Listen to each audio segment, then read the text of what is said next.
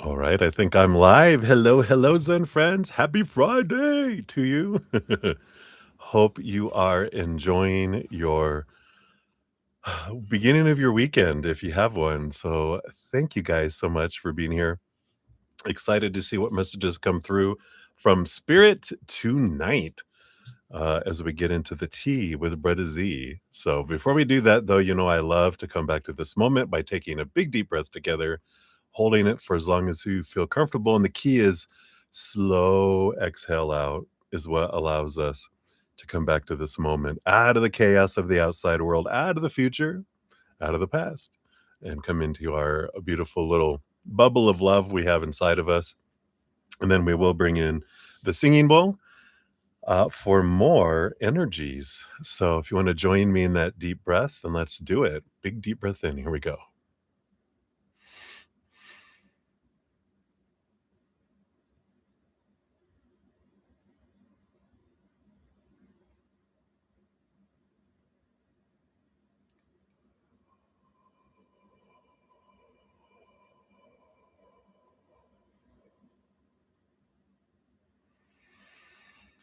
Beautiful, isn't it? Feels good. It feels good. And then I will hit the singing bowl three times.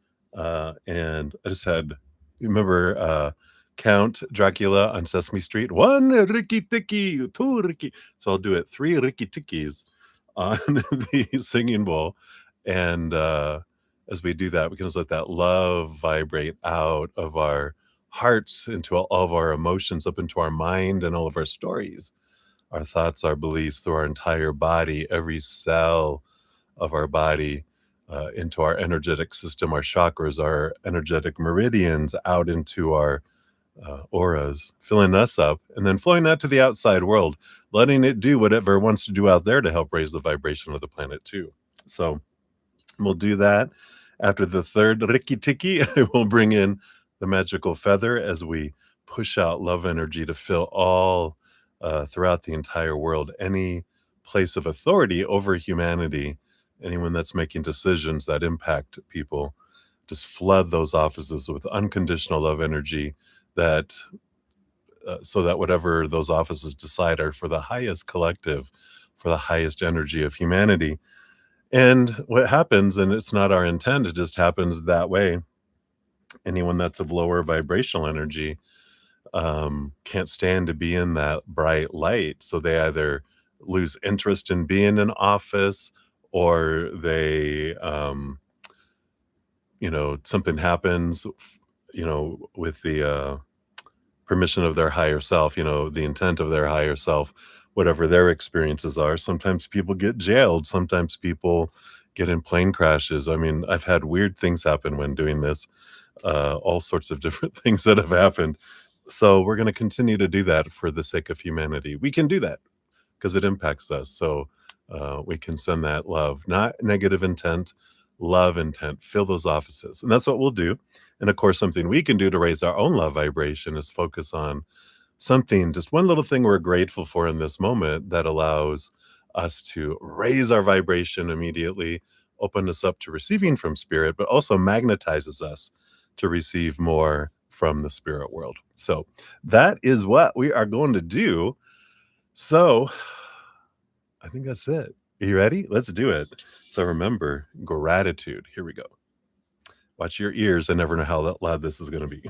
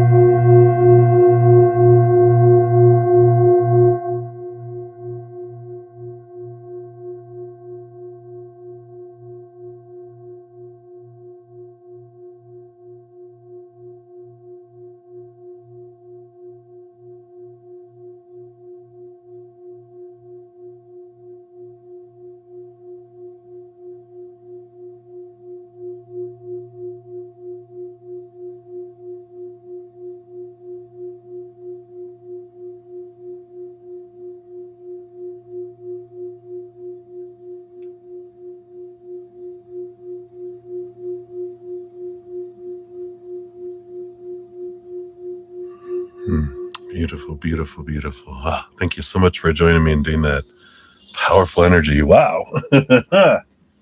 All right, let me just put all my little stuff over here. Just put you in the right place, right? Love it. So welcome all my Zen friends. Hello, hello. I hope you're doing well. Excited, right? Excited to see what messages. Here comes the weekend. I'm sure you guys are excited for that as well. Every day, it's interesting when we look at like the day as a work day. I used to look at every day. I tried it for a while, like every day's a Saturday. Even when I went to work, especially when I worked from home, I go, today's a Saturday. I'm just working on a Saturday. And it gave a different energy to each day because it almost feels like Monday through Friday is, oh, and then the weekend, woohoo. But if we can change that energy, isn't that crazy? Anyway, hello. I know. I think I was crazy last night. I just continuing on today. But hello, if you're new to my channel or new to these readings, hey, I'm your bruddaZEN. We're here to spill the tea. We do have a great group of Zen friends with huge hearts and thank God, great senses of humor, because we are here to find out what Spirit has to say, have a good time, support one another, raise the vibration. We try to keep it high energy, high love, energy that in a safe space for everyone. So welcome. There's always room for more Zen friends, and I'm so grateful. If you want to know how the whole process works for readings, it's all down in the description area of the stream. Donations do get first priority, and you can make a donation by using the super chat at the bottom, or in the description area, it does have my Venmo, CashApp, PayPal, Square, and Google Pay. I don't currently have any set dollar amounts, though I'm thinking about changing some of that coming up here just to align some things. So be on the lookout. I'm going to have some announcements coming out. I'm going to be sitting with Spirit on Monday to see what we're going to do, but I got to balance things. So it's a good problem to have, and I don't see it as a problem, but I got to balance stuff. So we're gonna look into how I want to do things a little differently. But for now, there's no set dollar amounts. Whatever you give is great, but it depends on how dive we deep. If you give like $1 donation, it's like ankle deep. And etc. We go up to shins and by dollar amount. So that's kind of how that works. If you make a donation of $5 or more, you do get a little piece of cake, a spiritual piece of cake. We're finishing up. We're almost done with this Citadel deck, and then I have one in the wings here. And if under $5, you do get. We're finishing up these 54 coping skills cards. We've been doing group therapy with all these little card decks that I've got here. The next one is that schema therapy. So we're going to do more therapy. I like these cards. I learned a lot. So that's what we'll do. And then also, just for FYI, we are using these Bone Garden tarot deck tonight. Has all these wonderful skeletons on them. So a nice little deck that we'll be using for the Z Tarot. I think that is the big thing. We just finished a giant celebration of 2,600 plus YouTube subscribers. I know we just hit 2,700. So I'm also going to be looking at how we're going to celebrate that, because we've already reached another threshold. So I'm so grateful for that. And I'll try to keep an eye out and make sure anyone that I have not let know that they've won, because I think almost everyone. There was one I didn't. I'll see if they're on tonight. I'm like, I think everyone else are regulars I've notified except for one. So I'll let them know sometime tonight, but be on the lookout for that too. If you're subscribed to my channel, just make sure notification bell is set to all. That way you get notified when I put out my announcement videos too. So I think that's the big thing. We do have a course, a free podcast called The Easier Path. If you haven't checked it out, the link is always down in the description area. And then also on my main page, we do have that at the top. It's The Easier Path. So you can check that out. I think that is it. Oh, no. So last night I didn't get to any of the free readings but we did finish it this morning. So if you happen to be there, here is the link for that, for the morning session. And so that is the skinny on there. Let me move that over there. I'm going to kind of mention it a few times throughout each of the sessions. Next Wednesday, I am going to be limiting the time that I'm on. I'm still going to start at 5 p.m. Mountain Time, but I'm going to, instead of going 8-9 hours, I'm going to cut off at 7 hours, like midnight will be my, and whatever I don't finish in donations or in free readings, I will complete in the morning. I just have to balance a bit more. That's part of all the balancing act, so I can get in my daily exercise that is recommended by my El Doctor to make sure that I keep my blood pressure down and my kidneys and liver and everything running at capacity instead of, keeling over at an early age. So it's not that serious, but I want to take action on it before it becomes serious, right? All right. So that is the skinny on that. Oh, I worked out yesterday and now I'm all stiff today again. I have to get back into that. Oh, okay, there we go. It's like stretch, stretch, stretch. All right. You can kind of tell I did get some sun today too. All right, let's make sure we're all up to date on the lists, and then we'll get going here. So I think I did complete.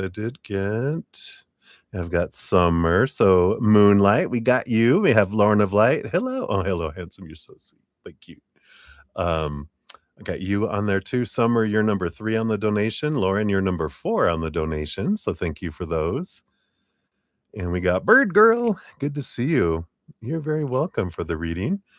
Excuse me. It's like 90 plus degrees outside. So the air conditioner's going. I just need to pop a little throat lozenge in there. All right. And so you're very welcome for that. We got Debbie O. Hey, Debbie O. You're up first for your deep dive. So we'll be diving into that. And then Bird Girl, you said as part 2 of your question from yesterday. All right, we'll take a look there. That you'll be number 6 on the free readings.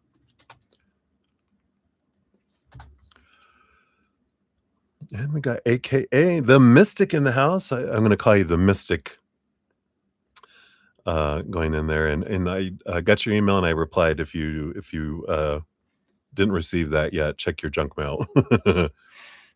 Oh, Deb, you had your days of the week mixed up. I know, me too. It must have been something in the air. I was like, I like it when I think it's Wednesday, but it's only Tuesday when I have a bunch of stuff to do. Of course, when we're wanting the week to end and then we think it's Wednesday and it's only Tuesday, that can suck, but I get it. And we got Jojo in the house too. Hello, hello. Hey, and good night. We send you wonderful energy for your dream time, Jojo. Good to see you. I don't think I saw any questions from you, though. So if you put one, YouTube might have deleted it. All right. And then the Mystic, we got your donation here. You will be number 5 on the donation list. All right. Who's the past person? All right, we'll put that in there. You need to get more active like me. Yeah, do it now so you guys are used to it. Okay, good. You got the email. All right. And then I see your free reading request. We'll get you on there. And that will be number 7 on the free reading list. Give that a love and a like there. And we give that a like there. All right. So I think we are all up to date here. Pardon me. Maybe I have to do my little cheers anyway. We need to give it a little soothingness here. I think it's the air conditioner being on. You know how you're not used to it. It gets kind of a little nasally drip. Not that you guys need to know that, but there you go. But thank you guys so much for being here. Thank you for all the thumbs up, all your donations, all your love, all your support. I'm so grateful to be on this journey together, and you're part of the love tsunami, helping spread the love throughout the world, and I'm so grateful for that. So I like to do a little cheers to you, let you know I love you, I appreciate you, and salud. Cheers.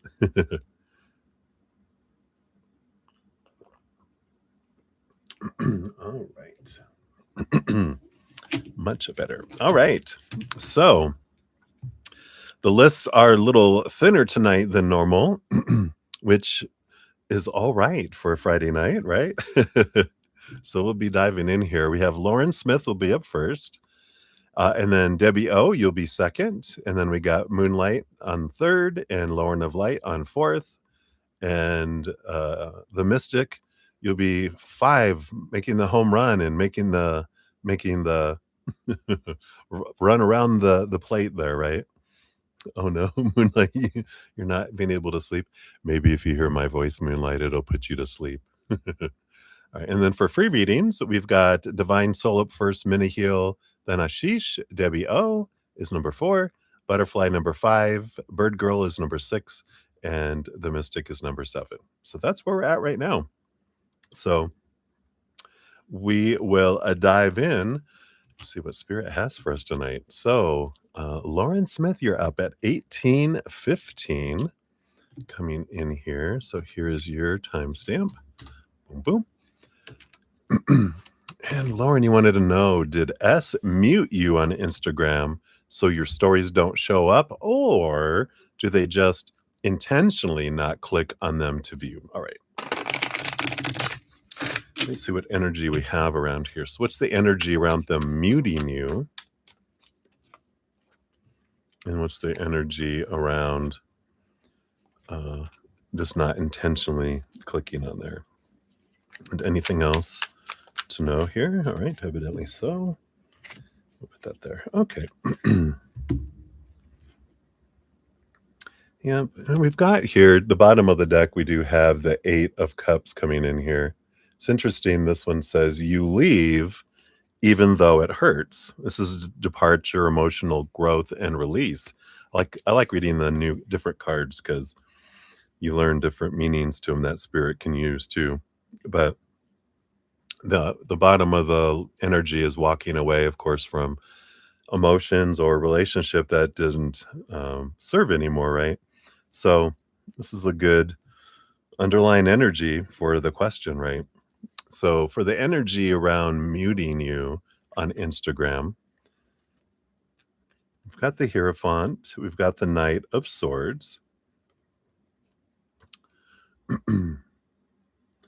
This is about seeing things from a different perspective, and this is movement of communication.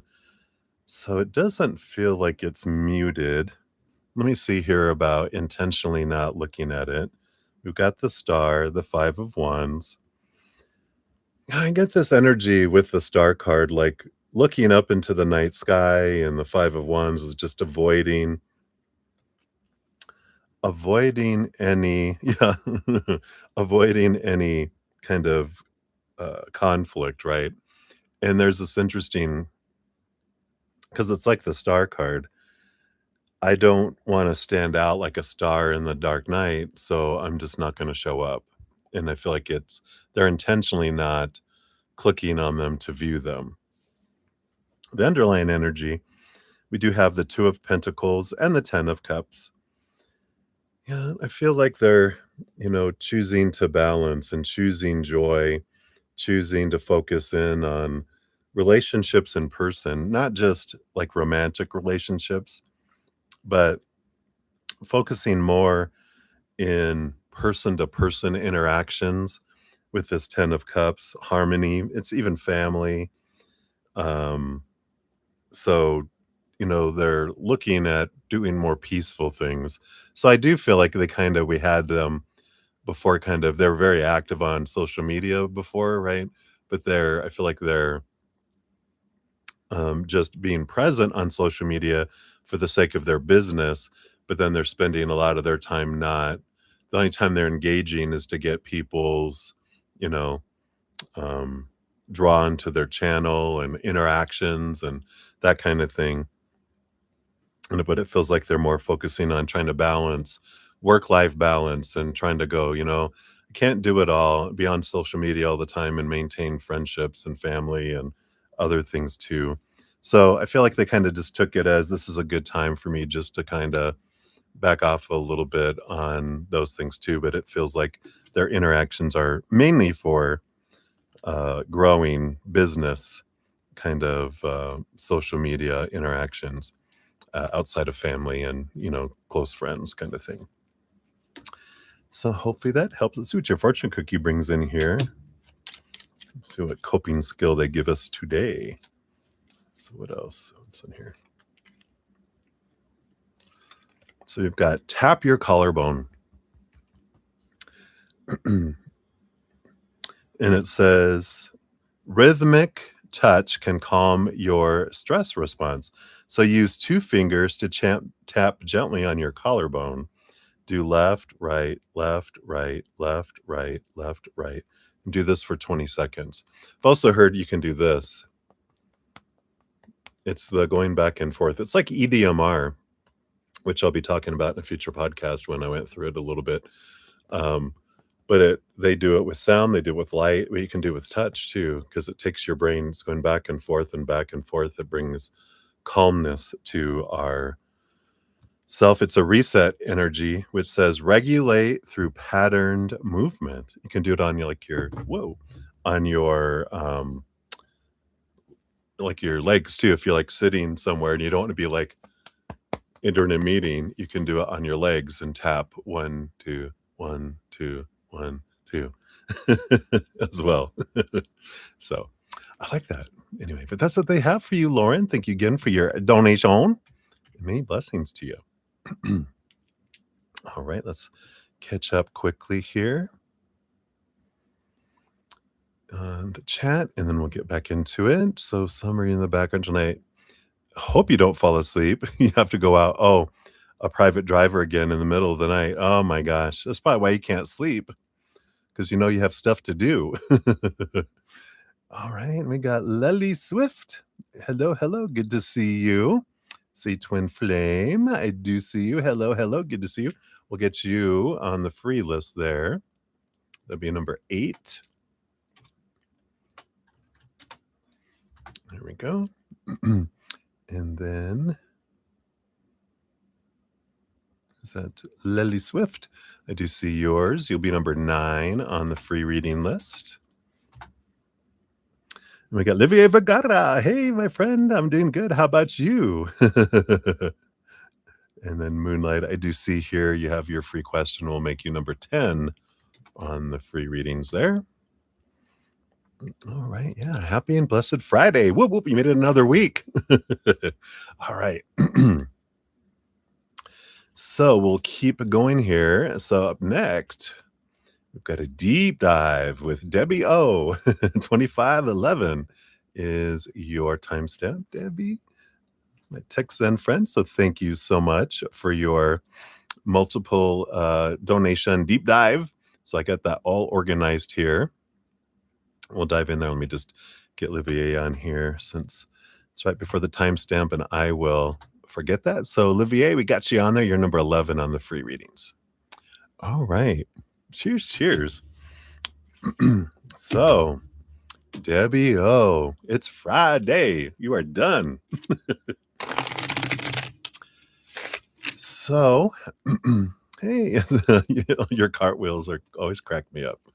So, yeah, so a fun parking lot cry at work before you go in is always wonderful. If you've ever seen the movie Broadcast News, I think was it Holly Hunter?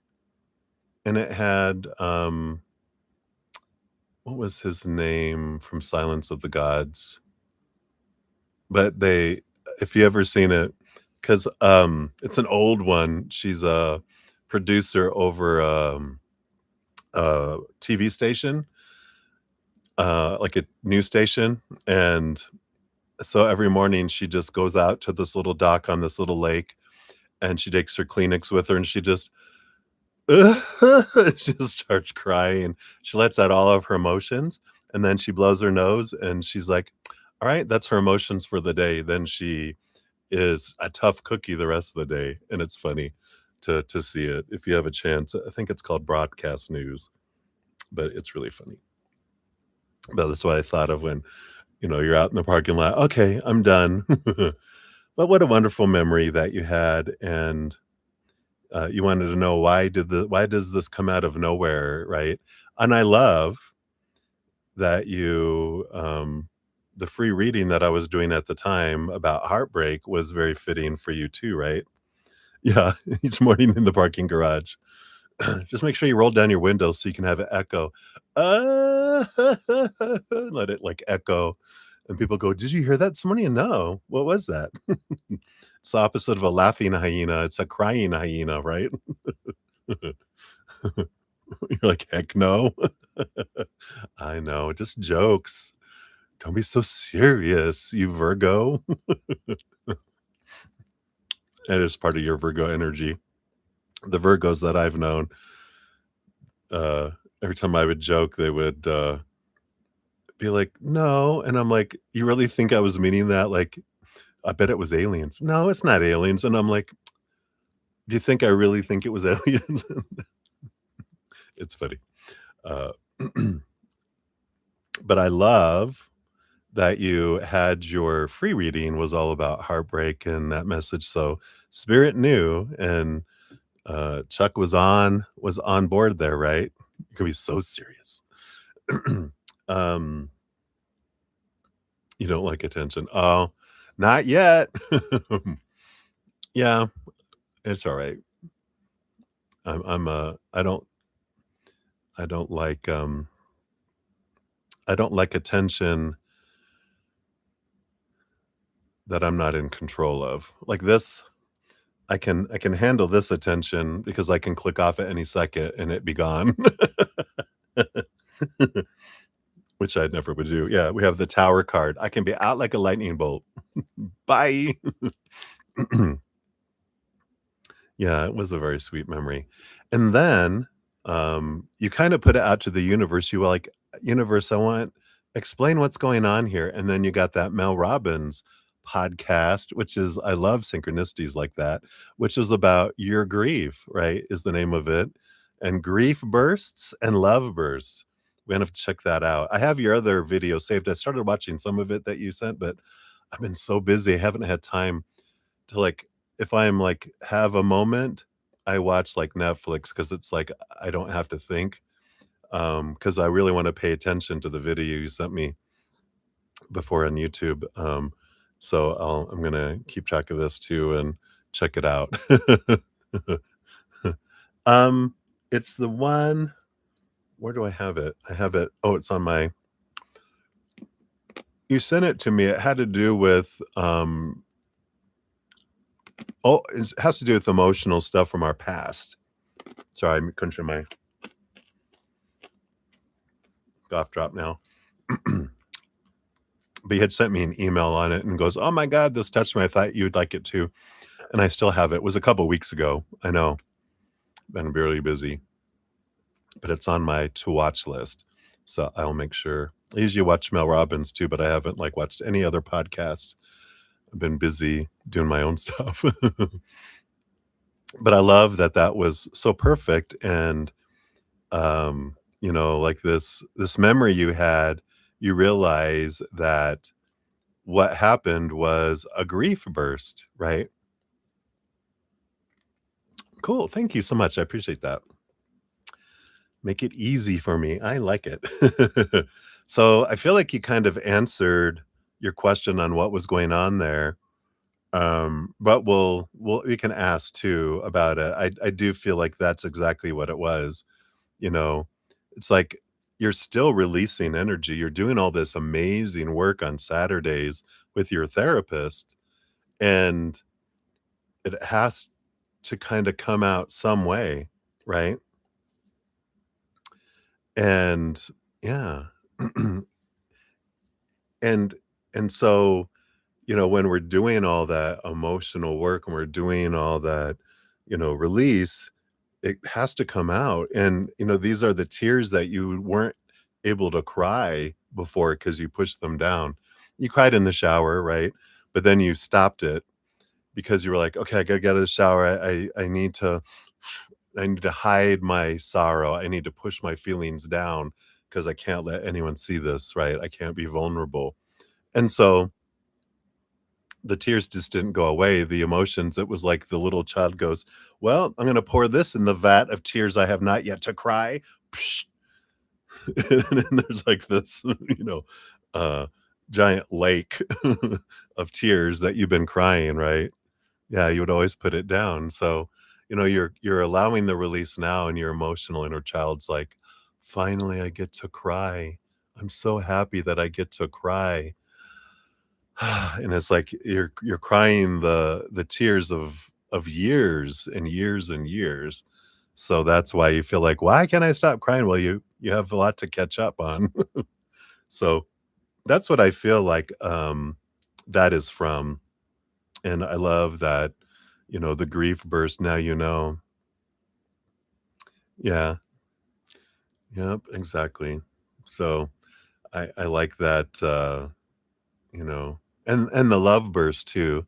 I'm excited to hear about that because we also get floods of, sometimes the tears can be tears of a memory of joy that makes you cry a tear of joy instead of a tear of sorrow. I don't know if I shared with you specifically. I think I shared on the channel because I saw something about tears that was amazing, that a tear from crying has different hormones in it than a tear of happiness. The hormone tear of sorrow actually has endorphins or dopamine or something in it that, makes it, uh, help uplift our emotions. So, I love that. You're gonna get addicted to crying, right? "I love my tears." "Come on, come on, cry, Debbie, come on, cry." You're sitting in your car before work, you know, making yourself cry. People are going, "Are you okay, Debbie?" "Yeah, I just didn't get to cry this morning." But, I love that you're allowing yourself this. And you even said here, um yeah, like your style of grieving as an adult is to feel it. And I love that. That is definitely, you know, like when you get the 7 of Cups energy, whenever you were getting those, that was the message from them, is no emotion is wrong. There's just different emotions with different experiences, different outcomes, and we're able to, let that out, right? If you bring it out of the car. Yeah. And you know, getting to the root. I mean, I feel like we fear crying because we were told, "Stop your crying, or we'll give you something to cry about." Even after they spank you, and then yeah, right? You're taught, "Suppress it. Don't cry."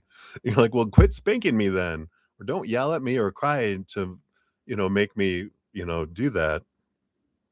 Don't be a crybaby." I used to hear that a lot, but now that I understand all the water in my chart, I understand why I was such an emotional being. I was feeling everyone's emotions, and I was a child. I hadn't yet understood. So I like this though, that I feel like um, you got what you were asking for from spirit. And I love that validation, like you're saying, that they're doing that right. Yeah. Being judged for crying. And, um, yeah, thank God your boss cries. Yeah. Right. Because we're the ones that get to decide what our crying means. Everyone else gets to have their own opinion, but it doesn't mean that's our opinion. And I kind of, over the years, have gotten into that place of, when we care what people think, it's like, if someone's judging me harshly for doing something like crying, then why do I care? They're being a jerk. Why do I care what their opinion is?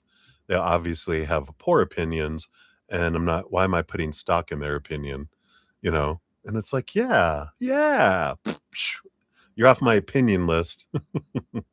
So so hopefully I feel like that's good. I feel like that answered that one there for you, um, and that it's definitely part of your flowing, part of your releasing energy, that when you get this burst of grief, it's because it's, letting out a bunch, here it goes, and then you're releasing big instead of a one tear at a time. They're just like, "Can we just, like, turn the faucet on and get a bunch of it gone? Yeah, let's do it," you know? So and if you don't want that to happen before work, you can ask Chuck, um, instead of sad stuff, can you guys just bring me happy stuff?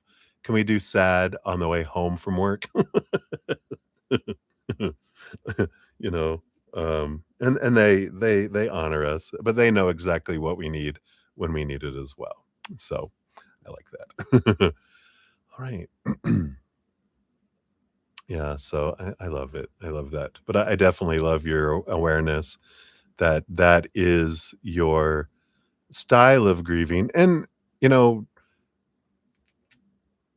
being a Virgo, I know that you like to define things. Um, because that's part of the Virgo, Capricorn, all the air signs. We like to define things, but we don't have to put it in a box. We can say, "My my, my way of grieving, is similar to, this," or whatever. We don't have to put it in a box. We can let it be, whatever it may be. Um, and that it doesn't have to fit into anything. It can be whatever it needs to be whenever it needs to be it, right? So I like that. All right. The other thing you had mentioned was that this was not what we agreed to on the other side because I don't remember that agreement. And I think you it said, so all of that is based on it says charter. Did you mean was it, did it, like, autocorrect? Was it supposed to be character? Like, on the character itself? The human character? Because really, nothing can happen here in this plane of existence that we did not agree to before we came down here. There's not something that, we, um we're like, everything can happen except for that. Don't let that happen. And then we make it happen anyway. That's, this is an expression of our higher self. So we knew the full map before we came down here, the world of possibilities. And, and maybe you're meaning like it wasn't fated. Like you didn't like go, I absolutely want to experience that no matter what. It was a possibility.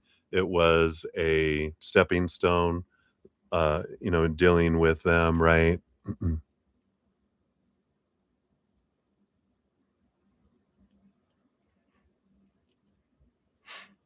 You're saying you don't care what you agreed on from the other side because you don't remember the agreement. Yeah. Well, it doesn't matter what we agree with or not. We're going to experience it, right? You want to hear Chuck the character before his higher self. Oh, okay, I get you. Oh, okay. So I get what you were trying to say there then. Okay. I wasn't picking up what you were putting down because that was separate from your other question. So I didn't relate the two, but now I get it. So you want to hear from Chuck the character. Let me just change this here. So Chuck the character, then higher self, Chuck. So you want him to step into character, like, if have you ever seen those interviews? I forget what his name is, but he does it. Actor Studio, I think is the name of it, and he interviews someone, and he has them sometimes because it's all people at a college studying to be actors and actresses, and they have them sometimes step into a character, an old character. Yeah. Oh, no, yeah, I get you. No problem at all. No judgment, just clarity. I think something bit me on my way on my walk. I got, like, a bump back there. Probably a mosquito.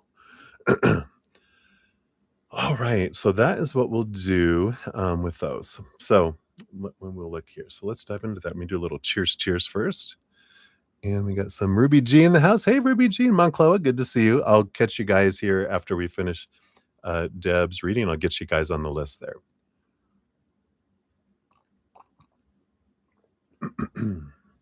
All right. So your first, um, official question for this next batch was, Chuck was a lesson, like a as we said, like a stepping stone, but it sure did take me long enough to see that I wasn't loving myself. You're not alone. It usually takes humans a long time for us to for it to click, because everything's pointing us inward, and not just Chuck, but, like, your brother and your sister, how they responded, your father passing, your mother passing, all these experiences, you know, around relationships with humans, which is, lovers, friends, family, whoever, situations like jobs and education and social status, situational things we get into, our bodies, our bank accounts, possessions, all of those things are all pointing us back to us. But we are, like you said, we don't remember why we're here in the beginning. We're just kind of going, we're in survival mode. It's like that Maze Race or whatever, the movie where, they are brought up and immediately they start a game and they're like, "What am I? Where am I? What's going on?" And you're like, "Go, go, go, react, react."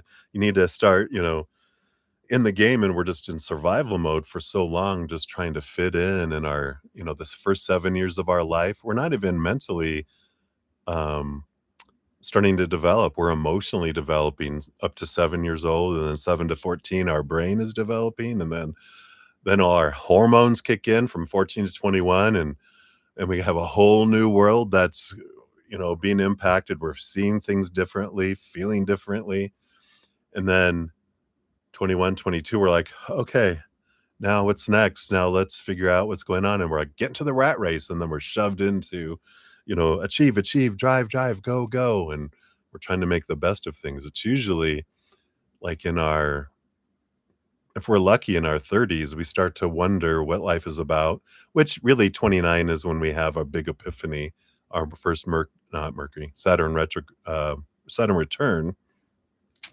where we start to question everything that we've been taught growing up.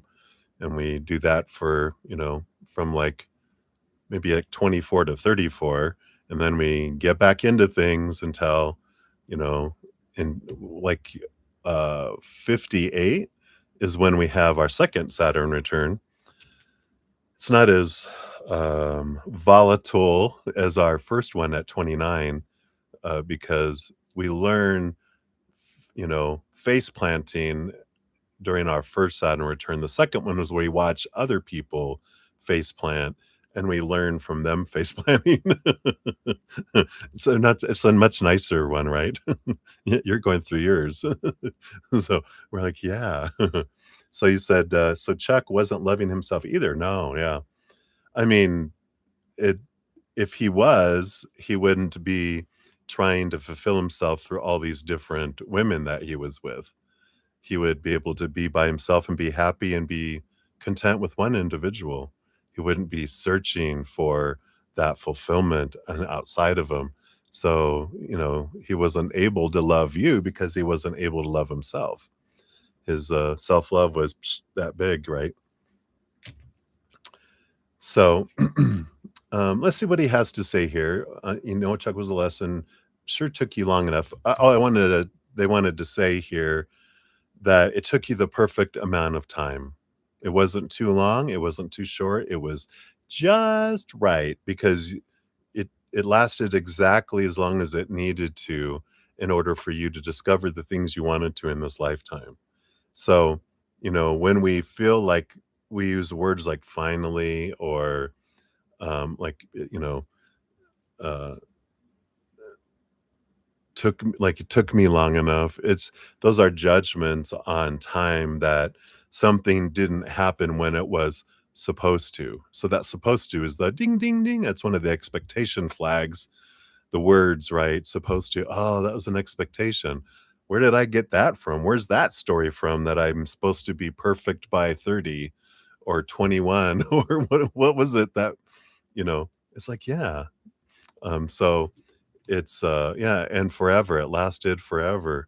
It's like, that's beating up on ourself. That's telling us, "Yeah, we won't," that we didn't do something correctly. We're beating ourselves up, we're judging ourselves harshly, and usually is the case with us humans that we're like, "Oh, I should have known this long time ago." No, if we should have known it a long time ago, we would've. That's, I love Byron Katie. She goes, "You know how you know that this was the perfect time to realize all this?" "No, why? How?"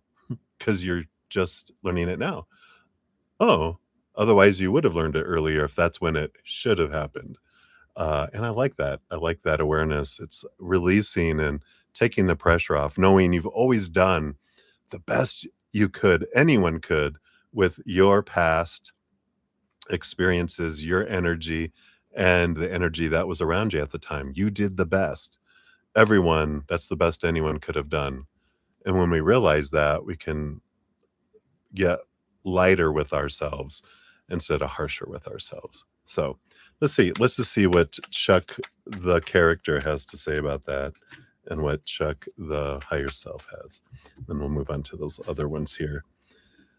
Yeah, we got judgment. Judgment card. What does it say on the bottom of this one? Awakening, release, reluctant rebirth.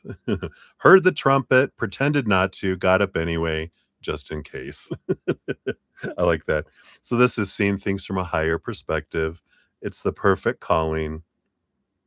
You got the King of Swords and also the Eight of Wands. Yeah. This, you know, the story unfolded perfectly. You're the one telling the story. It's like we're making up the story of our life as we go along. There's not a book that we're supposed to be reading in a script. It's like an adventure. Here's a map. Enjoy your adventure. What are you going to do next, right? So I feel like that's what Chuck has to say here. And his higher self is like, yeah, the sun, it's perfect. It's abundance. It's one of the big most abundance cards.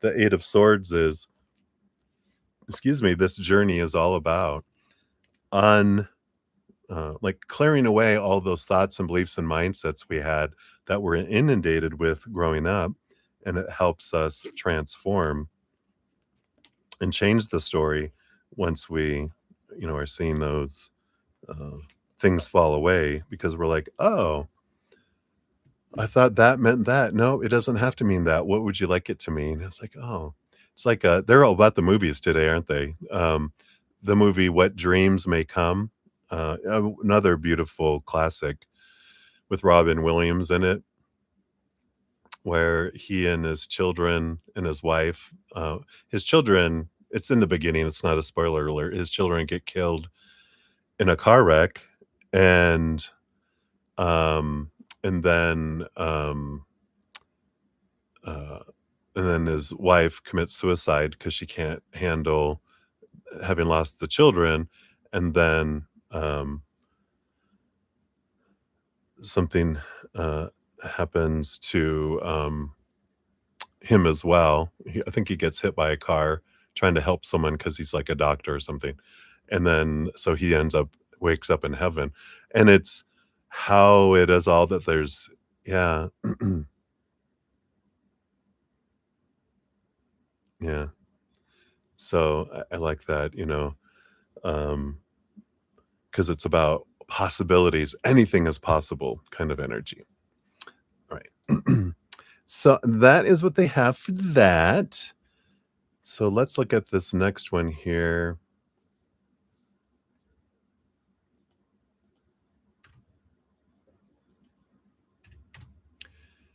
So the next one's all about the future husband.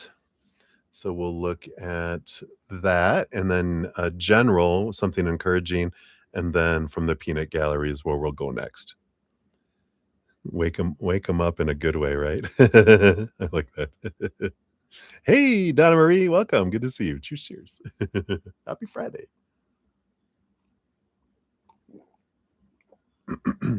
All right.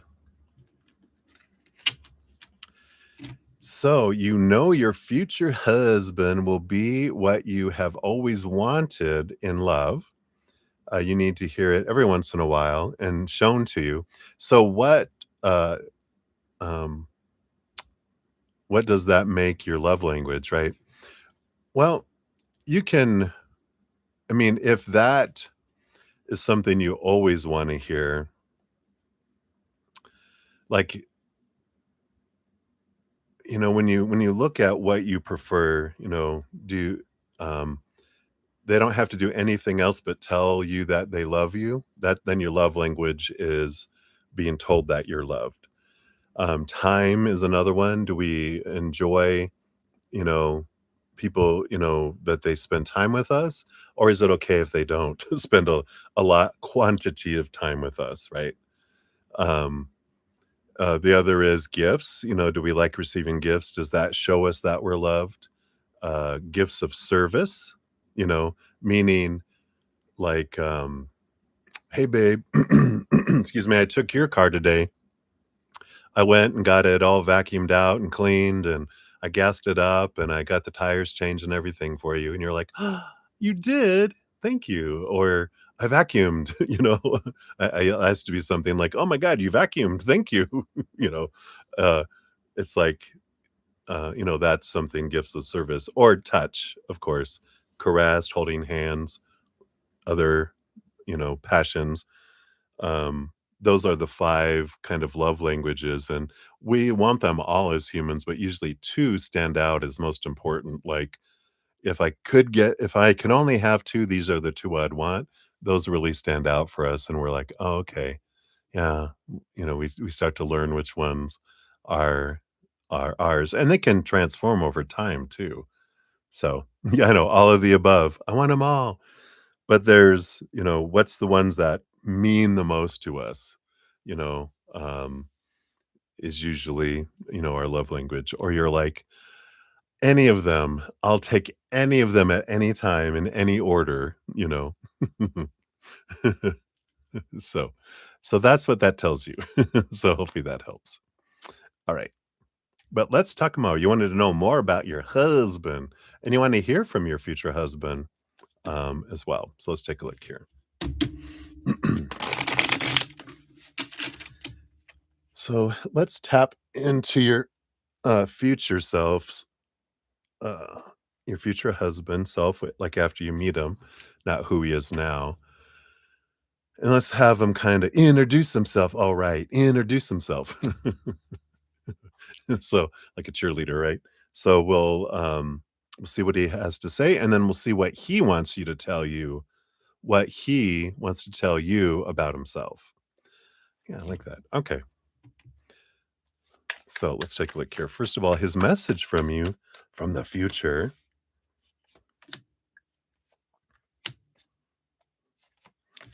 Okay. And then what would he like you to know about himself here?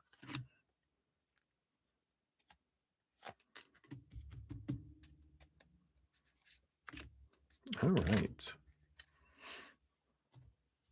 Yeah. I like here. Yeah. What is all this? So on the bottom of the deck, we got the hermit energy. So he likes, he's like, yeah, I do like to be away from crowds. I like to be having my own. And that makes sense because when his work life takes him in front of people all the time, interacting with people almost all day long, he likes to be away from a lot of crowds a lot of the time too. So he is a bit of a hermit, underneath there. But that doesn't mean away this was underneath, which I love, but the 2 of Cups. Alone with his honey, you know, not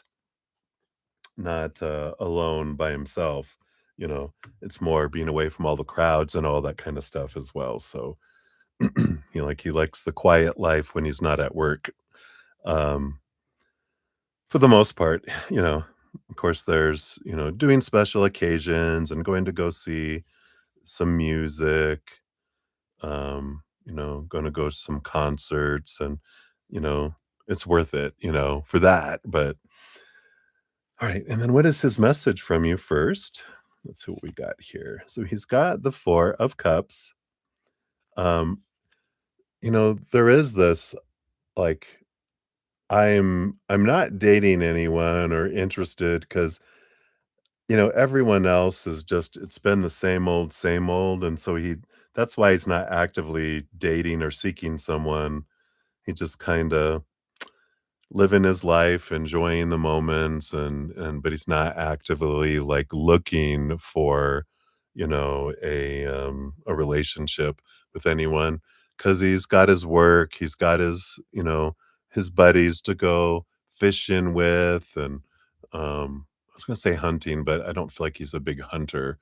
He'll go fishing and, he'll go on the hunting trip, but he'll be the one I'll stay back here and cook the meat on the barbecue or whatever. You guys go ahead. I don't wanna get in your weapons. Too many accidents. But, so he's very busy is what he's saying here, right? So I like that. 6 of Wands. Yeah, and I feel like with this, 6 of Wands, they're telling you that when they meet you, they're not looking for someone, that it's the 6 of Wands is you're standing out when they meet you, and they're just like, "Wow, your glow," and you are drawn together, right? Yeah. "I'm talking about it." I know you're on delay a little bit. So this mutual draw with the 6 of Wands coming together. Um the glow in your face, your eyes, your smile, I even feel like you're laughing, and they like your laugh, and they're just like, "Wow," and there's this draw, this whoosh kind of energy, and he's like, "Wow." Darn phone. No, you're fine. So, there is this, wonderful energy that comes in with that, so you stand out to them. And that's the kind of energy I'm seeing is that you're just like there's this aura of glow around you that just they're like, wow, because 'cause you're just, like, smiling and you're laughing and your eyes are just filled with this joy, and they're like, "Wow." And so they see you. I like that. What else here? Oh, yeah, the Cancer moon energy. There you go. So you got your moon card, check, check. Um But it's that emotional moon energy that emotional flood that's coming out from you, and because I feel like they feel that energy, they're just like, "Wow," they feel this wonderful, wonderful energy, right? Um, yeah, and again, the 10 of Pentacles, they weren't looking for a relationship, but this 10 of Pentacles it changes because they're like, "Wow, wow, there's someone different," kind of energy coming in here. Yeah, and the King of Swords. I like this because I feel like great conversations start up here, and because I do feel like you guys meet somewhere, like, work-wise, and that's why they're just kinda like, "Wow," and I feel like they're like, "I don't often do this, but I'd like to give you my card, and I'd like to give you a call when we're outside of work," and I like that. And you're like, Well, like a little Southern belle. Well, my, you have to have your little fan. "Psh, psh, psh. Well, my, sir." So I like that, and so I feel like he's talking a little bit about how you guys meet. So I like that. Now, more about him. Enough about that. Now let's talk about me, right? I like this here. He's got some, with the Page of Cups, he's got a lot of that self-love energy.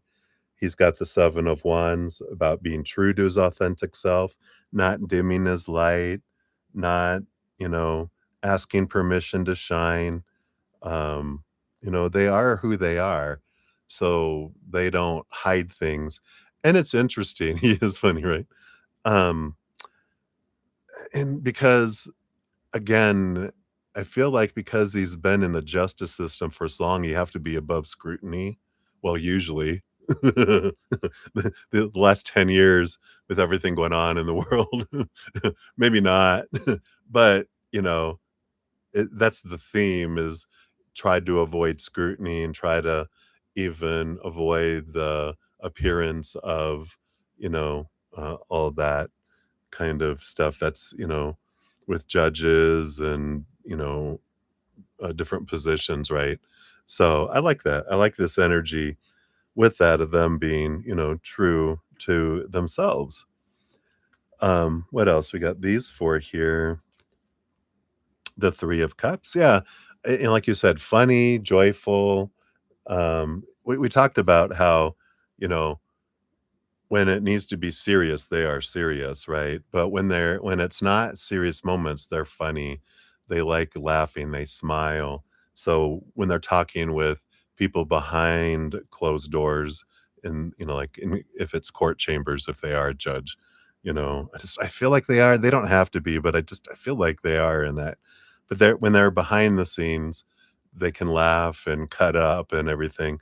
But when it needs to be serious, they can be serious, of course. So I feel like that's why, because they deal with such serious things, right? Why so serious? So, they like to laugh and also joke around too. I like that. And the 3 of Wands too, very flexible. They're willing to hear the other ways and other options. They're not like, "This is what we're gonna do." They're like, "Well, this is what I was thinking of doing. What do you think?" And you're like, "Well, I don't know. You know, what about this?" And they're like, "Oh, that's a better idea." They're open to hearing different options as well. Um, so I like that. Again, they're used to dealing with the law, but the law is also gray in some things, and they're used to, kind of doing this. I don't really know if any, you're, they're used to like swimming around in the sea of gray a little bit too. So they're open minded, and I like that. We got the 2 of Pentacles. Yeah, they do juggle a lot, and they got a lot going on in their life, and that's what keeps them busy, and that's why they kind of I think they keep themselves busy so that they don't need to worry about a relationship kind of energy too, but I feel like when they, go into this relationship, then they make time for it because they do make it a priority. And the 2 of Swords. Yeah, again, I feel like this is the power of the story, kinda like with this, um, 3 of Wands in that they are flexible in how they think about things too. So I like these things. Yeah, and we got the Judgment card and the 9 of Cups. Yeah, and I feel like, again, there's this pulling with our higher self with this 9 of Cups, which with this dream come true energy that comes in here. And I like this because they're saying here, you know, they weren't looking for love, but they kind of felt drawn. And I do feel like on the day that you guys meet, it's going to be like you normally don't go there, they normally don't go there, but you end up by chance, which isn't chance, synchronicity, end up both going there and bumping into another like it's you guys wouldn't normally meet but you guys do. Like, let's say it's the courthouse. You normally don't go to the courthouse. You normally don't do anything like that. But they're like, "Oh my god, we're in a crunch. Um, is there any way that you can go do this? We don't normally ask you to do this. I'm so sorry, but this is like an urgent emergency." And you're like, "Sure, I can do that." And like you drive there, and then they normally don't go to that building, but there's something that happens that makes them have to go to the building, and um, I feel like you're there first, and you're talking to someone, and you're chatting it up, and you're laughing with them, and that's when he sees you, and he's just like he's standing there while you guys are finishing up doing what you're doing, because he's like next in line, and then he's just like, I don't normally do this, but can I give you my card?" And you're just like, "What?" And you're like, "Best day ever." So, I like that. So, I feel like that is what we get from them today. Let's jump in here for your, just general, what's something coming towards you that's encouraging? Besides that, how are we gonna top that? But let's take a look. Take another sip here. Thirsty again today. Well, I was walking outside.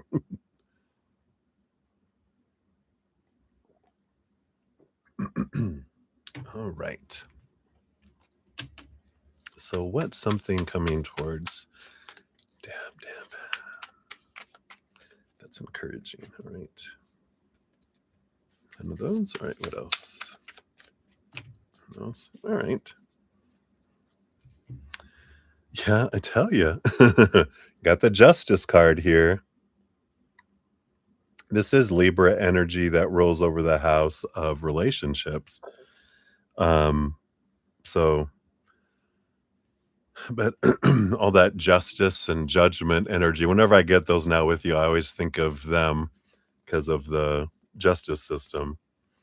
Yeah, I like this here. You have this wonderful ending and beginning energy coming up. You got the Wheel of Fortune, which is the major arcana number 10, which means something is fortunate that's coming your way. And the 10 of Wands is a transformation. It's an ending and beginning energy, but it's the ending of a burden and something that turns into gratitude instead. So there definitely is something coming your way here. Let's see what they'll tell us what this is about here. You have the Star card, you have the 5 of Swords.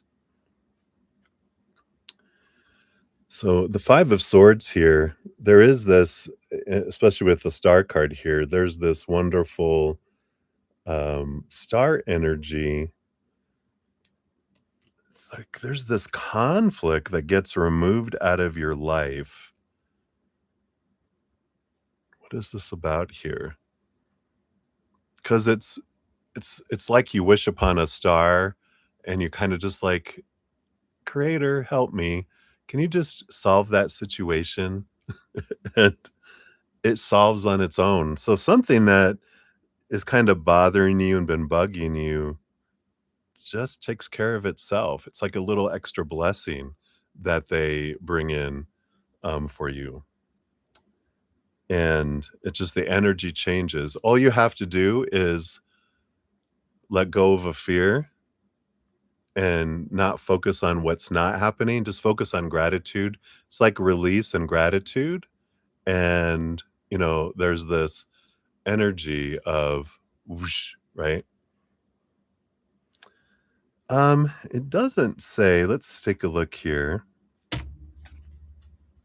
Can we know if this is sister or work? Sister or work?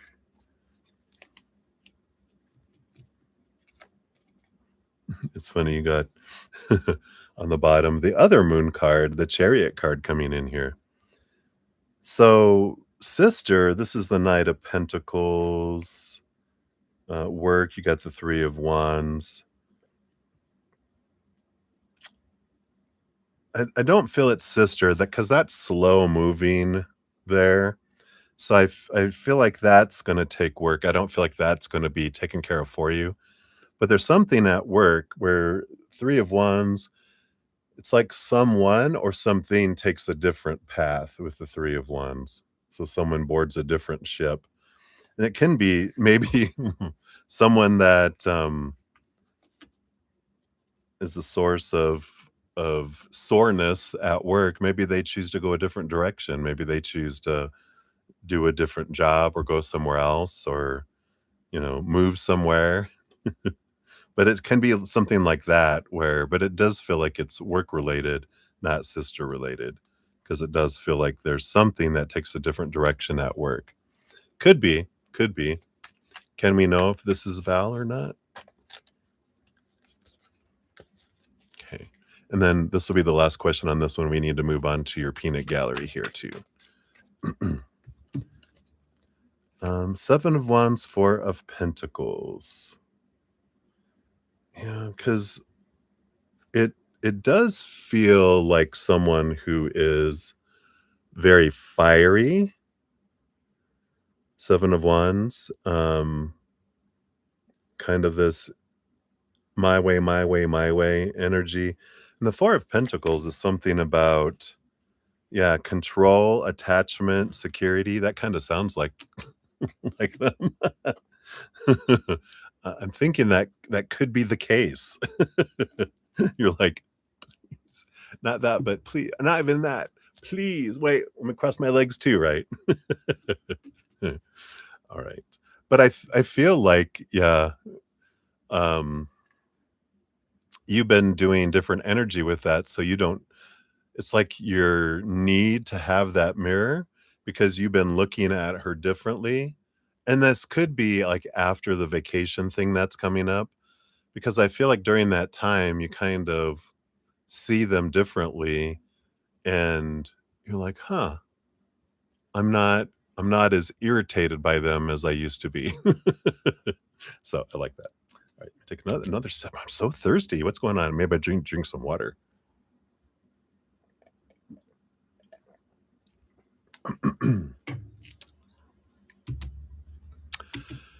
All right. So you'd like to hear from the peanut gallery. All right. So let's take a look here. So what does Papa O have to say? One card there. What does Mama O have to say? Two cards. What does Chuck O have to say? Yep. And then what does Spirit have to say? So 1 1 1. All right. Yeah, their theme here is, talking here about the Ace of Cups, which is your self-love, which leads to dealing with your 10 of Cups, which is your relationship energy. So I feel like they're saying here, this theme that they have, they're talking about, realizing that your self-love is the most important thing to focus on, because that is what's reflected in your outside relationships of all kinds, right? Oh, they've been giving you some of her work. Da-dun, da-dun, da-dun, da-dun. Okay. So Papa O says, "Oh yeah, the lovers, of course." And this is from Papa O higher self, because he's saying, yes. Well, the most important thing is, you know, you can't love your lover um, more than you love yourself, and you can't receive love from them more than you love yourself. So, like, if we love ourselves this much, we talk about this a lot, right? We want to pour all this love out, but it's just drip, drip, drip, right? And on the other side, if they are closed, then they just get the drip, drip, drip. Even if we're wide open, flooding them, if they're not open, that's why I love that your future husband said that, he's got self love so he can give and receive love in a greater way. Um, Always room for growth in that too. I feel like you guys will grow together and expand it even more, but that's important. So, the more you raise your love vibration and open up your self-love and self-worth, the greater you can give and receive love to the outside world too. So I love that. So Papa O is saying, because when you expand that, it's a win-win, baby. It's a win-win. Right. And then Mama O says, yeah, she wants to bring in what the death of a relationship is, the ending.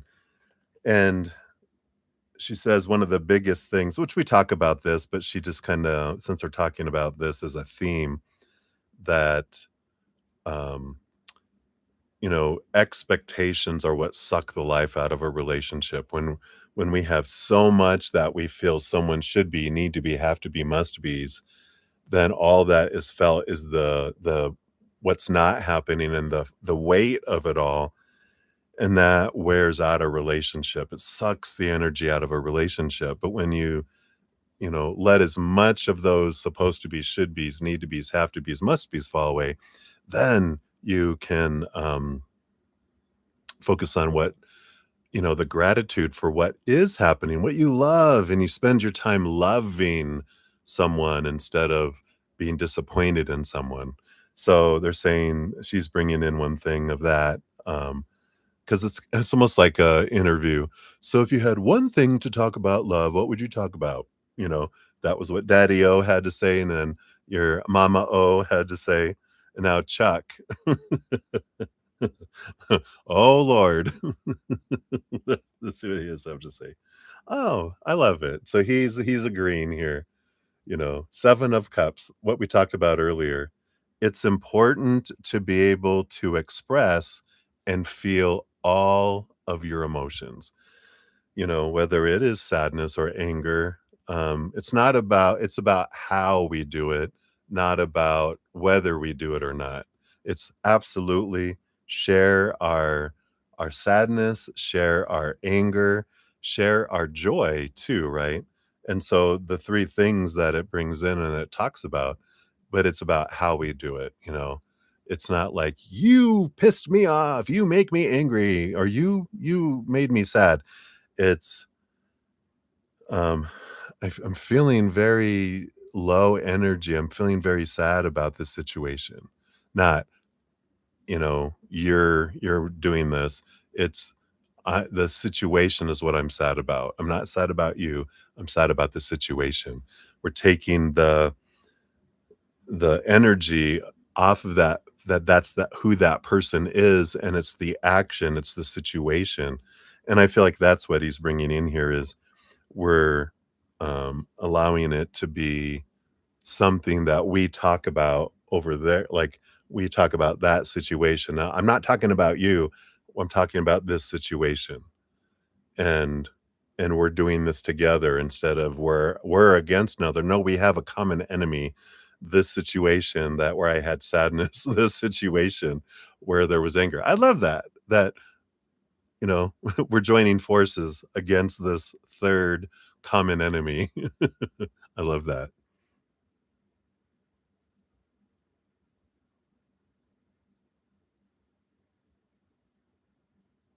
Yeah, so I think you mean you weren't allowed, right? So he's saying that it's allowed, um, and that's important for us to be able to do and to do it and to develop those skills. I like that. And then spirit, 8 of cups. Yep, and then here we go. This is the walking away from emotions and relationships that don't serve us anymore. And this is with self-love and with relationship energy. Spirit is saying, you know, the thing that helps us the most, which is kind of what you're doing right now, in your life, not in this second. Well, kind of, but not. I'm just talking in with all the journey that you're on is letting go of the emotions that no longer serve, like, and we're filling up our emotional bank so we have emotion, heightened, higher vibration emotion to give to someone we love rather than it being consumed by old emotions that we're maintaining and keeping alive that from the past where we're like, we don't need to keep that. It's almost like having storeroom space, having a room in your house that's full of old movies that are all of the pain and suffering. And we're like, well, I want to keep those in case I ever want to look back for what? Evidence. I want to be able to use them against someone in the court of law. That's kind of what it is, right? It's like, no, I want proof of why I act the way I do or the pain I have, whatever reasons we humans do things, right? It's like, you know what? I'm clearing the space. I don't need to keep these anymore. I'm loading them up to the cloud. I'm going, I don't need these anymore physically as this human. I'm just uploading them up into they'll always be a memory that we'll have as a higher soul, but I don't need them anymore down here. I'm done with them.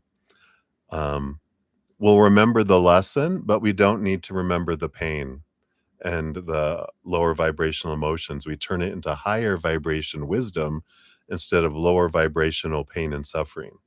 I love that. Spirit's so smart. Beautiful. All right, let's see what your fortune cookie brings in here. And for this one, we've got the Herald, small regrets and longing. The rabbit. Look, there's that moon. Look at that beautiful moon. I like it. Let's see where this is at here. Oh, there it is, number 128. Or page 128. Nimble hands pluck at the strings of a lute, and fragrant smoke curls from beneath the wide brim of a hat. The herald exudes an easy sort of charm that draws others to them as they play their tune. But beneath that smile and easy laugh, there's an undercurrent of melancholy. They think back to the day that their life changed, to the flowers on the hillsides, the hares in the grass, the guard waiting in ambush. Would their fate have been different had they taken a different path back then, or would it still have turned out the same way? It's easy to get caught up in the what ifs, but if you go forward holding on to all of those little regrets, you're going to miss out on the pleasures of the moments. Wow. Be your own herald of change and bring something new and more positive into your life. Don't let the force of your own feelings separate you from finding joy in the path you're on now. Wow, I love that. That's like what you're doing, right? And then the reversed is spite is a powerful motivator. In a moment when your motivation may be flagging, think of those who doubted you and use the satisfaction of proving them wrong to get you where you need to go. Once you're there, don't forget to release those feelings again. I know, right? Just for spite. Release those feelings. I love it. I love this for you.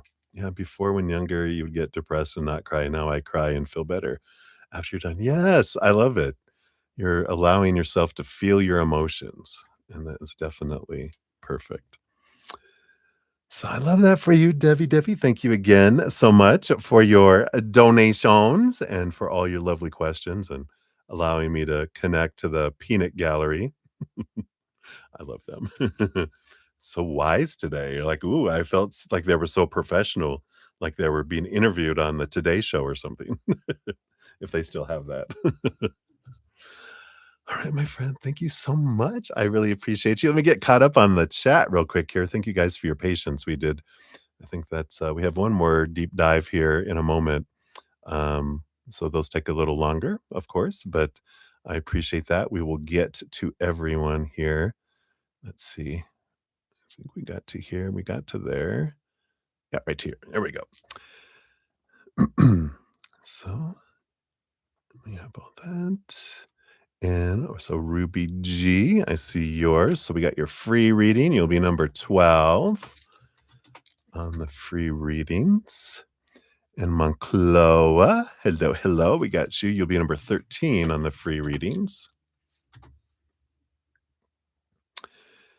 And of course, we said, hey, hey, hey, to Donna Marie. Welcome, welcome. And we've got Yahoo. Thank you for your donation. We did get that via the PayPal. So thank you for that. That is you, right? Yeah. Just want to make sure.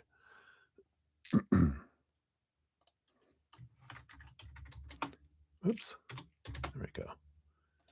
So we got that there. You'll be number 6 on the donation list. All right. We got Jamie G in the house. You overheard E getting, uh-oh, dun, dun, dun, dun. Uh-oh. So, you'll be number 7 on the donation list, so thank you for that.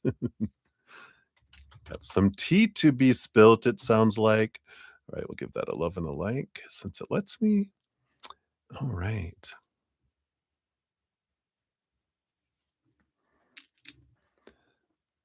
Sometimes Jamie G said, "Sometimes you have to get low so they understand." Yeah, I know I'm tall. Sometimes I do have to get lower so people can hear me or I can hear them. Sometimes I'm like, can you put your head back so I can hear you guys up here? Because I'm 6'4".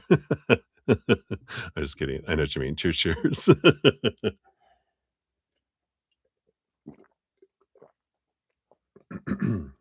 All right. You're so welcome, Debbie. All right. So let's dive back in. I am 6'4". Unless you wanna travel on a plane and then you hit your knees on the you have to scrunch up, um, you know, the air is thinner up here, it's harder to breathe, and you hit your head on signs in stores, and, you know, people ask you, "Hey, can you get that up on that shelf?" And you're in the store because my monkey arms, I can reach really high. Yeah, and you can see above a crowd. I stand out above a crowd. I can be all they're like, "Where's so and so?" I go, "Oh, they're over there." I've been dying to ask someone short when I'm at the grocery store, "I'm sorry, would you mind grabbing that off the bottom shelf for me? It's so far down for me." I know. It's always,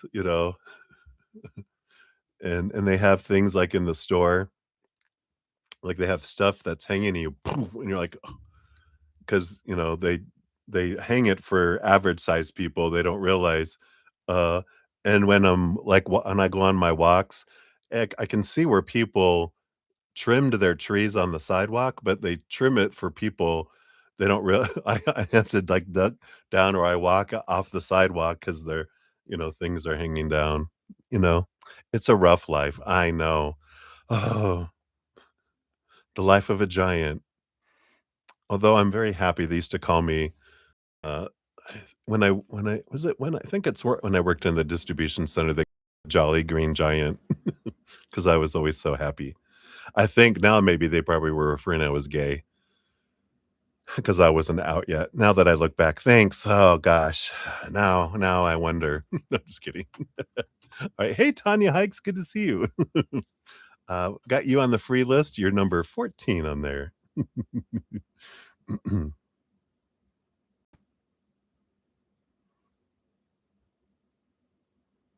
Yeah, that's funny. I'm gonna have to do it now. I'll let you guys know how that goes. All right. So we'll dive back in here. So we got Moonlight up next on 29:30. If you're still awake, Moonlight, are you getting ready to head off on your midnight run? So thank you for your donation. And I'm good. I hope you're doing well.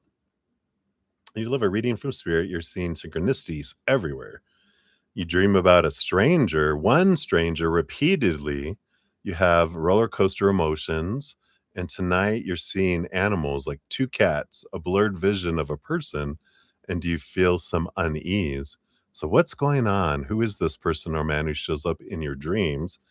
And maybe I should find a psychiatrist. Hey, I feel like if you can have one, I say do it. Counseling is amazing. So let's take a look here so of course I'm not a licensed counselor or professional counselor or anything. So tarot is for fun and entertainment purposes on our side. That's why I have my disclaimer. But let's see what they have here. What can you know about what's going on here? What can we know about what this is about?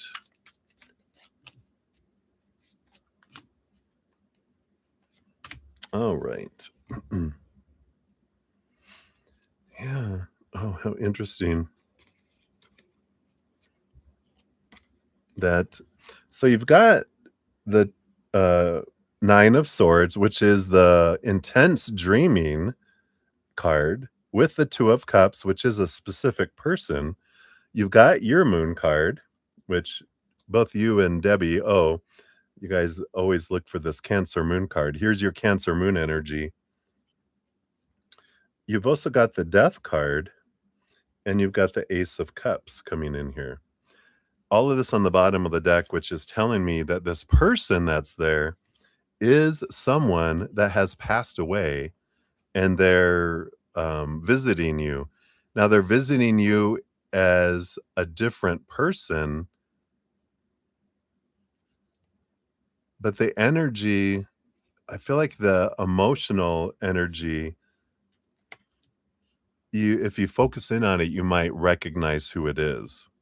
Because I feel like it's someone you knew in this lifetime that's passed away, and they're appearing to you.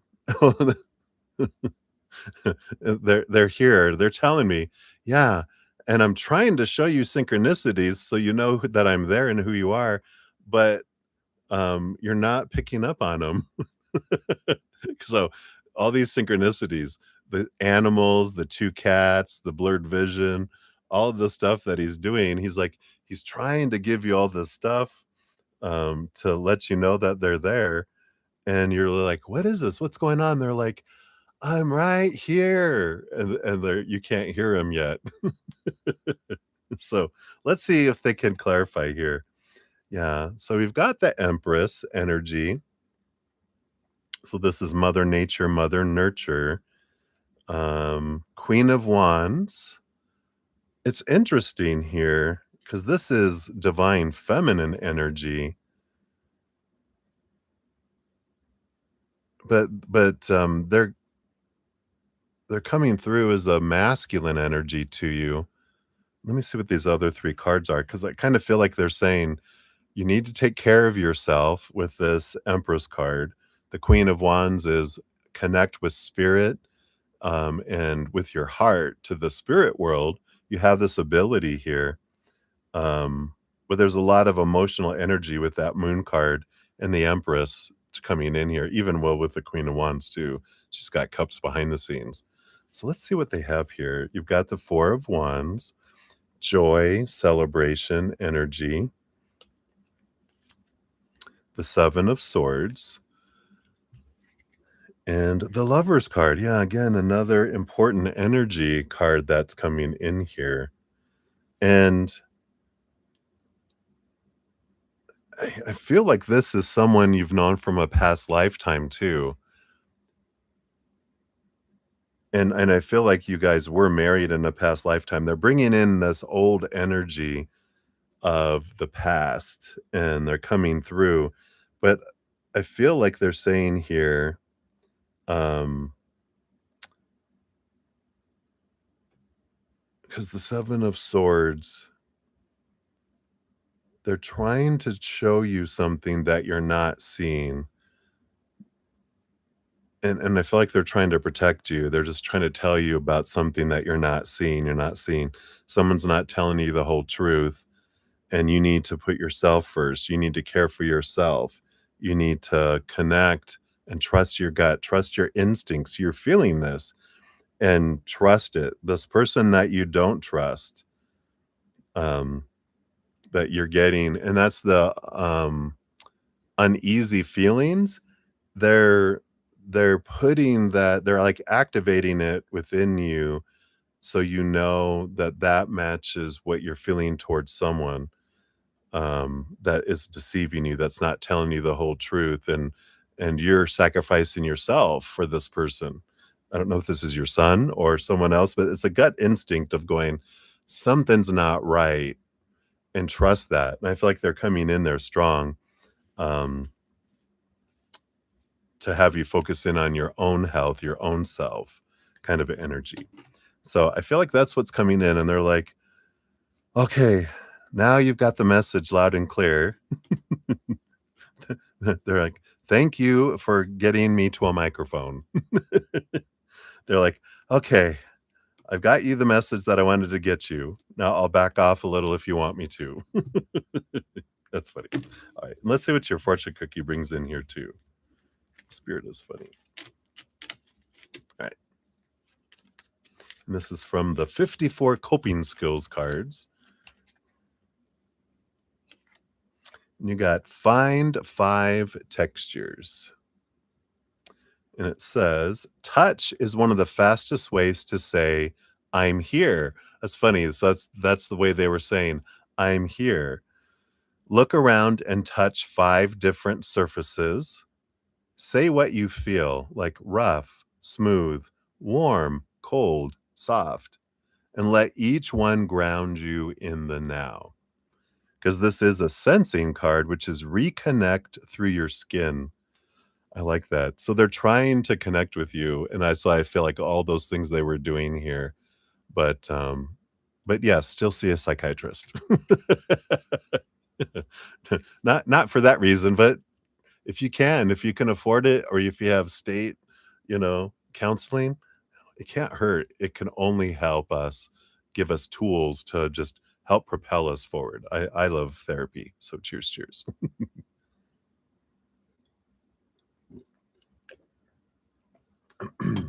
All right.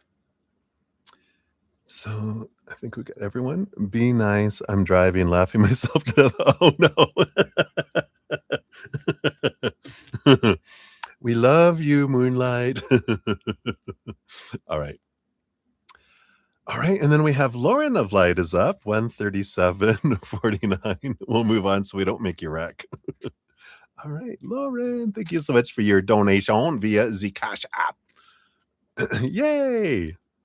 So hello, hello, my friend. Are you still on cloud 90? All right. Yep, Empress. I was gonna go. And the Lion Queen. Got Leo on the bottom.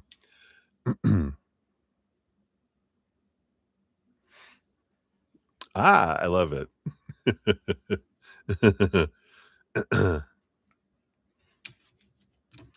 Show me. So direct the whole time. Completely unbothered. I love it. No expectations, no pressure, just here I am. Oh my. Right? Hot mama, right? Too funny. Yeah. Yeah. Because that's yeah. I mean, it is. It's definitely right. Yeah. People treat you how you let them. As I was about to say. I love it. Click, click, click. And you're not being rude. You're being real, and your boundaries. Yeah, because you're not being mean, and you are light. You can be light while at the same time, you know, um, you're you're not pouring out your light. You're glowing your light instead.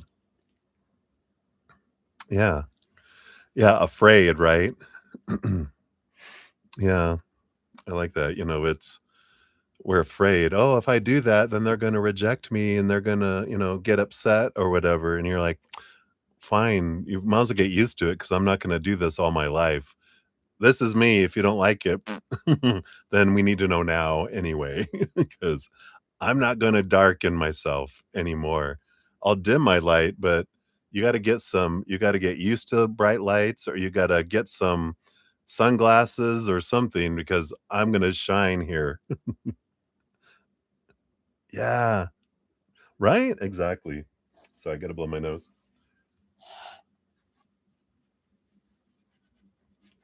All right. I had no idea. I know. I love it. All right. Well, let's dive in here and see what we got going on. So the first little group that you have here are, what are Jake's thoughts about us? What are his feelings? What does he see for us in the future, and any fears? What has this trip made him realize? That's funny. I just remember that meme I sent you when you stuck that lady sticking out her foot and tripping the guy. That's the trip he needed. Have a nice trip. See you next fall. All right. So, what are Jake's thoughts about us? What are his feelings? What does he see for us for the future? Whoa, okay. Don't throw them all around here. And then any fears, and what has this trip made him realize? Oh, you think you're what was it? You think you're running away? Trip. Try it again. All right. So, what are Jake's thoughts about us right now? Yeah, this is what was on the bottom. This Leo energy. I like this here. I like this. Tamed the beast. Don't even raise a voice. Might knit a sweater next. Inner strength, compassion, floral, and dominance. I love this.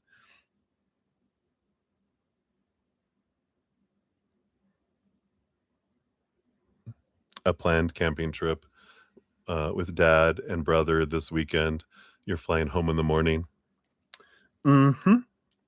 That's good. Well, this is good. This was it was a good, adventure, right? But I like this.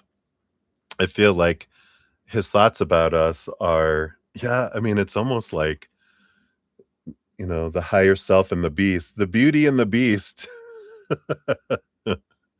That's kind of his thoughts. It is Beauty and the Beast. So, I like this. Yeah, so this is good. You only planned and you're like, "This is good. I have no expectations." Like, "Good, have fun. I got stuff to do. Bye. Don't get eaten by bears. I don't wanna date a pile of bear poo." Alright. And then what are his feelings? Yeah, we got the 7 of Wands. Yeah, I mean, I like this boldness that he has here too. Um,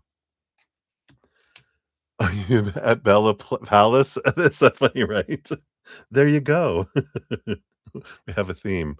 But this is like he's it's interesting because this 7 of Wands is like a sun card, right? It's like Leo energy of the strength card too, about being true to ourselves, not dimming our light, not asking permission to shine, and not feeling we have to defend what we're doing. It's we're showing up being ourselves. And I feel like that's what he really likes about what just happened. It's like we were just ourselves, where there wasn't pressure, you know? And I feel like that's his feelings. What does he see for us for the future? Right. Well, we have the magician. My host is just coming home. um, so I feel like there's this energy of trying to determine what like GPS, find out where we're at. I'm trying to discover where I want to go, and then when I do that, the GPS will kick in and we'll come in here. You're the puppy. My host has a new pit bull puppy, and she kennels him when she's gone. And the black lab, she's an adult. She gets to stay out of the kennel, and so they're hanging out. But the black lab knows when she's going home. She just drove in, so she'll run out the dog door to go greet her, but leaves him all alone. And he's like, "Where's everybody?" I like that.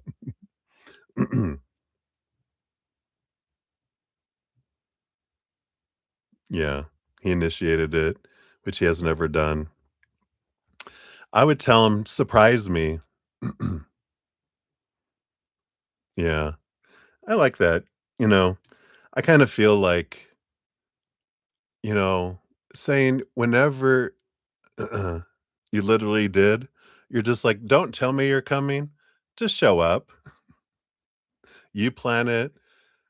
Don't even plan, don't tell me about it. Just show up because you telling me and teasing me and saying you're gonna show up and then you don't, why don't you just, you know, let me know you're getting on a plane, you're boarding a plane. Tell me when you're boarding the plane, and then, but don't tell me before then because I'm tired of you, I don't wanna feel that, and that kinda makes them like, "What?" Yeah, no pressure. Don't, I'll arrange stuff, just communicate with me, um, you know, do slyly find out what I'm doing to make sure I'm in town. Because if you show up and I'm not here, that's not gonna be good for you. Uh, so stay in communication with me if you wanna know what's going on, but or communicate with me before you come out, but, I like that because we do have the Knight of Cups. Sorry, we'll continue on here. So, the he does see romantic movement. He sees a wide variety of emotion, 7 of Cups, a lot of different feelings, So, feeling a lot of different things, some maybe some different adventures, kind of thing. But again, I like this going with the flow energy, right? There is this um just allowing it to be without expectation is what he really needs, right? Because what are his fears? 4 of Swords, you know, his fears, his fear is disappointment, right? The 4 of Swords is trying to get rid of expectations and fearing not living up to something, right? Yeah, I like that. Focus on what you need. Because, this energy of fear of I fear restriction, I fear disappointment. And the restriction and expectations and all that, the reason why we fear him is because he fears failure, and he fears being a disappointment, and he fears rejection, right? So instead, it's like, you know and it's like the more that he screws up, in his mind, like, he's like, "Oh, I let you down again, I let you down again, I let you down again," and you're like, "Whatever." If that's what you see it as. I see it as growth, I'm growing through it all. Every time you stab me in the heart no, I'm just kidding, don't put a guilt trip on him. Every time you stab me in my heart, it allows me to get over this deep, searing pain in my heart, and it's so I've grown so much from it. My heart is, like, getting really, it's getting so full of scars, it's becoming so tough. He's like, "Oh, shit." Yeah, it does make you spicier too, because 'cause you're like, because 'cause you're realizing, "Wait a minute, I'm immortal." You know how many times I've been stabbed in the heart and I've lived? I know, right? I love that. And then what has this trip made him realize? Oh, wow. I like this, the death card, because I like what it says on the bottom. It's not the end. You can't read it. It says, "Not the end, just a very dramatic rebranding." I like that. It's not the end. It's just a dramatic rebranding of what the relationship is. Oh, that's a great way. I love this deck. Right? That's so fun. We're just rebranding our relationship. Right. So that's that portion here. And then the second one here, what are his actions towards you over the next 3 weeks? How will your relationship transform over the next few months? And has he beat his old patterns for good? Uh, no. That means rebirth. Yeah, it does mean rebirth, but I like that rebranding. It's like, it's not the end, it's not death, it's just transforming into something new. I don't feel like obviously, he just showed you this last time that he didn't beat his old patterns yet for good, right? He's getting better, um it's like going up against a kung fu master. He's got some good hits in on it, but he hasn't defeated it. Once he walks on the rice paper without wrinkling it, that's from the old kung fu, with David Carradine back in the day. Yeah, yeah. So he's growing, but beat it for good? No. We know that. We don't even need to ask that. We'll focus on the other 2 questions because he's growing, but he hasn't beat it for good, It, he has more to release on the inside to find his self-love, that's there, right? So cheers, cheers. Let's take a sip here. Ooh, that's hot. Turn that down. We'll see. We'll see. No, I mean, really, we'll see here in a minute. We'll look at these other 2 questions and see what happens over these next 3 weeks and 3 months, and see what happens. What are his actions towards you over the next 3 weeks?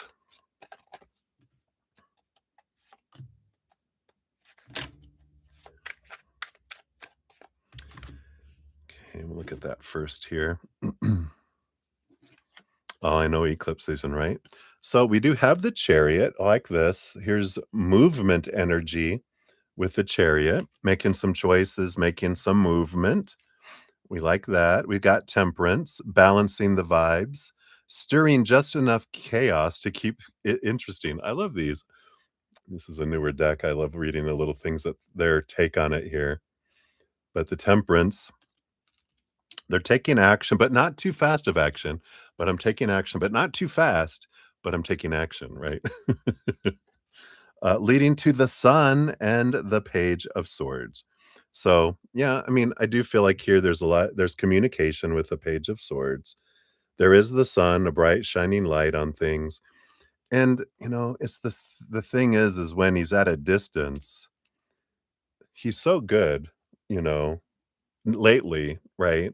And that's why I feel like his growth has happened is, when he's not feeling the pressure of, what a visit means and all this kind of stuff and the expectations around it, then, yeah, a really good person, right? Um, yeah, it's because he did really good right up to the visit, and then he started to whoop, and then, but even through it, once he once he it sounds so bad, right?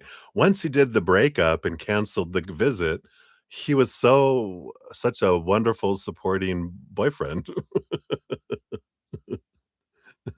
Yeah. And, and I like it that you're standing up for you have your boundaries, and you're standing up, and he's realizing, "Oh, okay." And, because not to compare you to his mother, but his mother's a very strong woman, and I feel that's what he needs. Yeah, right? I mean, literally, he was crying, right? It's like but that's what I love about this is that over the next 3 weeks, there's balance, there's movement, it's steady movement, it's steady communication, it's a bright light shining on things, we feel the warmth, the growth, and, um, the emotional crutch for his mom and brothers. Um, Probably because he faced death, right? He is death incarnate. He, he survived cancer, right? So, yeah, sole provider. Yeah, so I feel here, um, this is good. Again, here's that sun card coming in, that Leo energy, so I feel like for you, just be bright, be you, be the fiery, burny you, don't hold back because really that is who you are. When you're spicy, you're being who you really are.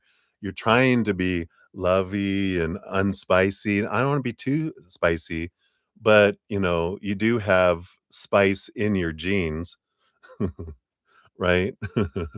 isn't isn't your mom uh because is it Taiwanese? Because don't they have, like, spicy, spicy food? It's in your blood. Just need to let that spicy out. Was it Taiwanese? Is your mom from Taiwan? Is it? Oh, Filipino, that's right, sorry. Don't tell her that, she'll kill me. Yeah, so spicy, and you're letting it out, so I like that. And then how will your relationship transform over the next few months? So month 1, month 2, month 3. Come on. Here it is. So, yeah. Well, next month you get married, the 4 of Wands.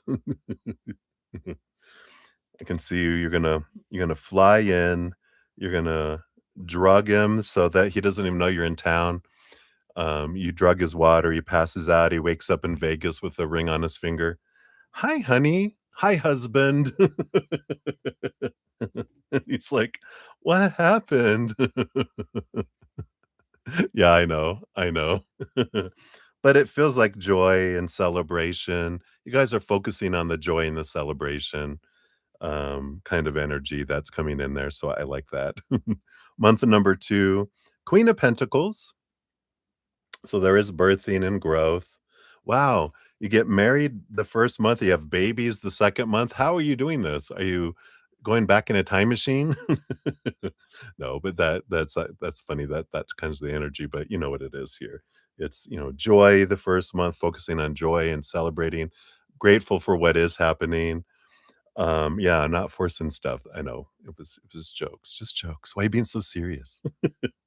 The Queen of Pentacles, big birthing, harvest the 2nd month, 3rd month. You got the King of Wands. You know where this is going. So there is this leadership, decisions being made, um, here's that, the King of Wands getting out of his head and into his heart. So I like that. Yeah, you know you're marrying him. Yeah, yeah. And so it's good. It's like, yeah, I'm just gonna ask for what I want in the moment and, um have my boundaries, say no when I don't wanna do something, be honest, and no more walking on eggshells, and, you know, there's nothing that he can do to you that he already hasn't, you know? It's like, you've broken my heart, or given me feelings, um, you know, of, this wonderful facing my fears of all this for, you know, 11 times in a year. I think I can handle it. You're like, I'm still alive, so I'm not worried. So I like this. You're retraining him. You're learning to communicate. You're helping him learn your language. That's what it is. You're not retraining him like a dog, but you're teaching him your language, right? Because you're from a different planet than he is. He's a unicorn. You're teaching him the language from your realm, your fairy realm. You're a fairy princess, warrior princess, fairy warrior princess, right? And he's a unicorn, and you're teaching him how to speak with you. Yeah. So I like that. And then the next little group here, you have what does he still need to heal? What do you still need to heal? What have we both healed over the past few months? All right. Yeah, exactly. Exactly. No more self-sacrifice. That Empress is, she understands the difference between, you know, having a peace treaty and being walked all over. I like that. All right. So what does he still need to heal? Okay, what do you still need to heal? Yeah, she's done with self-sacrifice. And then what have you both healed over the past few months? All right. So, what does he still need to heal? We got the devil. The devil. Yeah, he's got a lot of fear of expectations. The devil card, Capricorn, Saturn energy, this what does it say? Technically not trapped, just emotionally invested in bad decisions, patterns.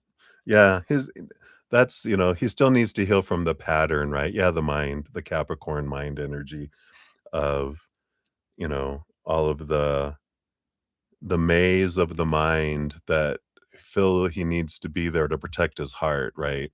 So, we do have that energy that's there. And what has he healed over the past few months?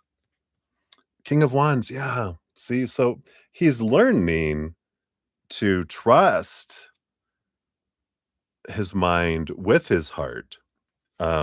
before, because what, like the King of Wands, the mind was in there, didn't allow the heart in the throne room at all. Now he's learning to that he can have the heart and the mind as his advisors, but when they feel like they're going to war, they default to the one that kept him safe before, and that's when they, "Heart, we need you to step out of here just for a little bit. I'm so sorry." You know, and then he goes back into his old pattern. He's gonna learn to let the heart stay in the war room, and the heart will bring a different perspective, going, "Maybe they're not attacking. Maybe that's that's a scouting party. That's not an attack," you know? Because sometimes, it's like he feels like, "Oh, we're going to a foreign land," and he was gonna come visit you, right? And so it's like, "Uh-oh, alarms go off, the heart." We're like, "Heart, we need you to step out. We're going to war."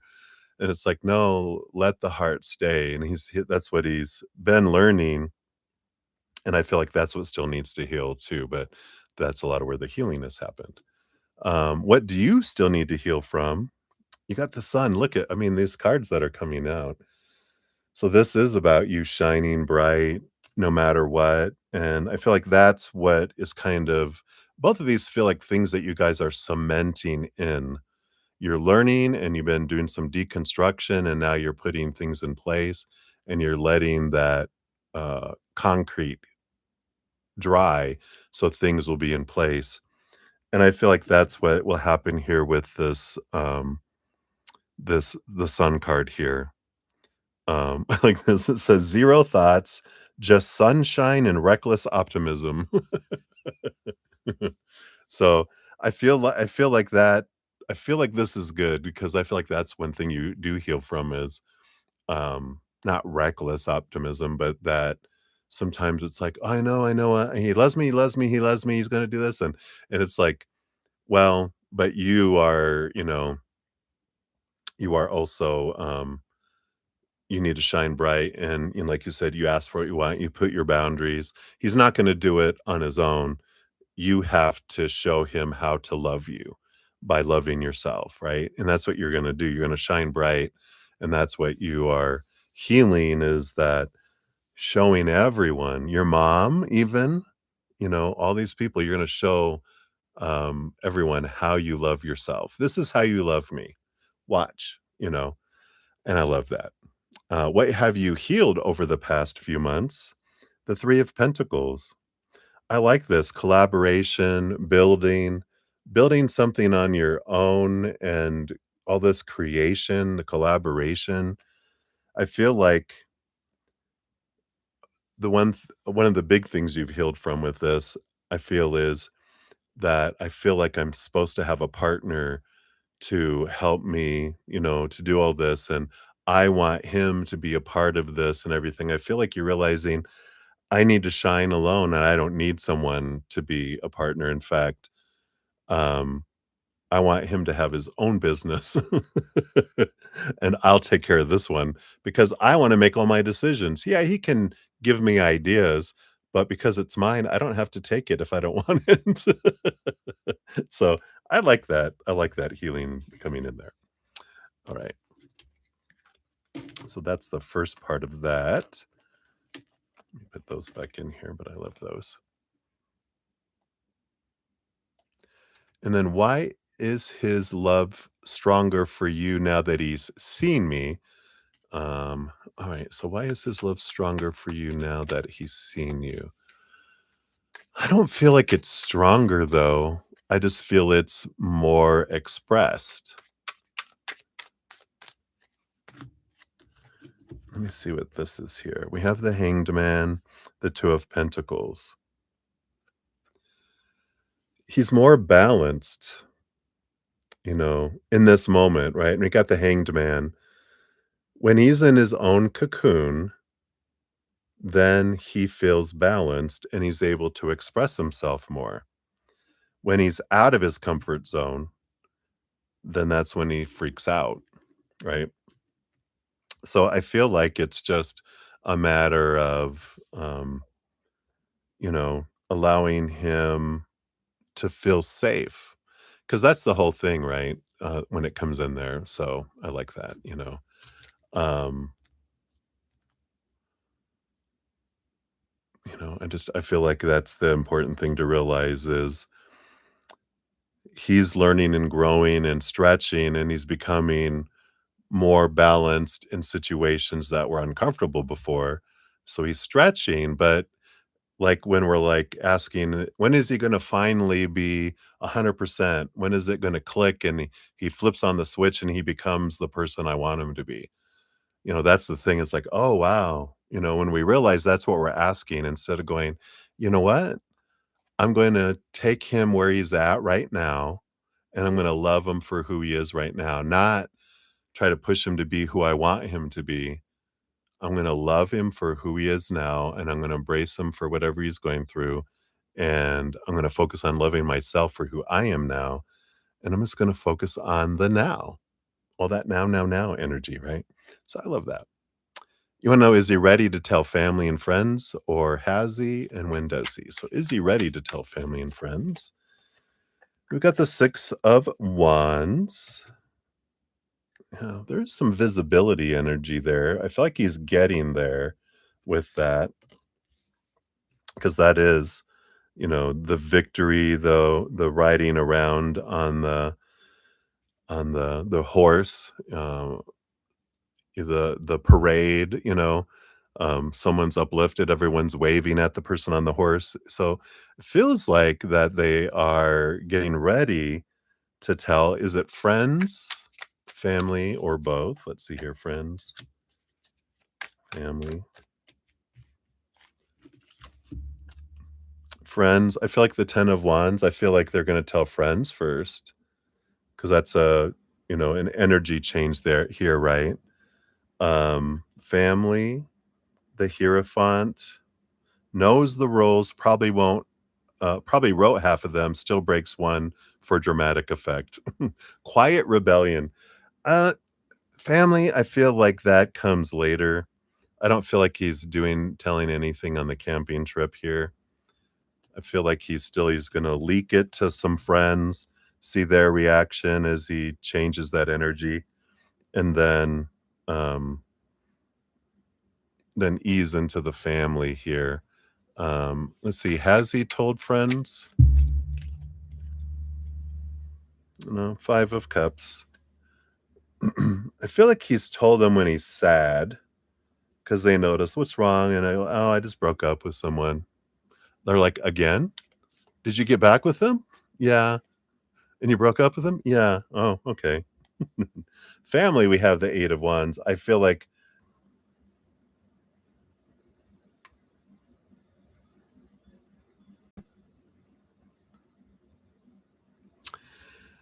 okay, I think I'm back. I don't know if you guys saw it. Spinning, spinning. Oh, it's doing it again. Can you guys see me okay, or is it doing its thing again? I'm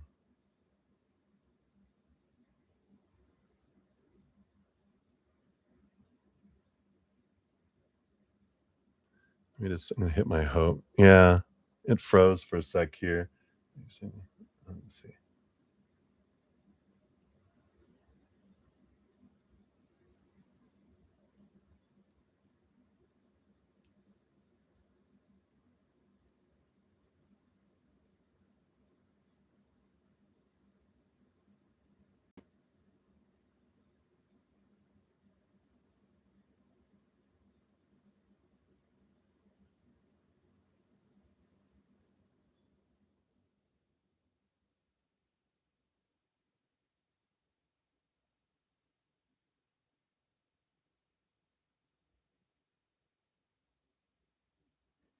Just gonna send a note to my host here to see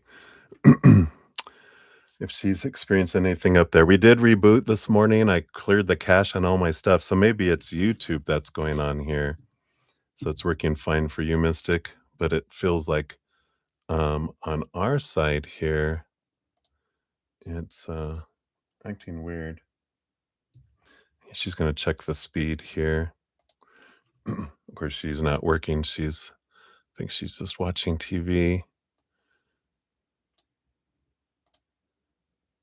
So bear with me here. I didn't talk a whole lot. I looked up and saw. So I keep my tablet running so I can see if it's like keep checking up there.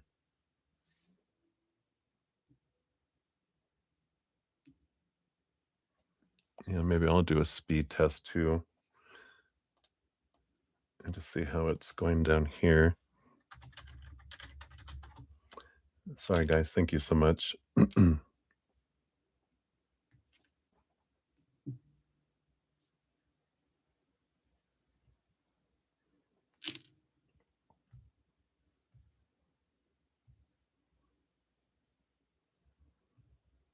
Yeah, I mean, the download is great. 6 milliseconds, very fast. Yeah, so I don't think it's us. Let's see, maybe it's the YT. Maybe it's YouTube. All right. YouTube was spinning this morning. You mean when I was live? Or you mean in outside of mine? Sorry, because I don't think I was spinning this morning as I was watching it really close to see if it had changed. So maybe it's just a lot going on in YouTube. Yeah. Thank you, Debbie. All right. Well, so the 8 of Wands I was talking about that, they're not ready for okay, thank you, Debbie. Not a lot of you know, fire heading their way. So I feel like they're kind of in that energy. Oh yeah, thank you. So true, so true. So let's see here. I did pull cards for timing, for telling friends, yeah, by the end of the year. Oh yay. And for family. Wow, the next couple of weeks with family. Um, but I feel like maybe this is all friends by the end of the year because I do feel like they're gonna kind of do a beta test on a couple friends, and then they'll tell family, and then they'll tell the rest of their friends by the end of the year is kind of where we're at on those energies. So, there we go, getting more and more, and I think they'll start, with family, they'll also start beta testing, like, tell a brother first and don't tell anyone, and then tell a sister. I don't do they have a sister? I think I have a sister too.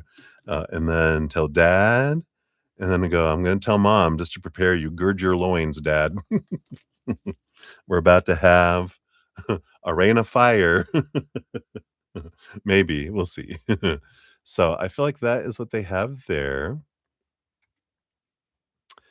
I'm gonna make a note here. I'm gonna have to check, timestamps for those going forward. Okay. And then you wanna know how does your life transform over the rest of this year? So let's take a look here.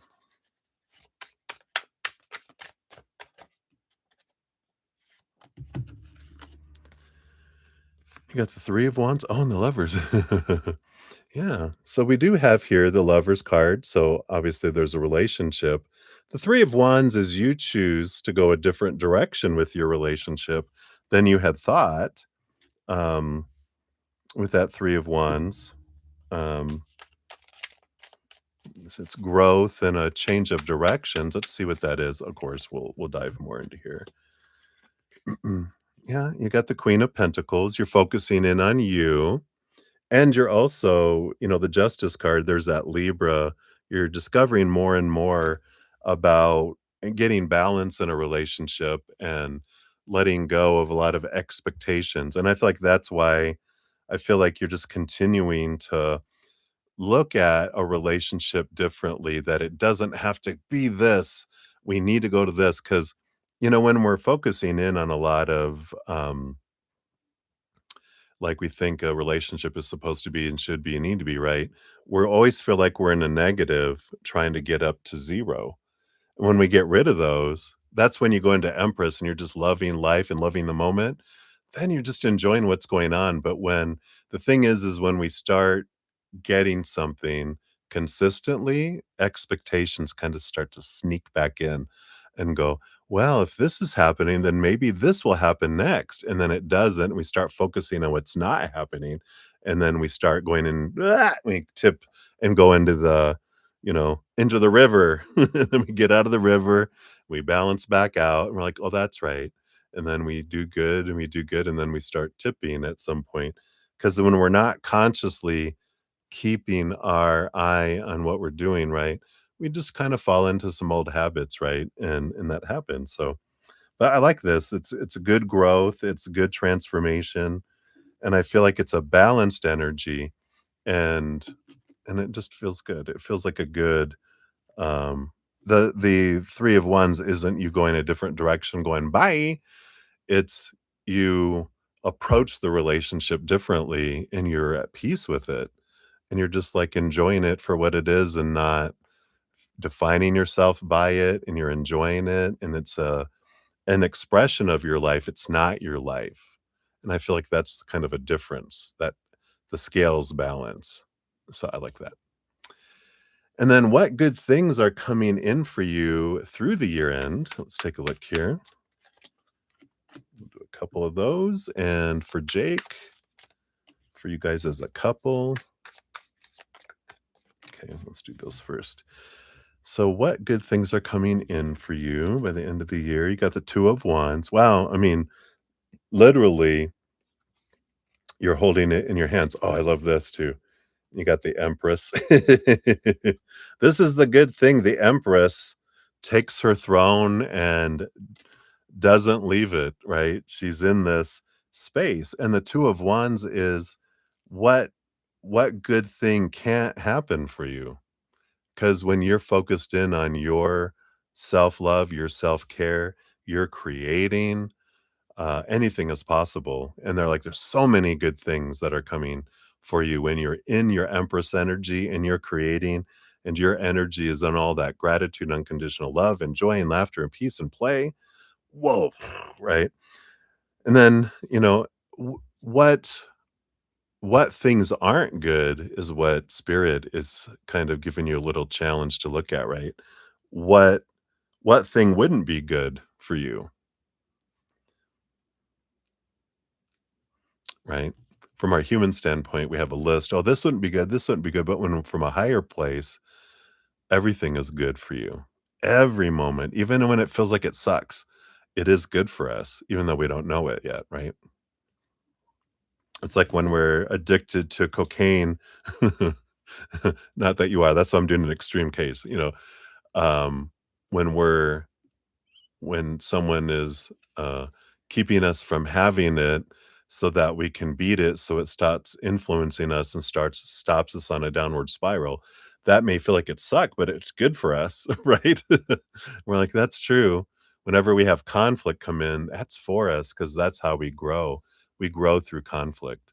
There's no growth in the comfort zone and there's no hardly any comfort in the growth zone, so I like that. What about Jake? What's one thing for Jake here? 10 of wands. Yeah, he carried too much for too long, and it's changing from something that feels like a burden to something that feels like a blessing. So I feel like he does have an ending of releasing a lot so he can be himself, energy. So I feel like he's letting go of a big burden in his life by the end of the year.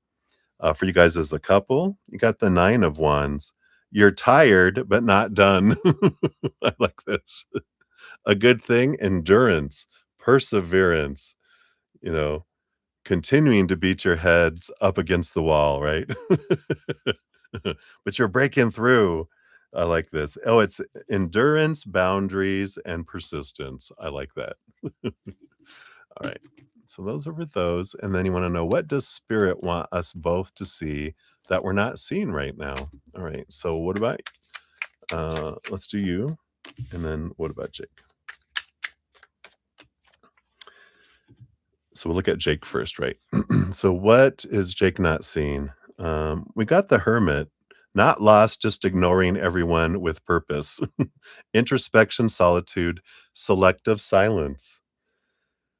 I don't know if he realizes that about himself, that Does he know he's an avoidant, and does he know why he does it? I feel like that's something that can have a light shed on to it. I mean, if he's not going to counseling, you know, I feel like that's an important thing that he's not seeing is why. I know I do it, but what's the root underneath of it? What's the original trauma, the original wound that got me that where I chose that separation is more safe for me than connection. What connection wounded him when he was younger that taught him that, right? So I feel like that's what, is there, and yours is the 3 of Wands. You've sent it out, now wait and watch. Yeah, the 3 of Wands, what does Spirit want both of you to see that you're not seeing? That there's what more than one way to skin a cat? Oh, for kitty. But um, you know, there's different ways to get to where you're going, right? Where you wanna go. And one is the freeway going 120 miles an hour, one is going through town where you have a lot of stoplights and visits, so a lot more to see, or the scenic route where you get to experience peace and serenity and some beautiful things in nature, and it takes longer, but it's beautiful and you arrive more peaceful. And that there's different ways to approach it, and there's not a right way and there's not a wrong way. There's just different ways. And I feel like that is something that's really coming in there. And I feel like you know it, but I don't feel like you know it. Like you're, yeah, yeah, I know, but this is the way I want to go. I want to go on the freeway. And they're like, the freeway has construction on it right now. So you need to take an off ramp because the traffic is backed up. So take an off ramp, enjoy the scenic view, enjoy the city view, whatever you want to do, but you have to get off the freeway. That's funny. All right. So that's what they have. Let's get you your fortune cookie here, Miss Lauren Olight, and let's see what else they have here for you.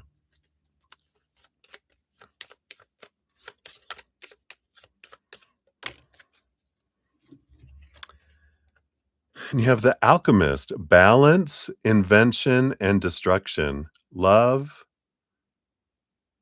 Is that love? I think that's some sort of Latin, actually, now that I look at it. Look at that beautiful card. And let's see what this is, the Alchemist.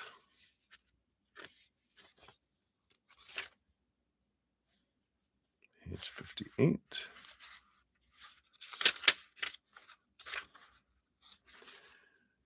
Colored liquids and strange smelling chemicals bubble from inside of glass apparatus. A creature watches you from inside of a bottle, blinking its single eye. It's Jake. And in the middle of the chaos sits the alchemist, surrounded by an infinity of notes. It takes genius to create, and the alchemist is the embodiment of invention. They understand the core principle of creation. Oh, it's solve et coagula.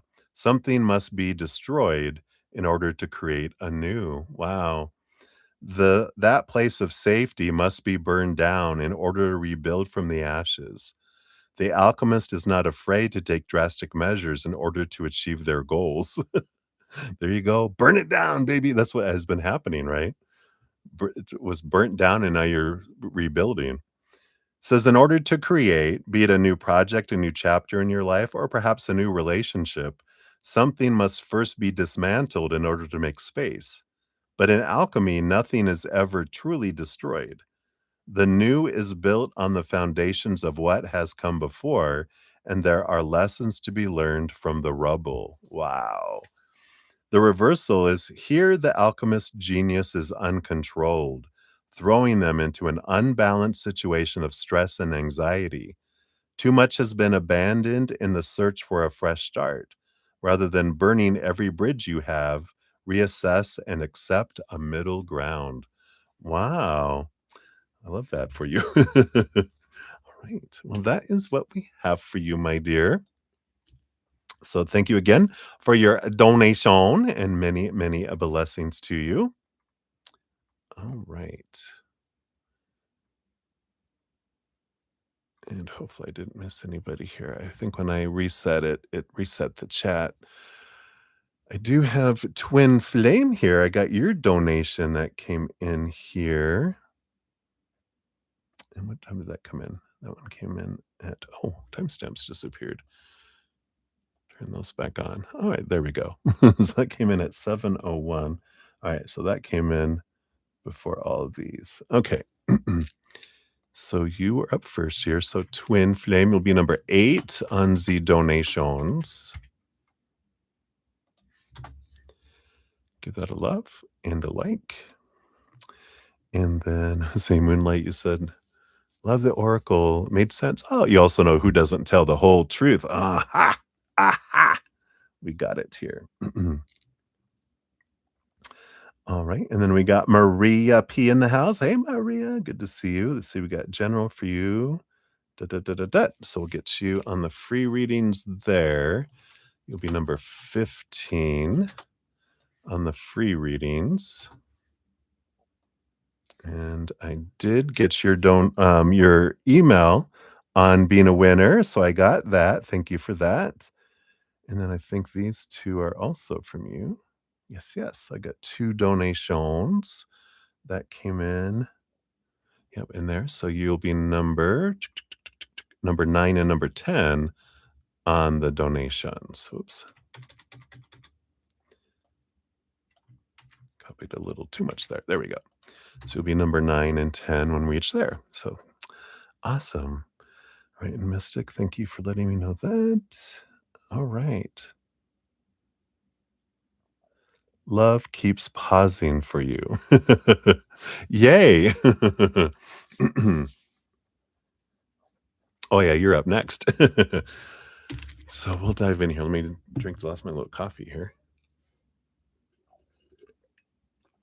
Spin that up one way. Just turn that off here. I got water to move on to here next. So up next, we do have the Mystic, and then Yadahu, and then Jamie G, and then Twin Flame, and then 2 for Maria P is where we are at right now.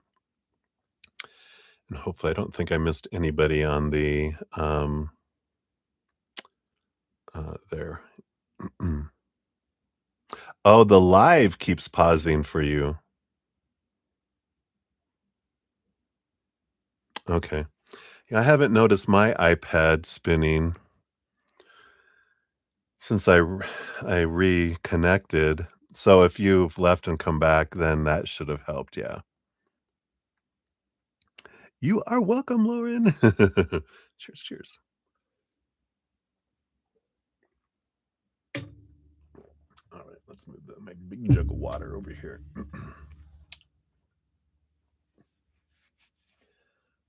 Got a little too much coffee in my mustache. All right. Okay, very good.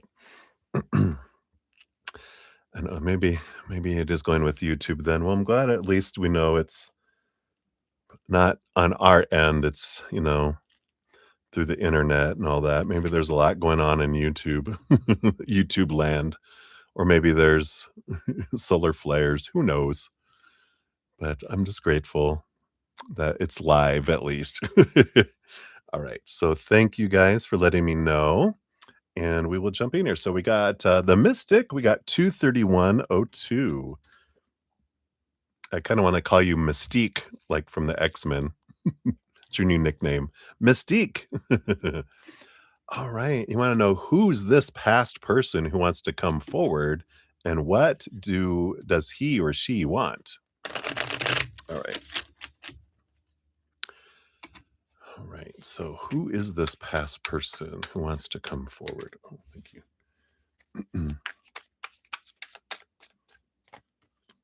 Help us understand who it is. And then what do they want?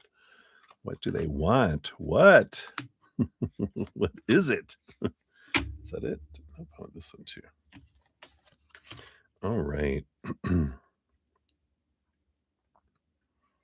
I like the 6 of Wands here. Energy coming in. On the bottom down here, it says, they see you now, whether you wanted it or not.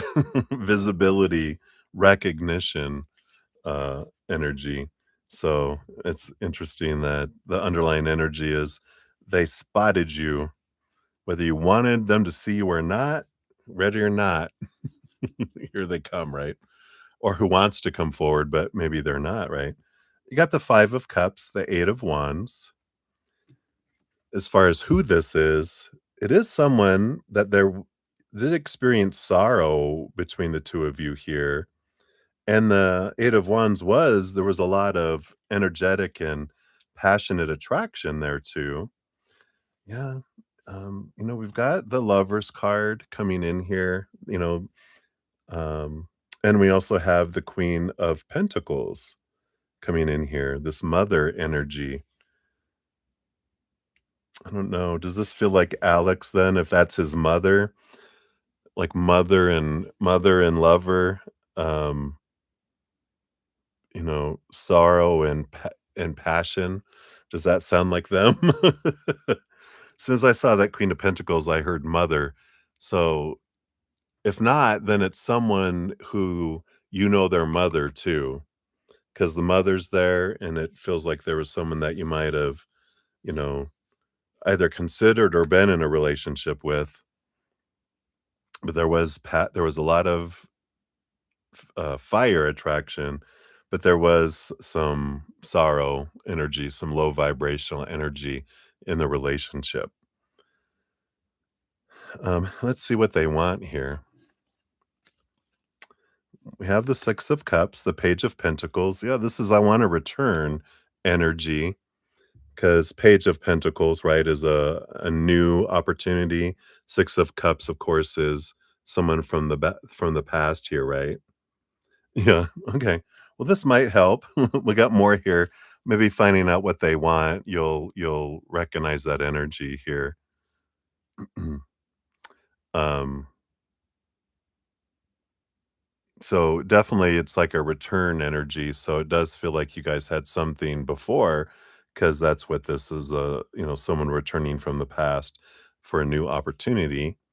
We got the 2 of Wands, but I feel like they're still not sure they're gonna act on it yet. This is what are they wanting to do, Um, but yeah, it feels like an X kind of energy because it is the Lovers card, you know, that we had, the Lovers card with the mother, so it's like someone you were, like, in a relationship with of some sort, with that you had a mutual attraction with the 8 of Wands and then the 5 of Cups kind of energy. So it's kinda given me that energy, um, but let's see what these other cards are here too. Because what do they want, right? It's like they wanna return back into your life. Yeah, and we got the 7 of Wands and the 9 of Wands coming in here, which is this, energy of, "I wanna be true to myself, I don't wanna dim my light, I just need to be me. I don't want restrictions, I don't want boundaries, I don't want someone to change me though," you know? Um, and the 6 of Swords. But I feel like they've changed some with the 6 of Swords. They've let go of some old ways of thinking, seeing things differently. I feel like they've moved from choppy waters to calmer waters, but I don't feel like they're, totally calm waters. I feel like they're because they really emphasized calmer, whitewater death, rapids compared to regular whitewater rapids, it is calmer. Those are calmer than those. Those are like those take lives. These other ones can be maneuvered. But it feels like that kind of energy that's coming in. So it does feel like they're wanting to reconcile or, wanting to, but they don't want to have like restrictions and intentions and don't want someone to try to change them. They just want to kind of come back into your life, get to know each other, see what unfolds, but not with a whole lot of pressure in trying to be something or someone. just kind of flow kind of energy. So interesting. So hopefully that helps. Let's see what your fortune cookie brings in here. And we've got take a grounding breath. And this says it's easier to think clearly when your body feels safer. So inhale through your nose for 4 seconds, like hold your breath for 2 seconds, exhale slowly through your mouth for 6 seconds, and do this 3 times. This is a reset practice. You can calm your nervous system by doing that. 4 seconds in, hold for 2, exhale for 6 through your mouth. All right. So that's what they have for you, Mystique. Hopefully that helps. And thank you again for your donation. All right.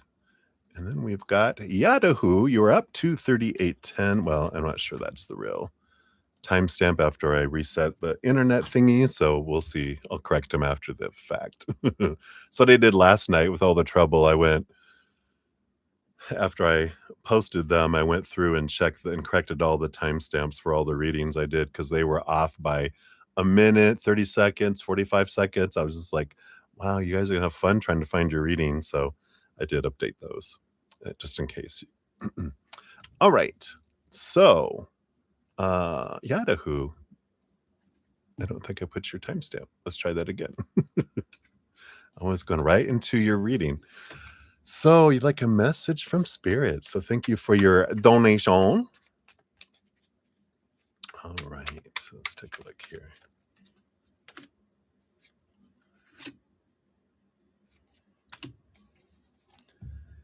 All right. So you have things like a little, something's out of, I want to say out of order, but it's not out of order. There's something that's a pattern is about to repeat because you've got 2 cards and then 3 cards and then 1 card. Sometimes I get the energy that, oh, it's out of order. It should be 1, 2, 3 or 3, 2, 1.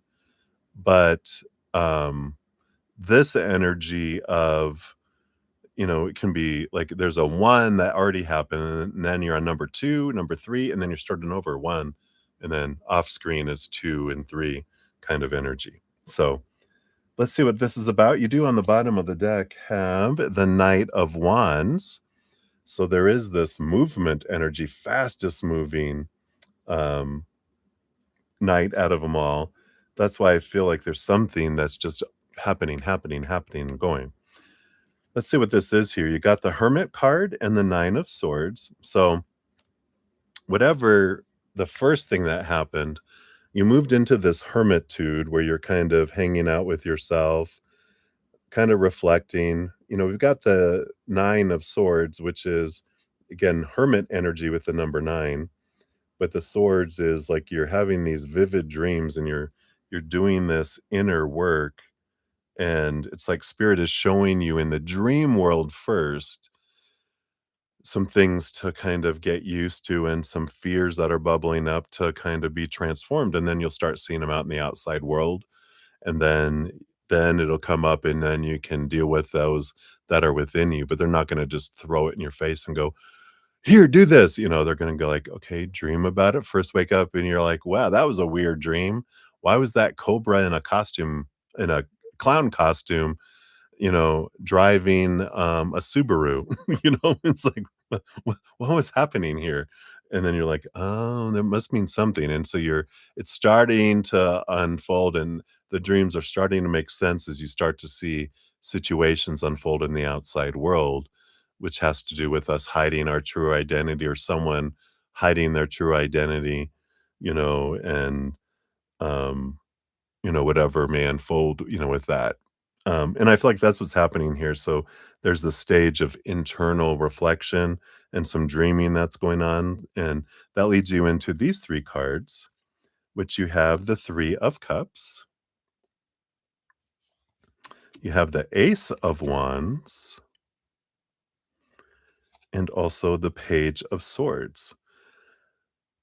And I do feel here, this feels like energy getting to the root of like taking action, that Wands energy is you taking action on the Page of Swords of seeing things differently, of third party situations where we feel, we're being cheated on, or if we thought we would cheat on someone else, um, and what it takes for someone to do that, and what it means, what are the stories I've put to it, and what did I make these situations mean about me, and about someone else getting chosen, and I'm not. What does that mean? You know, and all this kind of energy. I feel like that's what kind of this aloneness energy is bringing in, and you're seeing things differently. There's some great transformation that's coming for you. Yeah, because you move into a new start of victory energy with the Chariot, Mother Moon energy behind the scenes, but action, action, even more. It's like you have the Knight of Wands on the bottom of the deck, which is the fastest moving horse, but imagine a carriage or a chariot with 4 horses instead. It's a lot of action, a lot of movement, and it just allows this. I feel like there's a lot of emotional movement that comes in with this too. So I feel like you're really dealing with some wonderful release, and like Lauren mentioned earlier, we're moving into eclipses. We're right upon the eclipses. So next week we do have the new moon uh, solar eclipse in Leo, and then a couple weeks later we have the full moon lunar eclipse in Pisces. So big transformative energies that are going on right now, releasing especially emotional release. So I kind of feel like that is what they're making you aware of, and what's coming in, and that you're being able to see things differently. Of course, I have my free podcast, The Easier Path. We talk about things like that in my podcast. I talk about one of my episodes. I still need to get a little menu created listing the themes so we can find them easier. Because I have titles, but sometimes the titles don't have all the oomph, the meat that are in them. So I'll try to find that, but it's in there. It's probably in the first 5, if not in the first 10, that talks about when I was cheated. When I was cheated on was my story, till I realized I was cheating on myself with, I was cheating on myself, my higher capital S self, with these others, defining myself by them instead of inward and upward. Um, your fortune cookie, you got the Dancer, which is self-expression and strength. I love it. Let's see what this brings in here for you. Number 126. It says, a tambourine shivers, filling the air with the sound of silver, and silks carve shapes out of the air as the dancer leaps and spins. Whatever they have left behind to come to the citadel, that is the past, and this is the now. They bring only themselves into the dance, unashamed to let the world see them for who they truly are. It's time to stop worrying about what the world thinks of you and embrace the parts of yourself that you've been trying to make more palatable to others. Self acceptance comes with maturity and a recognition of your own capability, a revelation that is stronger for having come through a period of doubt. It's time to free yourself from your past and embrace yourself for you. You have a strength and compassion within you that you haven't realized yet. Wow. Reversed, you're entering a period of uncertainty. Life may be about to put you in a position where you feel out of your depth, but don't let fear and a lack of confidence make the situation worse. You must remember that your inner strength is still there and learn to harness it in a new and empowering way. I like it. Boom, boom, boom. So that is what they have for you, my dear. So many blessings to you. Thank you again for your donation. And hopefully that resonates for you. All right. And we got Twin Flame. Thank you for your additional donation. We'll get you on there. That'll be number 11. There we are. Give that a love and a like. All right. All right, and then we are looking back. We got Jamie G 24716 is yours. So Jamie, thank you for your donation. And you overheard E getting into an argument with M and K. What's going to become of them when our boss gets back from vacation? Like, will E leave the department? Uh-oh. Dun, dun, dun, dun. Let's take a look here. So, based on current energies, what is going to happen? What's going to become of the situation when the boss returns, right? Will E leave the department? Question. We'll ask that specifically. Yeah, we got the Four of Pentacles. It feels like when the boss returns, things calm down. Four of Pentacles, very solid foundation. The egos are more in check. There is we've got one card and three cards and two cards here, so it feels like there is a bit of things that are out of order here that maybe get in order. We do have the Star card on the bottom, which is a balancing energy that comes in with them here. I like what it says on the bottom here. Currently healing, might overshare later. But it is the 7 stars around the big star on the star card represent the chakras balancing energy. So first of all, it comes back, there's this solid balance, solid foundation that comes in. Things just kind of calm down. And then what comes of this situation here? It does appear here, we've got the 6 of Cups, which is the situation is brought up because we have the 5 of Swords, which is the disagreement. So it is brought up, and then there is the Magician, which would be the boss, trying to determine what they wanna do with the situation here. What does it say? No spine, no problem, just a wand, some tools, and unreasonable confidence. It's great. So, yeah, I mean, and I kinda had that energy of I wouldn't say, "Oh, excuse me." Wow, that came out of nowhere. I think it's like is it getting late? It's not even 8 o'clock yet. Oh, must be clouds coming in. I'm like, "It seems like it's getting dark." Um, but it's like, is the boss spineless? They do let people get away with things and just try to smooth it over and go, "Oh, let's just get along. Can we just get along? Can we just leave that in the past?" Kind of energy that's coming in here, like they're trying to figure out what to do, but they're kinda just wanting to keep things stable. But there is action that needs to happen with the Magician. It's like there's magic that needs to go somewhere. So, will E leave the department? You got the Knight of Pentacles and the Four of Wands. Nope, this feels safe, almost like home. I know, right? Knight of Pentacles, slowest moving knight out of them all. I don't feel like E goes anywhere. I just feel like the boss tries to smooth things over, tries to 4 of Wands is try to make everyone happy, um, again, stability with the 4 of Wands that comes in here, belongingness, like, this is a family. It's almost like it acts like instead of it's a business, it almost feels like the boss treats it like a family where, you know, it's professional, but there's also a lot of like in a family, there's favorites or there's unfair treatment, but they don't see it that way. They're just kinda going with what's flowing and there's not like rules and consistency and everyone's treated the same. In a family, that doesn't happen because no one really is taught any of that. In business, we might think, "Oh, it should be this way." Big corporations, yeah, there's a lot of HR and a lot of rules and a lot of structure.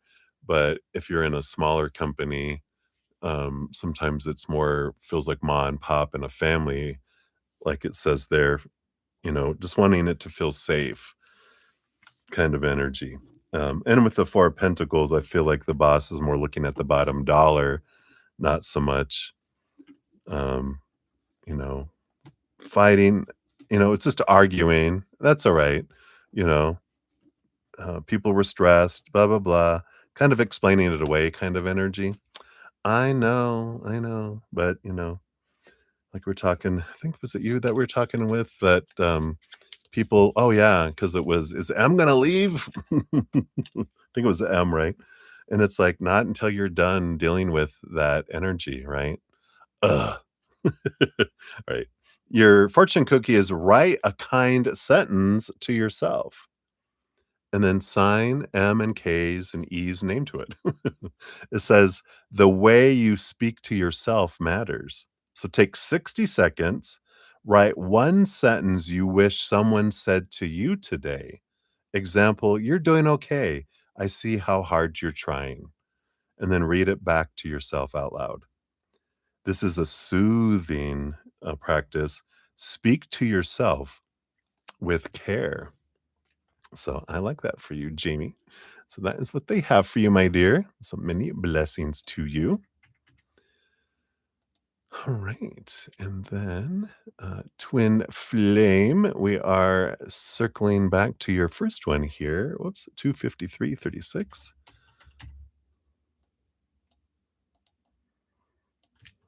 Not circling back, we're circling to, right? All right. So thank you for your donation.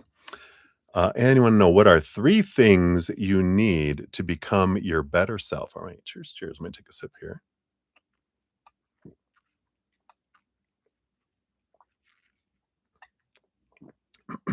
All right.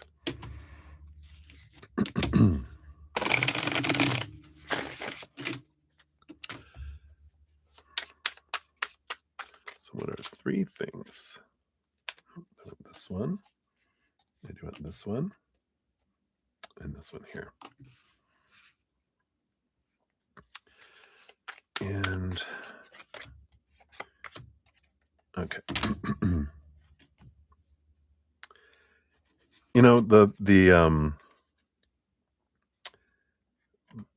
The first thing they want to talk about before they look at these three things is the bottom of the deck, of course, is the death card, which is more of transformation and rebirth kind of energy. And they want to bring in this kind of a change of perspective on it. When we look at um, this need to become our better self, when they don't see things as better or worse, um, right or wrong, um, so right or wrong, better or worse, um, easier, harder. They just look at things as different, right? And so, what are three things that I could do? Because there's no need to either. Like we have this, what do I need to change? They're like, you don't need to change anything. Well, what should I change? There's no shoulds either from spirit's perspective. There's could, what are three things I could, change, right? Yeah, or improve. There's no improving you, there's no bettering you, there's no, you're perfect already.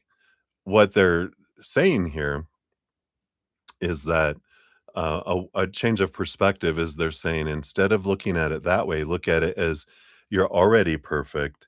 You just had a lot of what is that called? Paper mache, the wet paper mache strips handed to you saying, be this. And you're like, okay.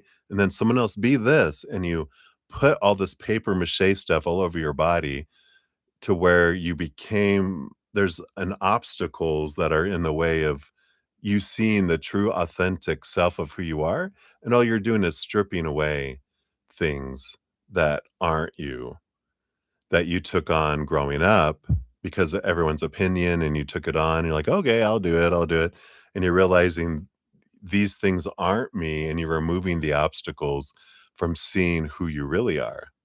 So I feel like that's what they're kind of wanting to kind of change the energy around it, because one has an energy of that we're less than and we're trying to become something more. and they're like, "You're already everything that there is. You're already at the top. We just don't see it because of all this paper mache beliefs that we were given growing up, and then that's what we're, tearing away." I see it as like, ever see like those movies where someone's in a bad skiing accident and they're in a body cast and all you can see is their eyes and they have little nose breathing holes and somewhere to stick a straw and you can see their fingers and their toes. That's it.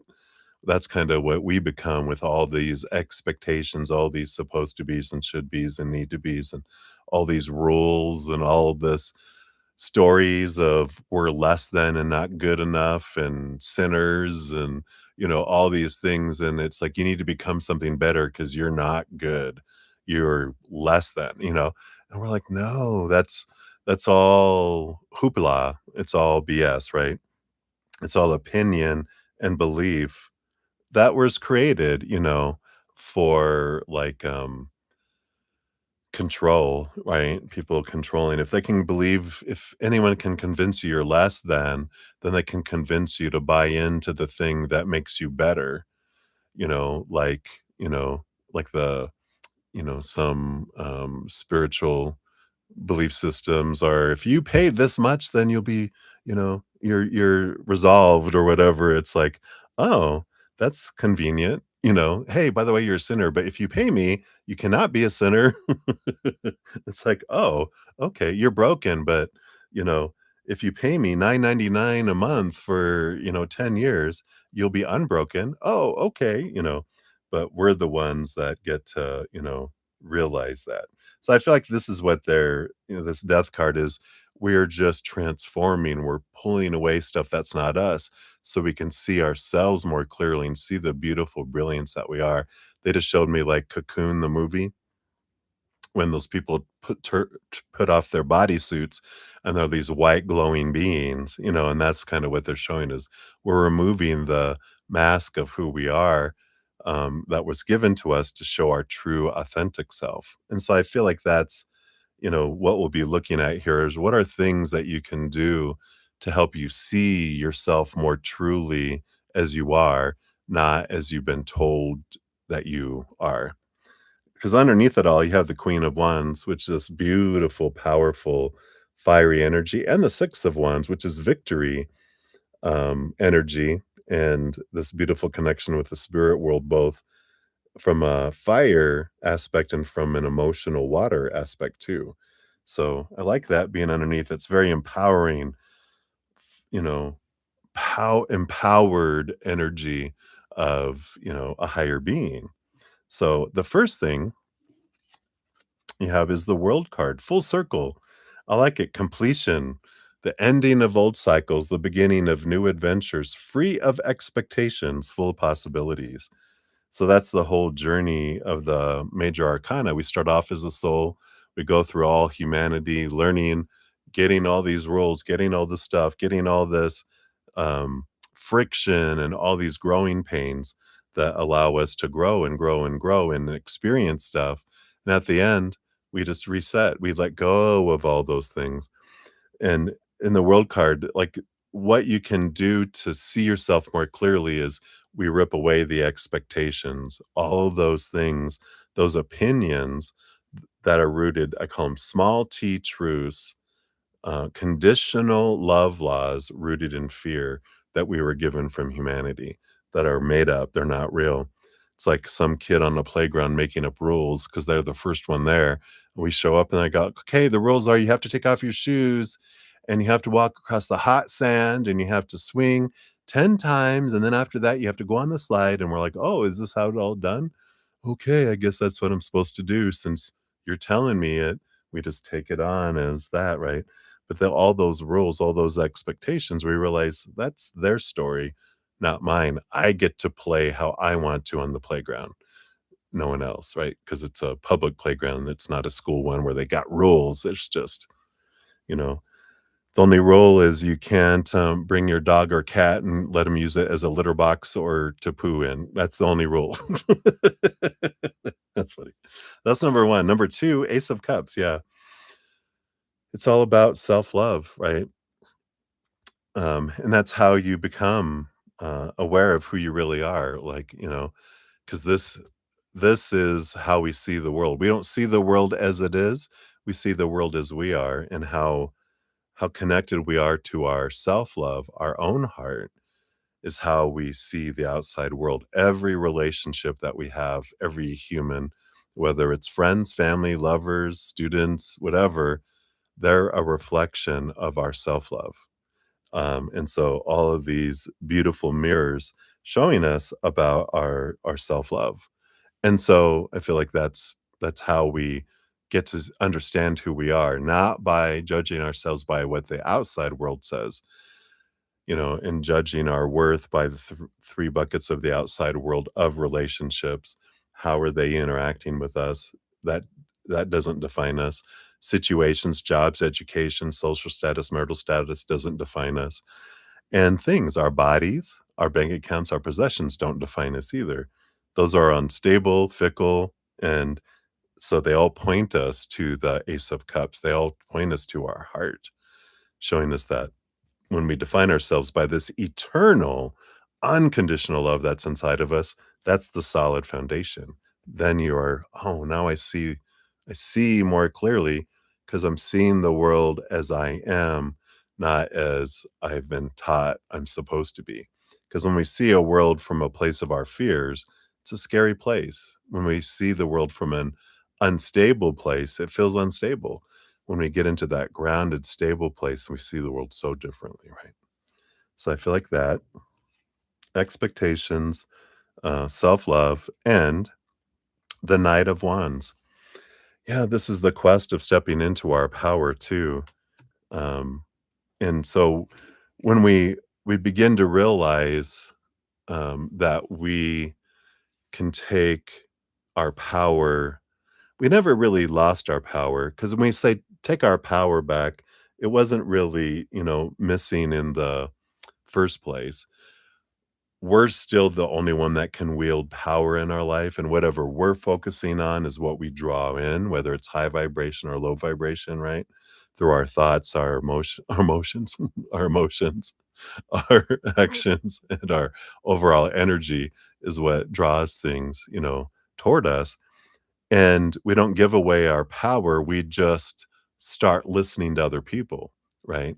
Because we're the ones that either choosing higher or lower vibration. Someone might give us an opinion going, "You should focus on what's missing." "I should?" "Yeah." "What if I don't want to?" "Well, you really should, because people are gonna think bad of you if you don't. They're gonna think you're irresponsible." "What?" "Yeah, and they're gonna talk bad about you." "What, really?" "Okay, well, maybe I need to focus on what I don't have then." And in doing that, we're drawing in more lack. And it could be someone doing it from a place of love and fear for our lives because they think we need to fit in with the group that they've been taught to do that. Or it can be people that are, expressing their own fears and just panicking, but we're the ones taking on their advice as our own. And we can start to go, you know what? Thank you for your opinions, but I'm going to choose what I want to focus on each moment. And when we do that, we change our lives too. We see ourselves more clearly with that. So I feel like that letting go of expectations, the small T truths, focusing on our self love and realizing we're the ones that are driving our bus, our party bus, no one else. We can listen to people. If someone says take a left, it can take a left and end up in a ditch. And we're like, oh my God, why did I listen to you? And they're like, yeah, why did you? And we're like, not in the future. So hopefully that helps. I like that. That kind of put it into some good boom, boom, boom. If I ever get asked, in an interview, what are three things that you would tell the world that they can have an easier path? It'd be boom, boom, boom. Now we're all prepared. It's in the vault. Your fortune cookie is notice the edges of your body. Woo. Which says, panic pulls you out of your body. Let's bring you back in. Sit or stand still. Bring your attention to your feet. Imagine tracing the outline of your body slowly from feet to head. and say to yourself, "This is where I begin and end." Wow. It's a reset energy, which is reclaim your physical space. Interesting. It helps bring you back to this. So that's for your first one. We do have, we're going to go to Maria P for a couple, and then we'll return back to you. All right. So, Maria, we're at 307:29 for you. There is your timestamp, and you're over here. This will be your first one. And I did get your free reading email for winning. So congratulations. And I'll probably do that on Monday. If I if I find time in between tomorrow, Saturday, and Sunday, I might do it. But let's set the expectation for Monday.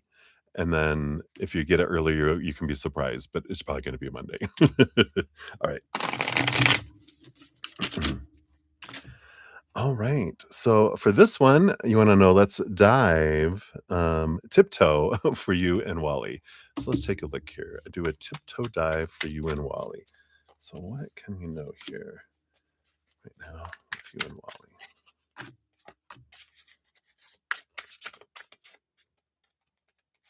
All right. What do we have going on here? Yeah, so at the bottom of the deck, you do have the Page of Wands. So that is a passion energy, of course, that comes in there. But it's also just a reminder about whatever we focus on is what we experience in the relationship. Um, you got 5 cards, 2 cards that came in here. You got the Sun and the 10 of Swords. So there is this beautiful victory energy, this bright, sunny, sunshiny light that comes in here. And I like that for you. What is this? Oh, it's the computer. It was weird. I was like, "What is this thing moving over here?" We'll just leave it there. Kind of frames the weird. I don't know why it suddenly dawned on me there, but we've got the Sun card here, which again, it shines a bright light. Oh, it makes you see things you didn't see before. That's why they were showing that to me. It's suddenly you're like, "What is this? There's something here on the screen." And I like this. It is bring clarity. It is a joyful, warm energy. And the 10 of Swords, this is surrendering, releasing expectations, tired of trying to live up to supposed to be, should be's, and need to be's. We talk about expectations all the time, but there is something to hear about, you know, um, this person isn't dead. They're usually looking that way at the sunrise that's happening in the back. And, there's this, I'm tired of trying to live up to everyone's expectations, and I'm also tired of trying to get everyone else to live up to mine because I'm constantly disappointed or I'm fearing I'm being a disappointment. So I'm going to release it all and I'm just going to kind of lay in the sun. I'm just going to kind of just allow the light to shine and I'm just going to be in the moment. I'm going to enjoy what is and not focus in on everything that I feel has to happen and the meanings that I put to all those things happening or not happening, those things being said or not being said. There's a freedom that comes in with that. You have the Temperance card, you have the Magician, and it does feel like here you've been very patient with the Temperance card, or you feel you've been waiting for something patiently, waiting, waiting, waiting, and now you're ready for someone to take action, whether that be you or Wally. And I feel like that this kind of a decision point. I either need to let my expectations go on them and enjoy what is, or I need to let them go. It's like one of them needs to go for you to be happy. And I feel like this is the action. It's like you've been patient and with yourself and with them. And if now comes a time when, like I said, you have to either it's not going to be able to stay the same. You either have to let it go, let them go, or let the expectations go, because otherwise, it will just continue going downward, right? Um, yeah, you have the 10 of wands, so there's this ending energy. It's either continue it's like changing it from a burden. The 10 of wands is like we can see that as, "Oh my god, look everything I'm carrying. I'm carrying a burden." The burden is this. This is the burden that we carry, the 10 of swords with the 10 of wands. It's all that energy that we're putting in, trying to get things to be the way we think that it's supposed to be for us to be lovable and happy and successful. And when it's not happening, it freaks us out. It feels like a burden. We feel like we're below, trying so hard to get up to zero, right? So there's this energy. You've carried too much for too long, burdened. So we either need to let it go or, like I said, let them go. And the burden can change. We can let go of expectations, and that burden changes from feeling the lack to focusing on what you're grateful for, and then there's abundance. And it changes everything when we look into that. So I feel like that is what they have for your first one. Let's see what your fortune cookie brings in there.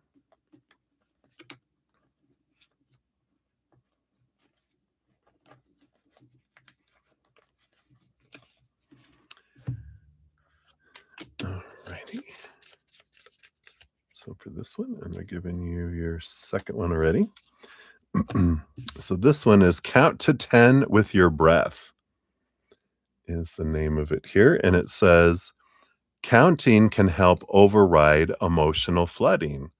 So breathe in and count one silently. So one is what you said inside. And then breathe out two. And then repeat that until you reach 10. If you lose track, just start again gently, because this helps you reset, build in rhythm and control. So and you just count in one, two, three, four, five, six, and that helps you get out of whatever cycle that we're in the moment. So some help for breathing, uh, coping mechanisms there. All right, so that's that one. And then for your number two, we're gonna tip. Oh, let's get your timestamp here. 3:14:39. I'm just like, let's go. Let's just dive in. Got 3:14:39. At least that's what it is now. I'm gonna check these timestamps after we finish the stream because I know they're off because of whatever delay was popping in there. Night, night, moonlight. Oh, just 23 hours? Yeah, I think that's a good idea. Get some rest, my dear. Hang in there. Dream well. Passing out. All right. So hang in there. So tiptoe for you at work, Laura's thoughts, etc. What's come? Let's see what comes out. All right, yeah, let's do that. Yeah, I like this approach because, like I said, we can see for the dollar reading, we just kind of get a little bit of sticking our toe in our ankle, like ankle deep here, and we'll see what they want you to know about spirit here. Not spirit, with work. What spirit wants you to know about work, not what work wants you to know about spirit. Underneath the surface, you do have the high priestess energy coming in. So they start off here talking about this being that steps away from it all, right? She connects with the spirit world, looks behind the veil. What's on her mind? What are the belief systems around work? But dives deep into their emotions too. Very emotional energy. Pisces, a lot of energy, but it can be the other water signs too. But it's about getting in tune with your heart. And again, they kind of look at work as we don't have to be like slaves, and we get a mentality of, oh, I have to work and slave to get money to survive and da da da da da. And when it's like, no, that's a mindset brought on by humanity. We can simplify things and live a life that we love instead of try to do everything we think we're supposed to do. And so there's a lot of review energy here, is really focus in on what you truly want, in life, right? Your first card, you got the sun card. Again, Like you got this in your first reading, the sun card, shining bright light on your job situation, bringing clarity. So there is clarity coming for work. You got the 9 of Pentacles, which is it is an energy of um self-worth, seeing your worth in relationship to the outside world differently, because it's pointing us inward. We're with spirit, stepping away and connecting and seeing things from a higher perspective in a way here too. Because it does talk about self-worth, and it is kind of a hermity energy, kind of like the high priestess. It's stepping back to get clarity on what you're wanting in work, right? My gosh. And then you got the 10 of swords. So there's a lot of this message that's kind of, very much overlapping between relationship and work, because you can apply it to any area of your life when it comes in here. It's step back and try to get out of your head and into your heart. We get so inundated with all these rules that we're supposed to be, should be, need to be, have to be, that we don't, that we can't see things clearly, because we're in fight or flight. We're in um, trying to fit in to all these rules, right? Yeah, I even got the hermit energy. You ever thinking of being an entrepreneur or working from home doing something? Because you got all this 3 cards of being alone kind of energy with work. Underneath it all, you got the Page of Pentacles too, which is curiosity, study, and potential. You're ready to learn something new. And that's what I kind of feel like with here with regarding to work. I feel like the job that you're in is the job that you're in. It's just going to kind of keep repeating cycles. It's like a very predictable path. But I feel like there's something that you would love to do that you could get like financial aid to do, like nursing school or, becoming um, a dental hygienist. There's like these things that they're showing me of like little, and I'm not being sexist about, these are women's jobs. They're just things that are, um, that you can get within a small amount of time. You can get training and get working and doing something that you enjoy, right? Those are the kind of things that they're showing me. But I feel like there's something there that, it's like, well, I'm afraid to step away from the security of what I have. And no, I'm just going to keep doing what is safe.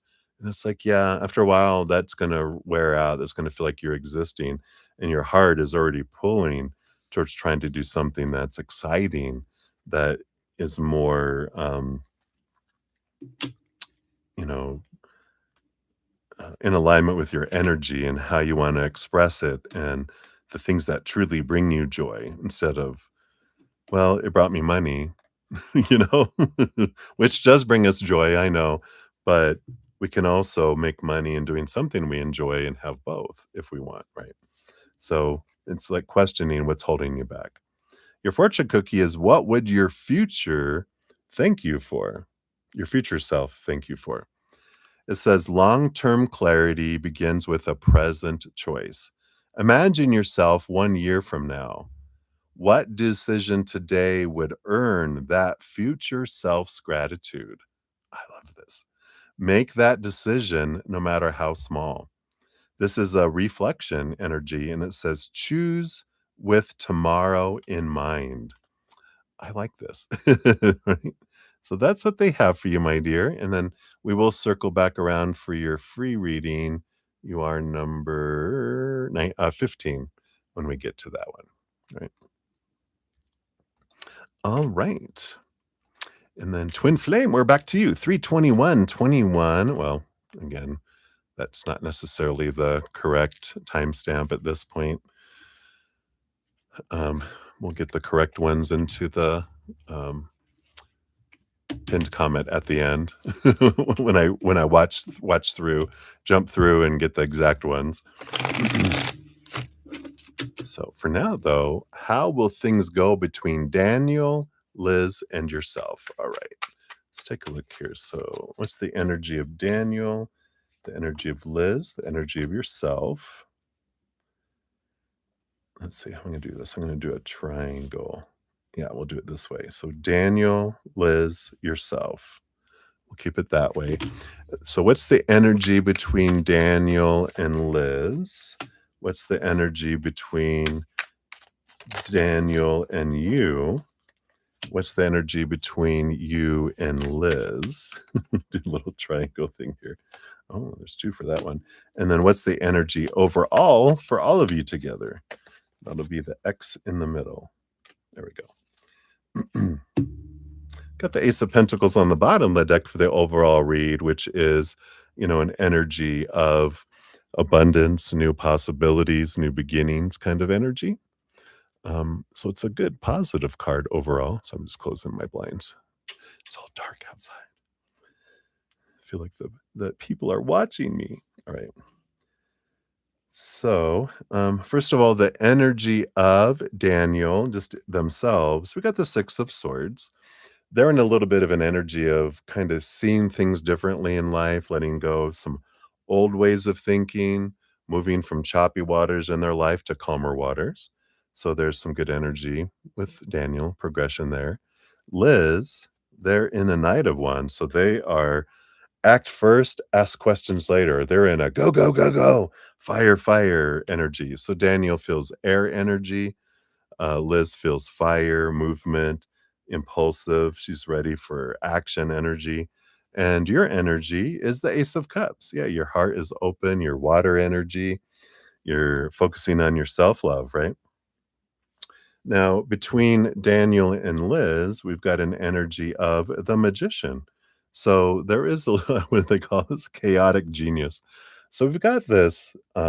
They're trying to determine what this uh, what this is between them. I feel like they're with that GPS kind of energy. They're trying to figure out what is this and what do we want to do with it, and um, how do we want to get there, both mentally, emotionally, energetically, and physically. So I feel like they're kind of trying to figure out the territory between the two of them. They're kind of still feels kind of in flux between them, whatever that means. Like they're just trying to figure things out.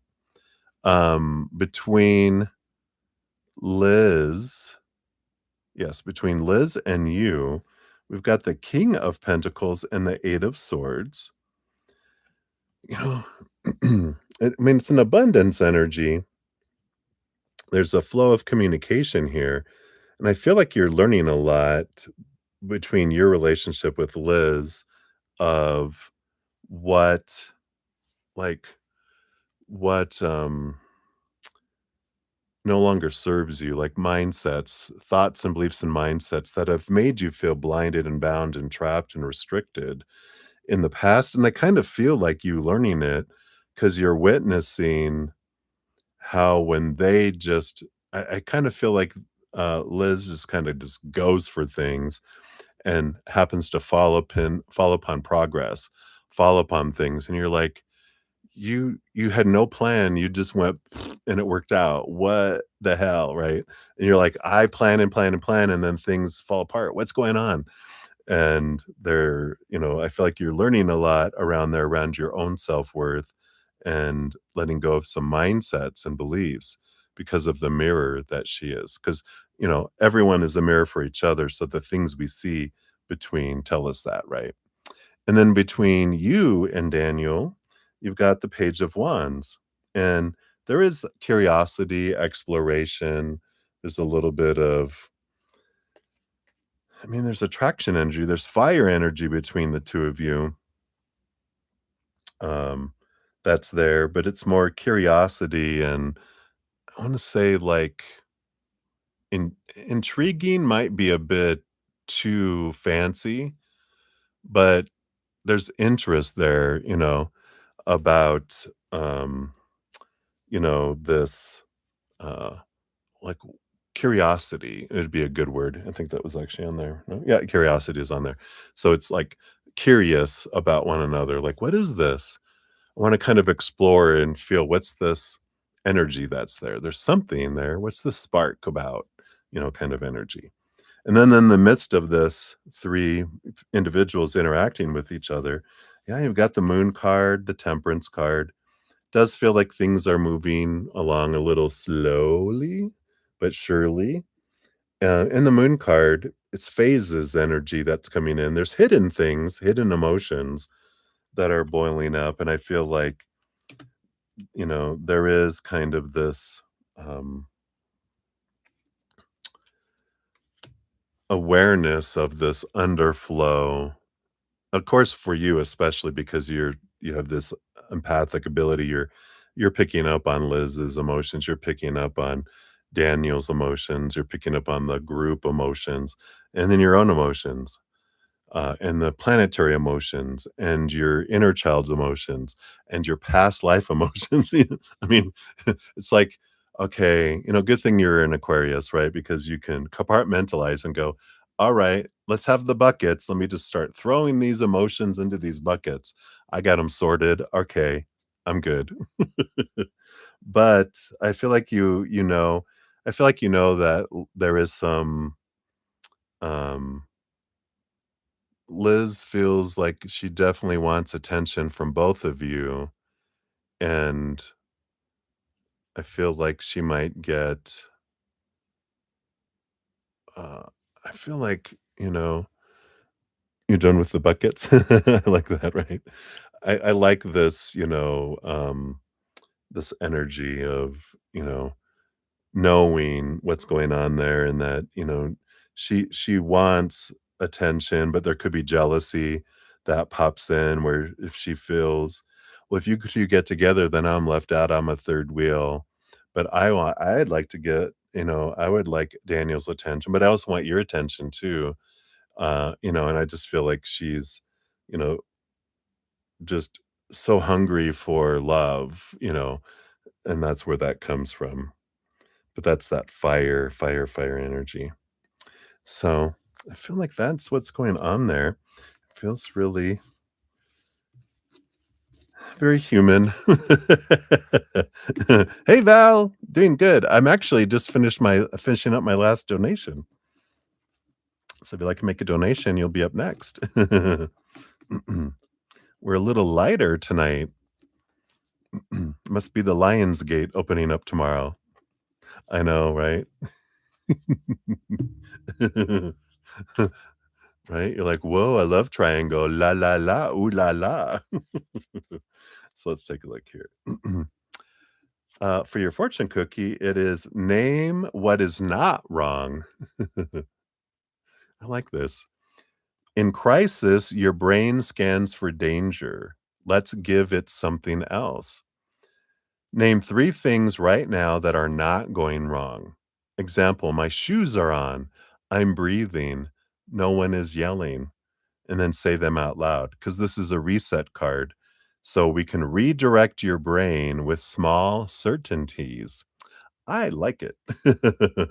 Boom, boom, boom. So that is what they have for you, Twin Flame. So thank you for your dual donations. I greatly appreciate that. All right. All right. Thank you, Val, for your donation. You will be up next here. And do you have a specific question? Or are you doing for a general? All right.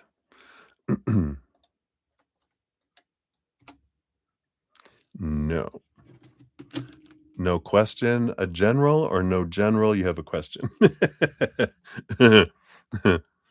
It's like my brother, we still give him, crap about it when he was young, he was probably 9 or 10 years old. The waitress said it really fast. She was like, "Would you like super salad?" And he goes, "Yeah, that sounds great." And she goes, "Soup or salad?" And he goes, "Oh, I thought you said super salad, like it's a big super salad."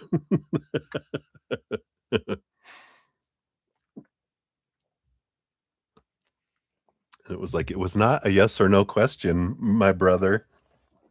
It was an either or. All right.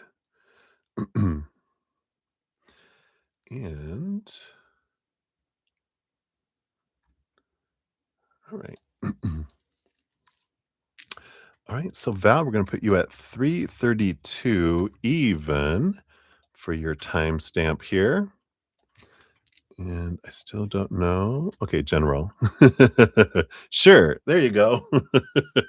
All right.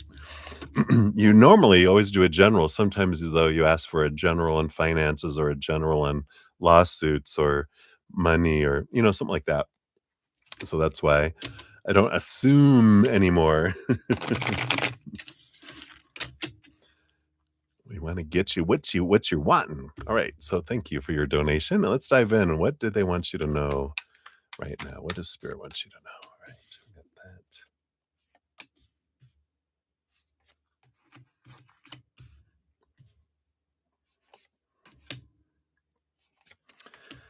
We got that. All right. Looks like this is what we have here.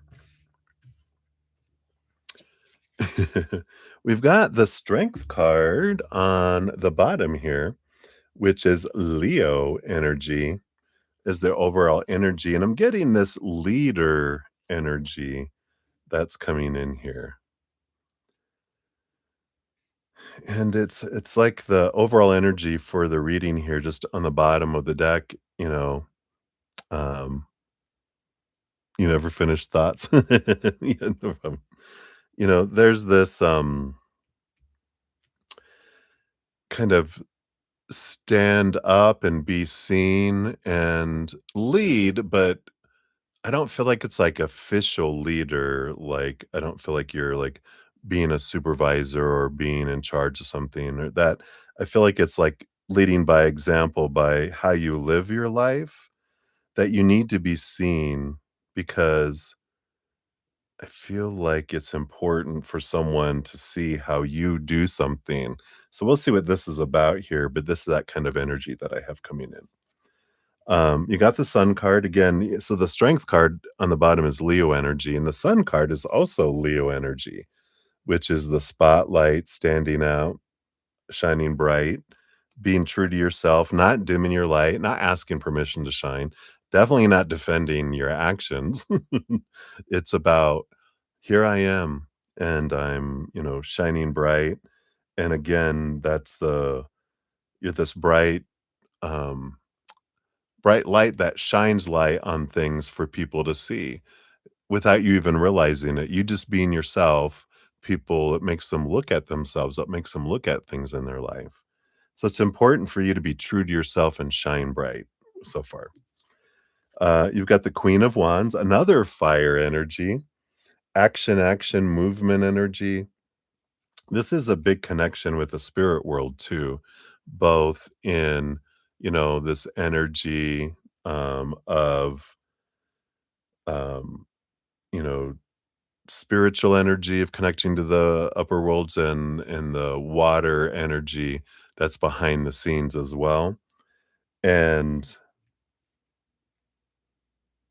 so it feels here when you're asking, like, in what capacity, it feels like you're being drawn by spirit because it feels like that's a very spiritual energy. It's a lot like the high priestess and the queen of cups. It's like a lot of pull, more of the heart and of your energy, not of the mind.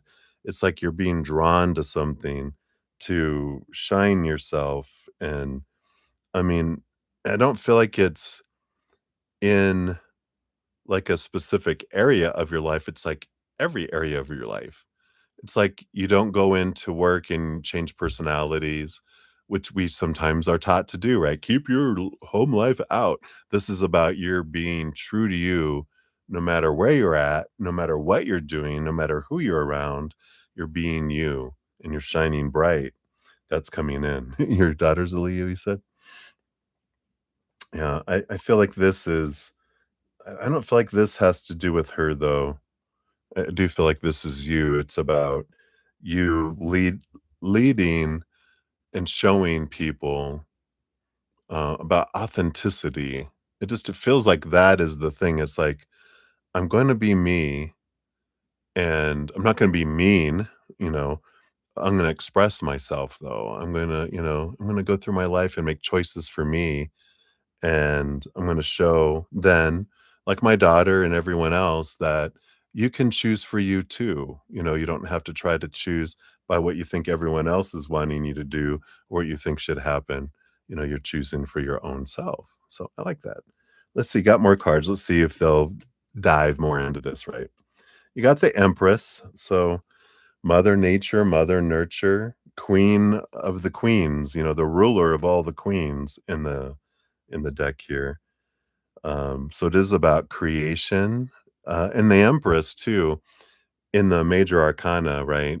She, we have the full card, the zeros, the soul, and then we have the magician and the high priestess, which like spiritual energy. The Empress is like the birthing, the we're being children, we're being born, we're out in the wilderness. We don't have rules. We're running naked through the forest, right? And then what comes next is the emperor who imposes rules for the, kingdom or the empire, right? Because if we're all going to be living near each other, we need rules. And then the Hierophant comes after that, the spiritual leader who creates rules around spiritual beliefs. Because if we're going to be around each other, we're going to have rules of confinement. And the Empress is like, screw that. I'm running naked through the forest. So, this energy of being, again, authentic and true and unhindered by rules, wherever it may be, it's like I'm being true to me. I'm not worrying so much about all this stuff. Underneath that, you have 2 cards. Let's see what that is. Page of Cups. Yeah, imagination, openness, following your heart, energy. And underneath that, the 7 of Swords. Yeah. The, these are the rules, the supposed to be, the should be, the need to be, the mindsets that keep us trapped, those that keep us from experiencing things, these beliefs of, oh, well, this is how it has to go, or this is what everyone says is supposed to happen. There's this different energy that comes in here about being, again, getting out of the mindsets, the opinions and all of that of the outside world. And so this is about authenticity. Any idea here? You got the 10 of Cups. Yeah, this is filling up and overflowing with joy. That's how you find your joy. Because what steals our joy is all these rules, and we're constantly focused on what's not happening, and this pressure of feeling like we're behind because we got all these expectations, and we're down here, and we feel we have to get all the way up to here just to get to zero. And there's like this, I'm just tired of this. I'm ready for joy to fill up and overflow. I'm focusing on what is happening and what I'm enjoying instead of all the stuff I feel is supposed to happen. There's this freedom energy that's coming in here. And the 4 of Pentacles, letting go feels unsafe. Yeah, this is control, attachment, security. But this is the reframing of your self-worth with the 4 of Pentacles. It's like they're bringing in this realization that, when we define our self-worth by the outside world, the 3 buckets of the outside world, relationships with humans, situations like jobs, education, etc., and things like our bodies, our bank accounts, our possessions, we feel unstable because all those things are unstable, but we're taught that's how you define yourself. But that's just opinion. It's not true. They all point us back inward and upward to define ourselves by that eternal unconditional love, right? And that's a solid foundation. So when we get into that solid foundation and we realize this is what defines me, I am eternal, I am made of unconditional love, I'm powerful, limitless, and I'm priceless, right? That's a solid foundation of my worth compared to the outside world, which is unstable and all over the place, constantly changing. And I feel like this authenticity is rooted in this is who I really am, not all these opinions. And then I'm filling up and I'm overflowing that to the world and shining bright and just being love, being joy, and these higher vibrational things of who you are. And that allows other people to kind of look at all the rules and all the conflict and all that kind of stuff and go, well, yeah, what are we worried so much about? What's out there that we don't already have inside here? And I feel like that is the big message for today. So hopefully that helps. Let's get you your fortune cookie too. See what we've got going on here.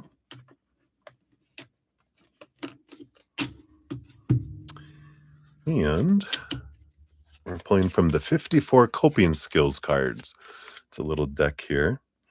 Let's see what we got here. Emotional emergency plan. So we got it here, and it says, a fast, compassionate response when you feel like falling apart.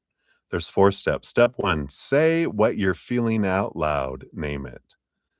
2, move your hands. Snap, rub, tap, squeeze. Step 3, say one kind thing to yourself, even if you don't believe it. And step 4, write one sentence you want to carry with you today. This is a toolkit item. It says, when everything is loud, start small. I like that. Right. So that is what they have for you, Val. Hopefully that helps a little bit. And appreciate your donation. Many blessings to you. All right. I think that was it for donations this evening. You like the shirt? If you shenan once, I'll shenan again. Hey, Heater. Good to see you. All right. You're welcome, Val. Hang in there. Enjoy. All right. So I do have 15 people on the free reading list, so we'll dive into those. Hey.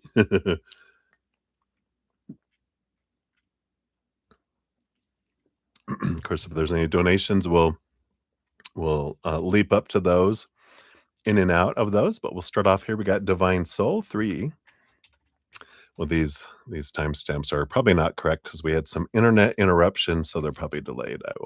I'll get all these updated later. I'll stop saying them out loud. So his feelings for you. Let's take a look here, Divine Soul. What are his feelings for you? We've got the 5 of Wands and the Wheel of Fortune. You know, there is conflict here between their head and their heart with the 5 of Wands. There's definitely, with the Wands energy, there's fire energy. So there's attraction energy, but it's like their mind is holding them back. The Wheel of Fortune, you know, it brings in this tune of for you energy, but, you know, it's like they're trying to keep the wheels from turning, like the wheels wanna take them forward, and their mind's like, "No, no, no, we're not going forward. We're stopping this for right now." But they definitely, I don't have, like water energy, meaning emotional energy. There's passion, which means physical, energetic, attraction, passionate attraction. And the mind is the one that's fighting movement because it's trying to protect the heart, which is below the surface, which has not been recognized yet. It's still locked in the cellar. And it's like, let me out. And it's like the mind is standing on the trap door going, no, you can't come out. You're going to get hurt. Maybe we'll send some passion, you know, we can be happy with that instead for now. So there's that kind of energy that's coming in with this energy here. So it's kind of like there's this attraction. They're fighting it though, acting on it because they do fear um, getting hurt. So they're kind of their MO is that they kind of do action and fire, but they don't allow emotion to come through. But in this case, they're even holding back the Wheel of Fortune. They're not allowing it to move forward yet. So that's kind of where we're at right now, Divine Soul. Hopefully that makes sense to you. And that's what they got. So many blessings to you. All right. Looks like I just got a donation that came through here. All right. Thank you so much. The Heater. So I did get your donation. So we'll jump to you. I didn't see a question on the Venmo. Thank you so much. You just answered my question. You're like a general. All right. So Your timestamp is 3:46:50. So thank you so much for the Venmo donation. And there's your timestamp. All right. So let's see here. What does Spirit have for you today? Hope you're doing well.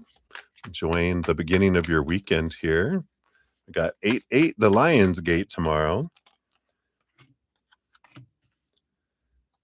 Got some Leo energy aligning with Sirius. All sorts of fun stuff. Opening a portal. Is that it? Nope, this one here. Oop, yep, it was. Just ran away. All right, let me just scooch these over. There we go. So, bottom of the deck, you do have the Three of Cups energy. And for this one, this is bringing me in spiritual posse energy. The Three of Cups for me represents like you have this wonderful, beautiful group of beings of unconditional love and light. Your guardian angels there. You've got all your spirit guides, your elemental spirit guides, loved ones on the other side, fairies, unicorns, all sorts of beings of unconditional light. Just a multitude that support us, in all of our expressions. And we're supporting them as our higher self too. So we're all in it together. But I feel like there is this kind of emphasis on connecting with them and then making themselves known. They say they're bringing in a lot of different signs and synchronicities, you know, feathers and leaves, leaves and leaves and so feathers and leaves. Oh, and they're saying repeating numbers, the usual, like, the usual gambit of those, but we're bringing in some unique things too that normally are not the regular signs because they want to kind of, I want to say, like, spice it up. So let's see what else they have here for you. We do have the World card, the Nine of Swords. Yeah. And I feel like they are coming into your dreams here with the Nine of Swords with very intense dreams that stand out so that you'll remember it. But they're doing that to help end a cycle to begin a new adventure. So if you've been having bizarre dreams, and if you haven't yet, buckle up, Buttercup, because I feel like you're about to have some like, whoa, what the hell was that kind of dreams where they're intense and they're bizarre so that we remember them when we wake up. Otherwise, we wake up going, I know I dreamed, I just can't remember what I dreamed. If you dream of, like, I don't know, a monkey dressed up as a snake, dressed up as a clown who is doing tricks, in a courtroom, you're like, "What the hell was that?" Then you're like, "Oh, I think let me write this down and let me look at the symbolism. Let me see what unfolds." Because I feel like that's one thing that they're doing is working on your dreams with you. All right. And then you have the King of Wands, and you're in this energy here too. That's a little bit of this, like you're clearing the throne room.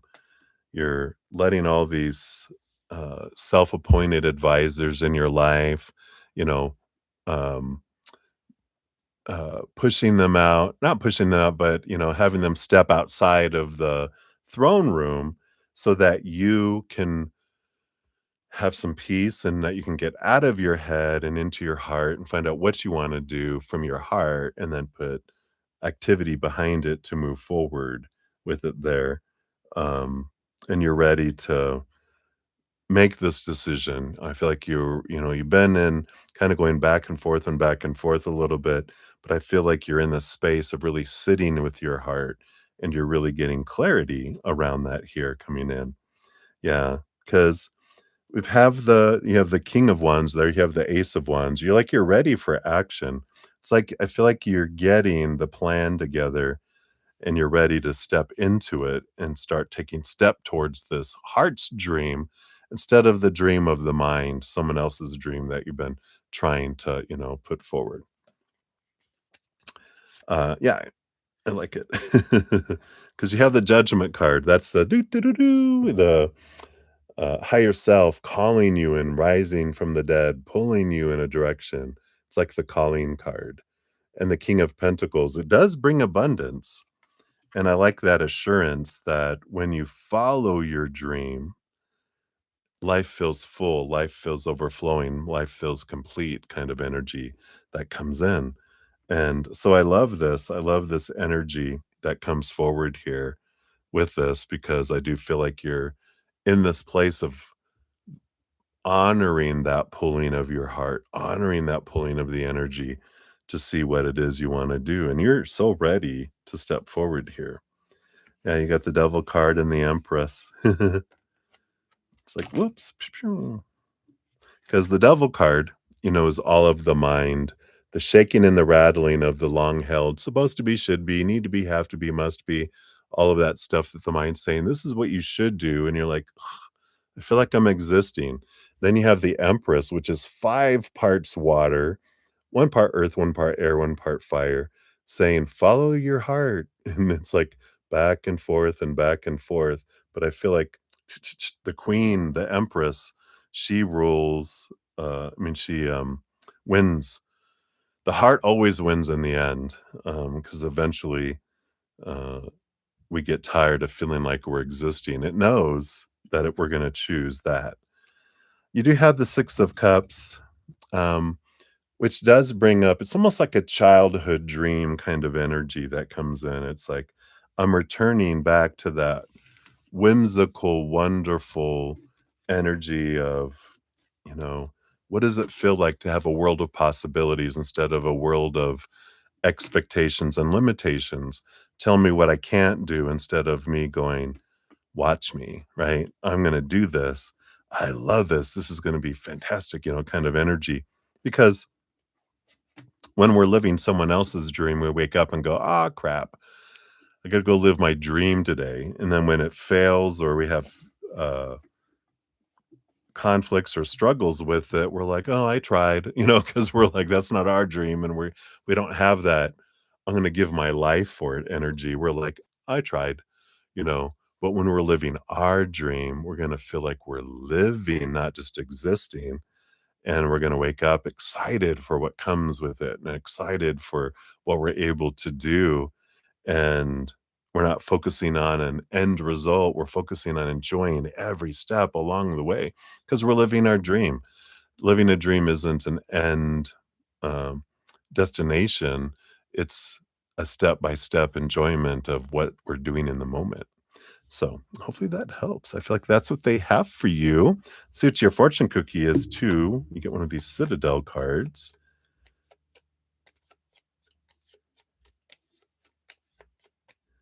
All right, here we are.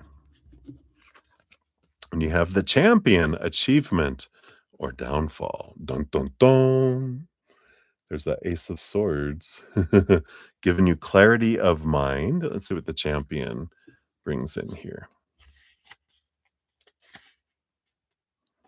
Find out what page it's on here first. Did I miss it? Oh, no, there's right there. I did miss it. Looked right over it. All right. Steel flashes in the sun. An opponent yields. The crowd roars. Victory is a heady brew, and the champion raises their arms, drinking in the praise and adoration. But overconfidence is blinding, and behind them, their opponent gets back on their feet. Dot, dot, dot. Oh no. So you're riding high on victory at the moment, and you've earned the right to celebrate, but don't let it go to your head. Not only could arrogance unpick all of your progress, but if you turn your back on a half finished job, you may see those successes fall apart faster than you can hold them together. The reversal of the card says instead of triumph, you're experiencing defeat and lack of ambition. If this continues for too long, you may feel as though you're stagnating or losing interest in things that you previously had a passion for. Emotionally, you may be needing some external support to bolster your belief in yourself. Yeah, that's the kind of energy when we're, going by our minds and not our hearts, right? Uh, we do feel that it feels stagnant, kind of energy. So hopefully that helps. That is what they have for you, Heater. Thank you again for your donation. And hopefully that brings you some clarity that you could use today. All right. So you are very welcome. All right, I've been on for almost 4 hours. I'm going to take a quick break, and then if there's no other donations, we'll come back and we'll dive into the free readings here. I did complete one.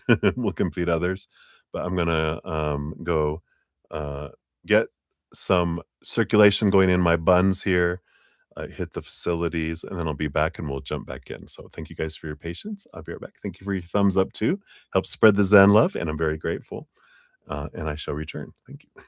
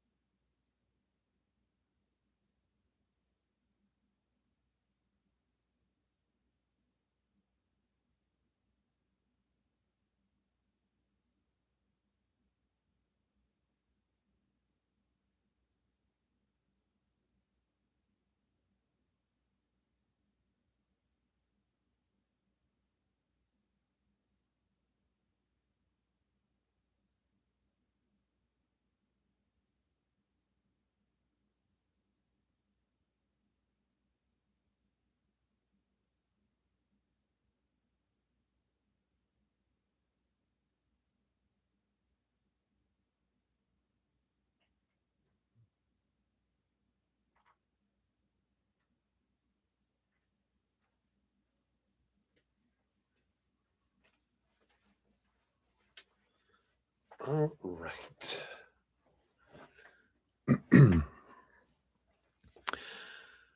We are back. Thank you guys so much. Got some circulation going. So, hello, everyone. Hey, Blueberry. Welcome, welcome. Good to see you. We'll get you on to the free reading list here. It'll be your number 16 coming in here. Here we go. And we got Stocking. Hello, hello. Good to see you.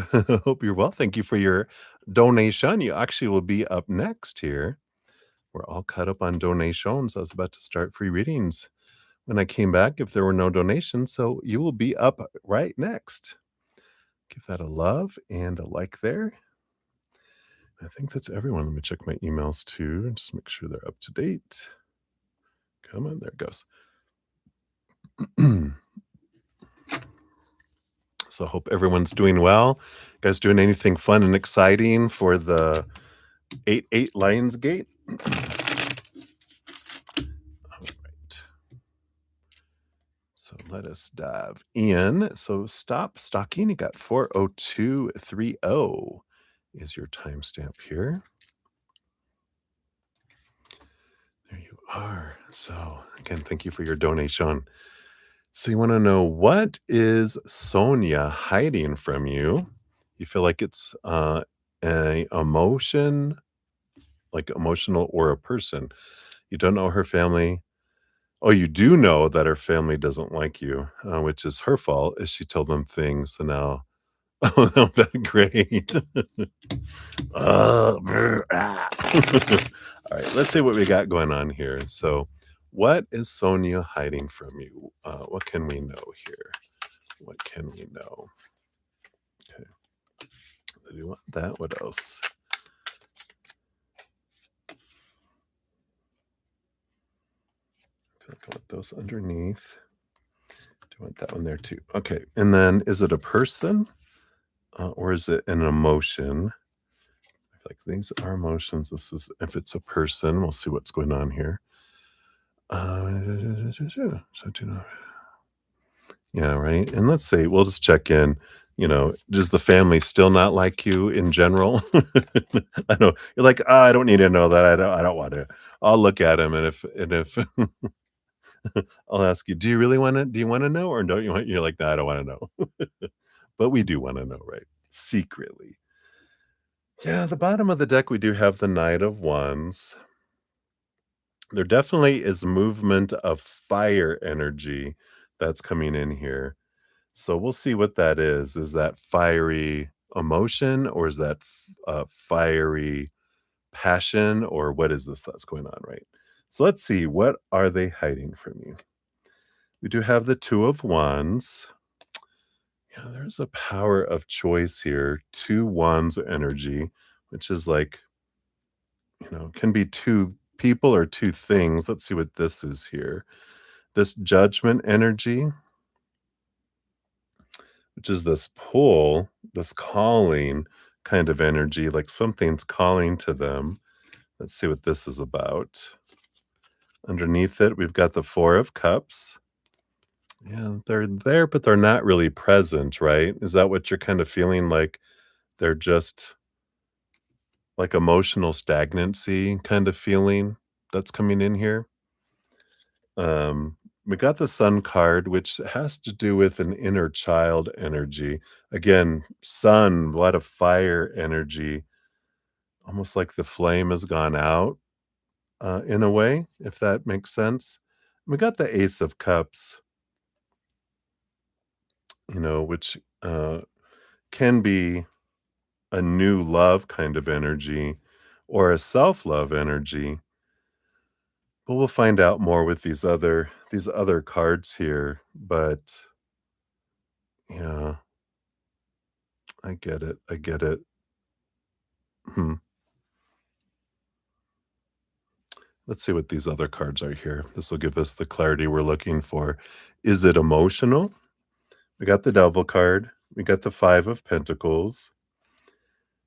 There's this energy of feeling forgotten, feeling left behind, left out in the cold with the Five of Pentacles. Not enough, not being enough, not having enough. The Devil card, Capricorn Saturn energy. It seems to be, the emotional energy that's coming in. This doesn't feel like Wands energy with this one.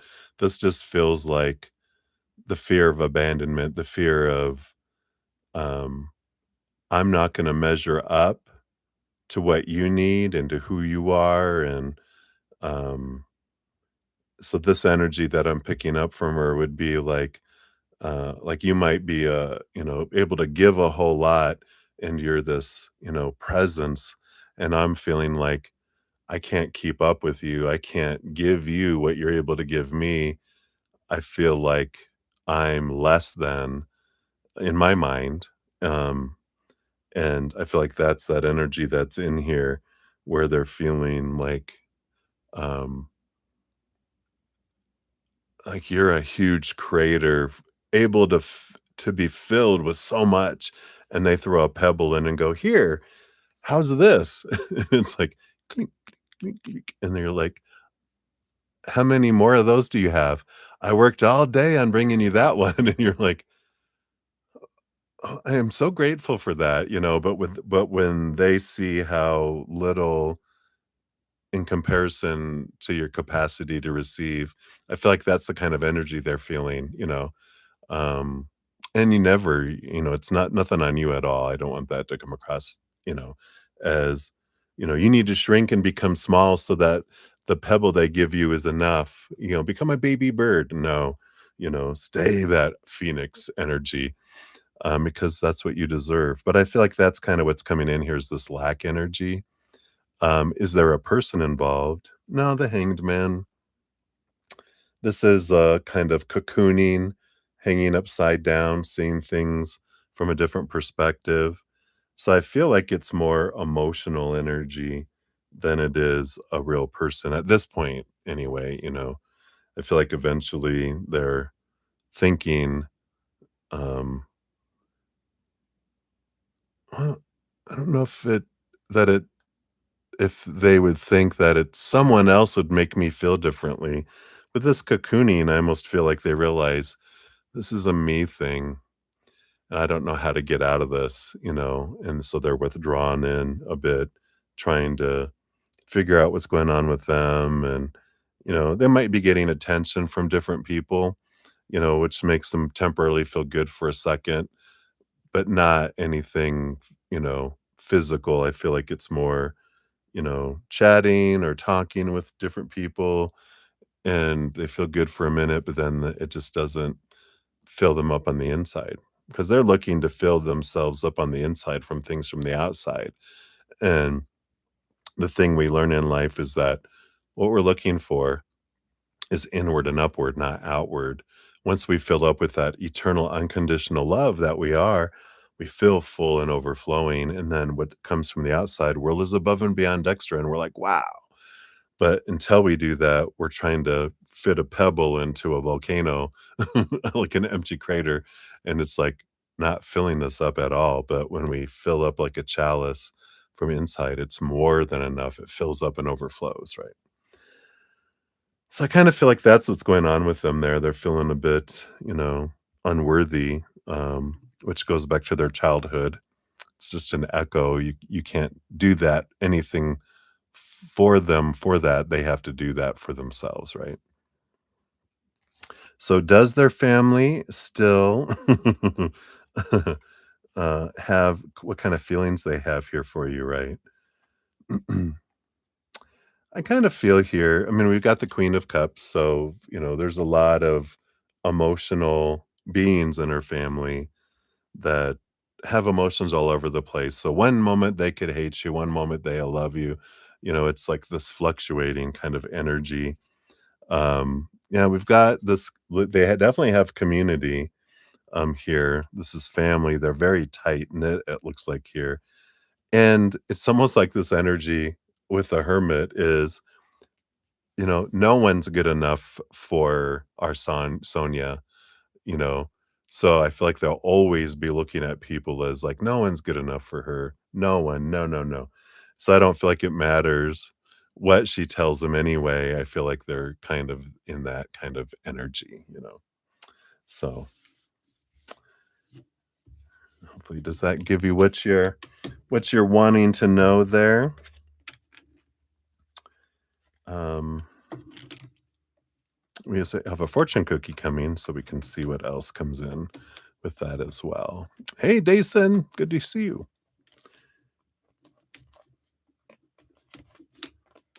Just put these cards back in here. There we go. And for your fortune cookie from the Citadel, put this one here. You've got the Sailor, new influences and wanderlust. The emotional seas. Let's see what we got going on here.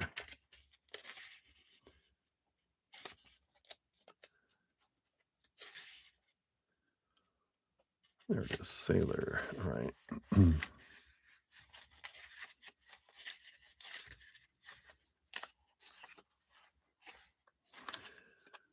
Seagulls wheel and call as a ship cuts through the water, skimming over gleaming waves and pods of spinning dolphins.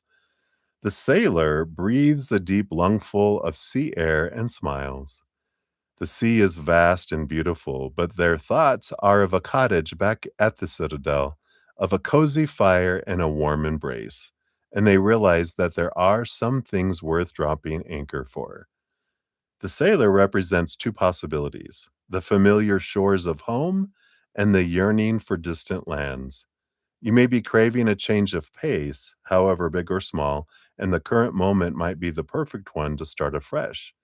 But whatever you do to satisfy your cravings, don't forget the importance of your origins. The reversal of this is a storm has grounded your ship, leaving you feeling trapped and restless. A difficult time may lie ahead, so even though you're eager for a change of scenery or a new venture, now might not be the best time to pursue it. Don't make a break for freedom at the first opportunity. Acting made impulsively now won't work out in your favor. Right, so you can take whichever one of those that resonates there for you, but that's what they've got for you, my dear. So hopefully that helps. And again, thank you so much for your donation. All right. So, Dason, yeah, we'll get you added on there. Number 17 on the free readings. All right. So, I think that's it for donations that we have right now. So, we'll go back into the free readings. So, up next, we do have Mini Heal at 4:14:26. There's your timestamp. And these timestamps may not be correct. We had an internet issue earlier, so I'll correct these after, like I said. So, any major blessings coming for you soon? Let's take a look here. What major blessings? All right. We've got the Two of Pentacles and the Tower card. Well, you've got a blessing in disguise coming your way. I know. Because the Tower card is something or someone being removed quickly out of your life that opens up, it balances things out in your life. Because the Two of Pentacles is something gets moved out, but then something gets brought in to replace it. Something that's more in alignment with your energies. It's clearing the path to allow you to move forward into something that's more in alignment with who you are and what you're wanting to head toward. So, this is a blessing that's coming in. Whatever you feel like is a block, you know, be ready because it's going to be removed for you. It's nothing you're going to have to do. You might even be, aware of what it is. And sometimes we can remove things earlier to avoid the electric shock treatment of the lightning bolt hitting the tower. But this does tell you that, something is going to be removed out of your ropes, moved out of your life to make space for something else. And that is also going to be brought in for you. You're not going to have to do anything with this. It's just you get to experience it. It's something your higher self before it came down here. I got dust. Sorry, distracted. Removing something from your, that your higher self had already agreed that they wanted it moved away and moved at this point. If it's not out of your life by this time, let's remove that and then put this in its place. And that's what's coming for you. So I like that free mini heal. So many blessings to you. All right. And then Ashish Bakaran, you are up 41647. I'm so sorry I missed you the other night. You know, sometimes when it's a 10-hour, 9-hour session, you know, little old brother Z kind of misses some things. So thank you for your grace with that. And you want to know your question is about your self growth. So, what does Spirit want you to know about your self growth? Let's take a look here. You've got the Knight of Swords and you have the Ace of Wands. So, the Ace of Wands is about energy and activity, movement, new beginnings, sparks. And the Knight of Swords is the quest for seeing things from a higher perspective, from a different perspective that comes in as well. So, when we're looking here with the self growth, the growth seems to be in mindsets because it's swords energy. It's about perceptions, it's about letting expectations go around things, whether it's relationships, situations like jobs, education, or uh, things like money or our bodies. It's about letting some old things fall away that don't serve anymore as are on a quest for that Ace of Swords that gives you the ability to see things from that higher place and then remove small t truths rooted in fear, things that don't serve, a human opinion that doesn't serve you anymore. Because, it served you at one point, it protected you growing up, but it's like a baby gate when put it up when you're a baby. Well, we don't put it up, but it's put up for us when we're a baby, so we don't break our neck going down the stairs. Uh, Eventually, when we're adults, those baby gates become obstacles that almost have us trip over them and break our neck falling down the stairs. So something that protected us before can turn into something that might make us stumble down. So I feel like that's what's coming in here for you is you're getting some clarity on some things to remove away so that you can flow, and instead of focusing on what's not happening and having these restrictions, you have this ability to focus on the abundance of what is and see things differently that makes movement happen. So, I feel like that is kind of what they're looking at there. If you want some I got a free podcast, The Easier Path. So if you check that out, there's a lot of tools in there on how to grow our self worth, our self love, etc. So that's all free if you're interested. The links are down in the description of the video, or if you click on my name in bruddaZEN, it'll take you to my main page, and it's at the top up there too. The Easier Path. All right, so that's what they have for you, Ashish. Many blessings to you. Then we got Debbie O for 1946 is for yours. Thank you for your donations earlier. Loved your peanut gallery. And so a free list. So this is to see what does Spirit have here for you? What would they like you to know? All right. You got the King of Cups, of course, and the Eight of Wands. Hey, Debbie. So, the King of Cups is a wonderful balancer between head and heart. And it's like I love how they give you kudos because I feel like you're very tough on yourself as far as like you feel like I've got so much to go and I haven't done anything, because you're extra harsh on yourself as far as your expectations. The King of Cups is you've done such an amazing job on balancing your head and your heart. And it's really bringing in a lot of messages with the Eight of Wands. And it's also this you're starting to notice more messages from spirit because of where you are in your balance in your head and your heart. You're not in lower vibrational energy as much as you used to be. You're in higher vibration more and more and more often that you are hearing messages from spirit. You're picking up on things.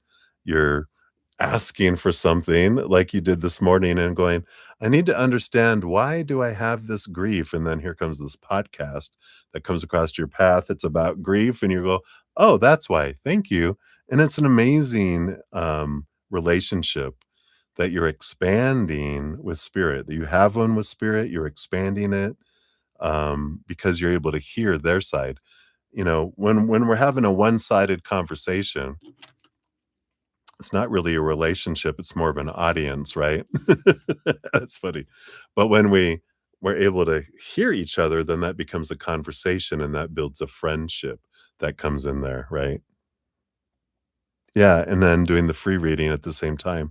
Spirit was picking up, and here comes about that too. So, wonderful synchronicity, Spirit speaking to you, and you're hearing them in so many ways, and you're having this beautiful conversation with, the whole spiritual realm. You're contacting with Chuck a lot, but they're a spirit guide, they're one of your spirit guides now.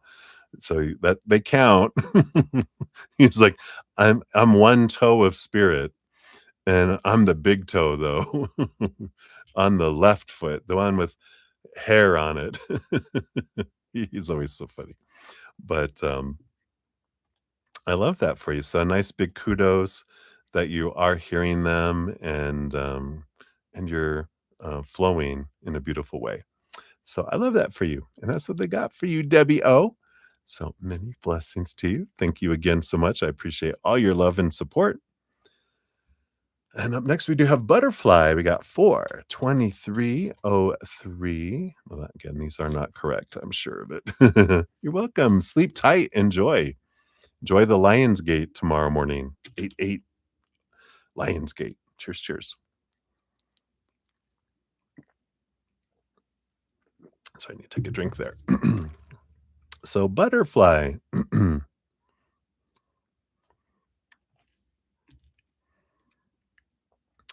uh oh, the first one. Yeah, the first one will be correct because that was before the internet started acting all goofy. There's your timestamp there, Debbie O. All right, so Butterfly, I am doing well. I hope you're doing well. And you would like a reading on whatever wants to come through. All right, so whatever. Let's see, who wants to come through? Beings of unconditional love and light. Who wants to speak up here? I was going I felt like an energy, like a goddess energy wanted to come through. And we've got the Tower card and the 5 of Wands, which I feel like Kali energy that's coming through here, because I heard destruction. And then here's the Tower card and the 5 of Wands, which is the firestorm, right? That was, coming in here. And so I feel like, I like this uh message from her because she's not just the destroyer, she's also the birther, a creator kind of energy too, right? Which the Tower card is about destroying something to put it back, to put something back that's more in alignment, right? To create space for something that's in alignment with your energy, to clear things out of your road, to be able to make our way through it, right? And the 5 of Wands is also an energy. One side of this that she's wanting to share is that, we grow through conflict, we grow through change. There is no comfort in the growth zone, and there's no growth in the comfort zone. And so when we're feeling any discomfort or things are moving and being replaced and all that, it's for us. It's always for us to reveal things to us because we grow through it when we have a conflict. The release, I think you had something like this yesterday, right? But the 5 of Wands energy that's coming in here too is we realize that, in the beginning of this little kung fu movie that sometimes plays for me with this 5 of Wands, it's used to watch kung fu theater on Saturday mornings where their lips would move and then you would hear the sound da, da, da, da, da, and then it would be in English, someone completely different. It was way back in the 80s, when they didn't have high tech like they do now. Um, so but it would start off like "Kwa ba ba," it was all about battle, battle, battle, battle, and they're battling all these 5 of Wands people. They're all fighting with all of these wands, beating each other, and we think, "Oh my god, are they trying to kill one another?" And then they end up 4 out of the 5 people are laying on the ground exhausted, and the one's barely remaining standing. You're like, "Oh my god, what are they gonna do now? They're gonna, you know, take them all out," and then they all start laughing, and they all help each other up, and, they walk down the pathway back to the Buddhist monastery, right? They put all their staves away, and they go have a dinner in the monastery meal hall, and you realize these were Buddhist monks and nuns that weren't fighting out of anger or revenge or to hurt one another, but to help each other improve their skills. And when we realize that any conflict we're having is our Buddhist, you know, monk brother or Buddhist monk nun sister, or however they identify, right? Of For us, this battle is happening for us to teach us about ourselves, to help us understand ourselves, to bring something up that we can be released from that can then be replaced. And I feel like that's what Kali wants you to know right now. So hopefully that helps and resonates. That is what they've got for you. So many blessings to you. You're very welcome, divine soul. Hopefully that helped a little. All right. And then we've got Bird Girl 428 even. Well, that's not going to be right. Keep saying that. The timestamps, well, I'm putting them out there, but those may not be accurate again because after donation number 4, which was Lord of Light, it started to act up the internet, and I had to restart my session, which throws off all the timestamps. But I'll get the timestamps updated in the pinned comment after we're done with the session. It's what I had to do last night too. And on, I think it was also the yesterday morning's session, and we rebooted and everything. I think it's just the internet that's acting up. Debbie had mentioned YouTube is acting a little bit spinny right now. Ooh, ooh, ooh, so they must be overloaded or something. So anyway, is that nice to know, Bird Girl? There you go. Part 2 of your question here from yesterday. What do you see the conversation being about between you and B? All right, let's see here. I don't I don't remember anything from this morning, much less yesterday. So let's take a look here. It probably was from this morning, wasn't it? You're like, "Yeah, the reading you did this morning." Yeah. I got too much sun. Do you see how much? I think I fried my brain today. Let's take a look here. All right. So, what's the conversation about? Well, it's interesting because you got the World card, which is the last card in the Major Arcana, which is about endings, significant endings that bring a new beginning, but free of expectations, free of supposed to's and intentions, and just about an adventure. You also got the Ace of Cups and the Page of Cups, which is kind of a new love, a returning love energy that's coming in here. So all this energy would tell me that the conversation seems to be about a returning um, of emotion, but different because of I don't want to try to fit into a box. I don't want to feel restrictions. And it's not because I want to be like a hoe. It's because I want to go on an adventure with one person. It's like a lion wanting to go on an adventure with another lion or lioness, whatever our preferences are, right? And that they just want it to be an adventure, not a organized vacation that has an itinerary for every minute that feels like we're just checking off stuff. They want to go on an adventure. They want to explore. They want to understand and be on this with someone to share it with, but not be caged, with someone. We want freedom. We want to roam the jungle instead of, or you know, the like the African plains, where I think lions are too. And I feel like that's the kind of conversation it is about what type of new emotional adventure that we can have, you know, kind of energy. So hopefully that resonates for you there, bird girl. That's what I have coming in right now. So many blessings to you. All right. And then Mystique. We got four. We're going to bet 432 because I know I'm going to change this anyway. But for right now, this is what the timestamp is telling me. And a general for the weekend. Everybody's working for the weekend, right? So let's take a look here and see what we have here. Okay, I do want these.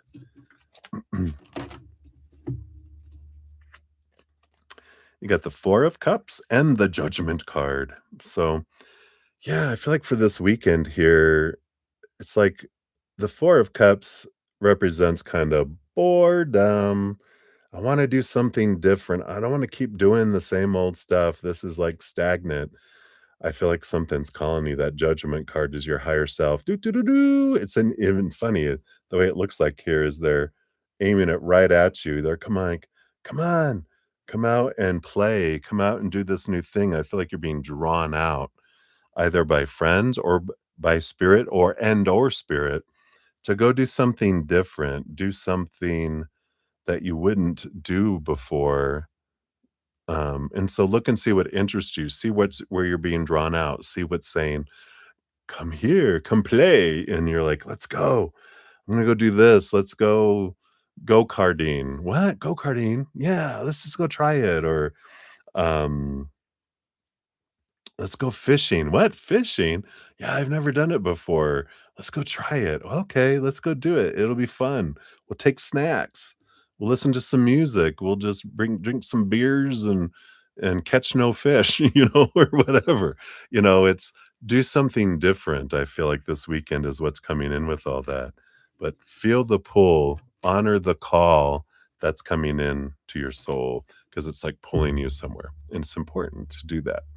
So I like that for you. That's what they have for you, Mystic. So many blessings to you. All right. And thank you for your donation earlier. And we got Twin Flame as well for 3409 is what I'll put here for now. So Twin Flame. And what can you expect this school year with your Generation Alpha students? Oh, Lord. You poor thing. Let's take a look here. I love teachers. Teachers were my surrogate parents growing up. So, Temperance and the Hanged Man. Oh my gosh. Talk about pausing energy, right? I mean, Temperance is slow movement. Movement nonetheless, but it's alchemy and slow movement. And the Hangman is too. It's about cocoon. It's like I feel like what you can expect is that it kind of feels like it just rolls along so slow and the progress is slow. It feels like I'm pulling teeth, right? And then suddenly toward the end, it's like boom, and you're like, whoa, butterfly, where'd you come from? It's been growing all along below the surface, right? And then suddenly there's this activity that comes in. So I love that. It's interesting, even with the temperance card, they've got wings on the temperance. I always look at like the hanged man or like the Eight of Pentacles as the caterpillar in the cocoon, pieces falling away as new things are built. And then that's what unfolds. So like at least you know what to expect. You're like, all right, just trust the process, right? And again, thank you for your donations earlier today too. I really appreciate that. That's what they have for you right now. All right, and then Lely Swift, you are up. Grab your timestamp here. So we are to there. And did Amir block you or did he delete his Facebook account? And what's his background intention of either? Okay. So first, did he block you or did he delete his account? We have the death card. Wow, yeah, he deleted his account. He has ended it. Boom, very decisive action here. And why? Why? Why? Why?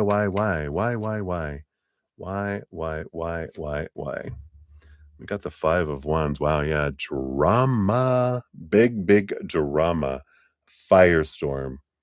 And they felt attacked by a lot of people, a lot of conflict that happened, a lot of friction. So they were just like, I'm done with this. I don't need this kind of energy. Just it feels like a group ganged up on him. People that he thought were friends, kind of were attacking him.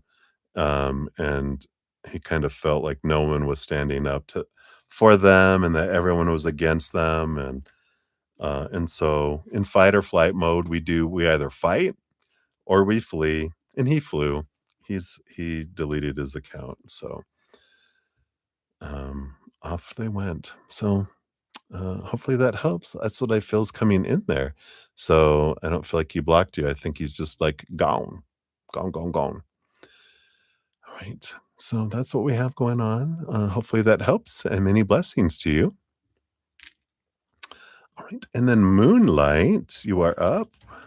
Got your timestamp here. And free question. Why did R invite you to go on a trip with him? Because he's crazy. Because he hit his head when he was a baby? I don't know. What is he thinking? 7 of wands, the 9 of pentacles. Well, he didn't wanna go by himself with the 9 of pentacles, that's hermit energy. And the 7 of wands is he wants to be seen, he wants to, be himself and true to his authentic self. But that's the 9 of pentacles is he doesn't wanna go by himself. Um, and it does feel here like I feel like they've really burned bridges a bit with the 7 of wands being, I don't know, the 7 of wands feels like the sun energy for me, which is like burning things and they've been, "This is who I am, deal with it," or whatever, and people are like, "All right, we'll deal with you. You don't have to be rude about it." But I feel like there's no one that's really he feels like he would enjoy the trip with, and he feels like he would enjoy it with you, and of course, other things, but I feel like the big, things to look at that are those, kind of energies. I'm not getting I feel like they're lonely and they don't wanna be alone and independent, and they're hoping that, with that it can spawn a relationship. This is the one that always tried to get you to that you went back to a couple times, right? And then you were like, "Boundaries." Now they're thinking, "Maybe it's been long enough that I can whittle my way through the boundaries." Little does he know that is not gonna happen.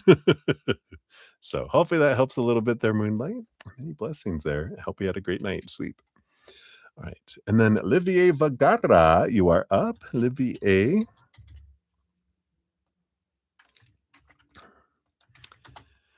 And energies for the coming week. Let's see what we got here.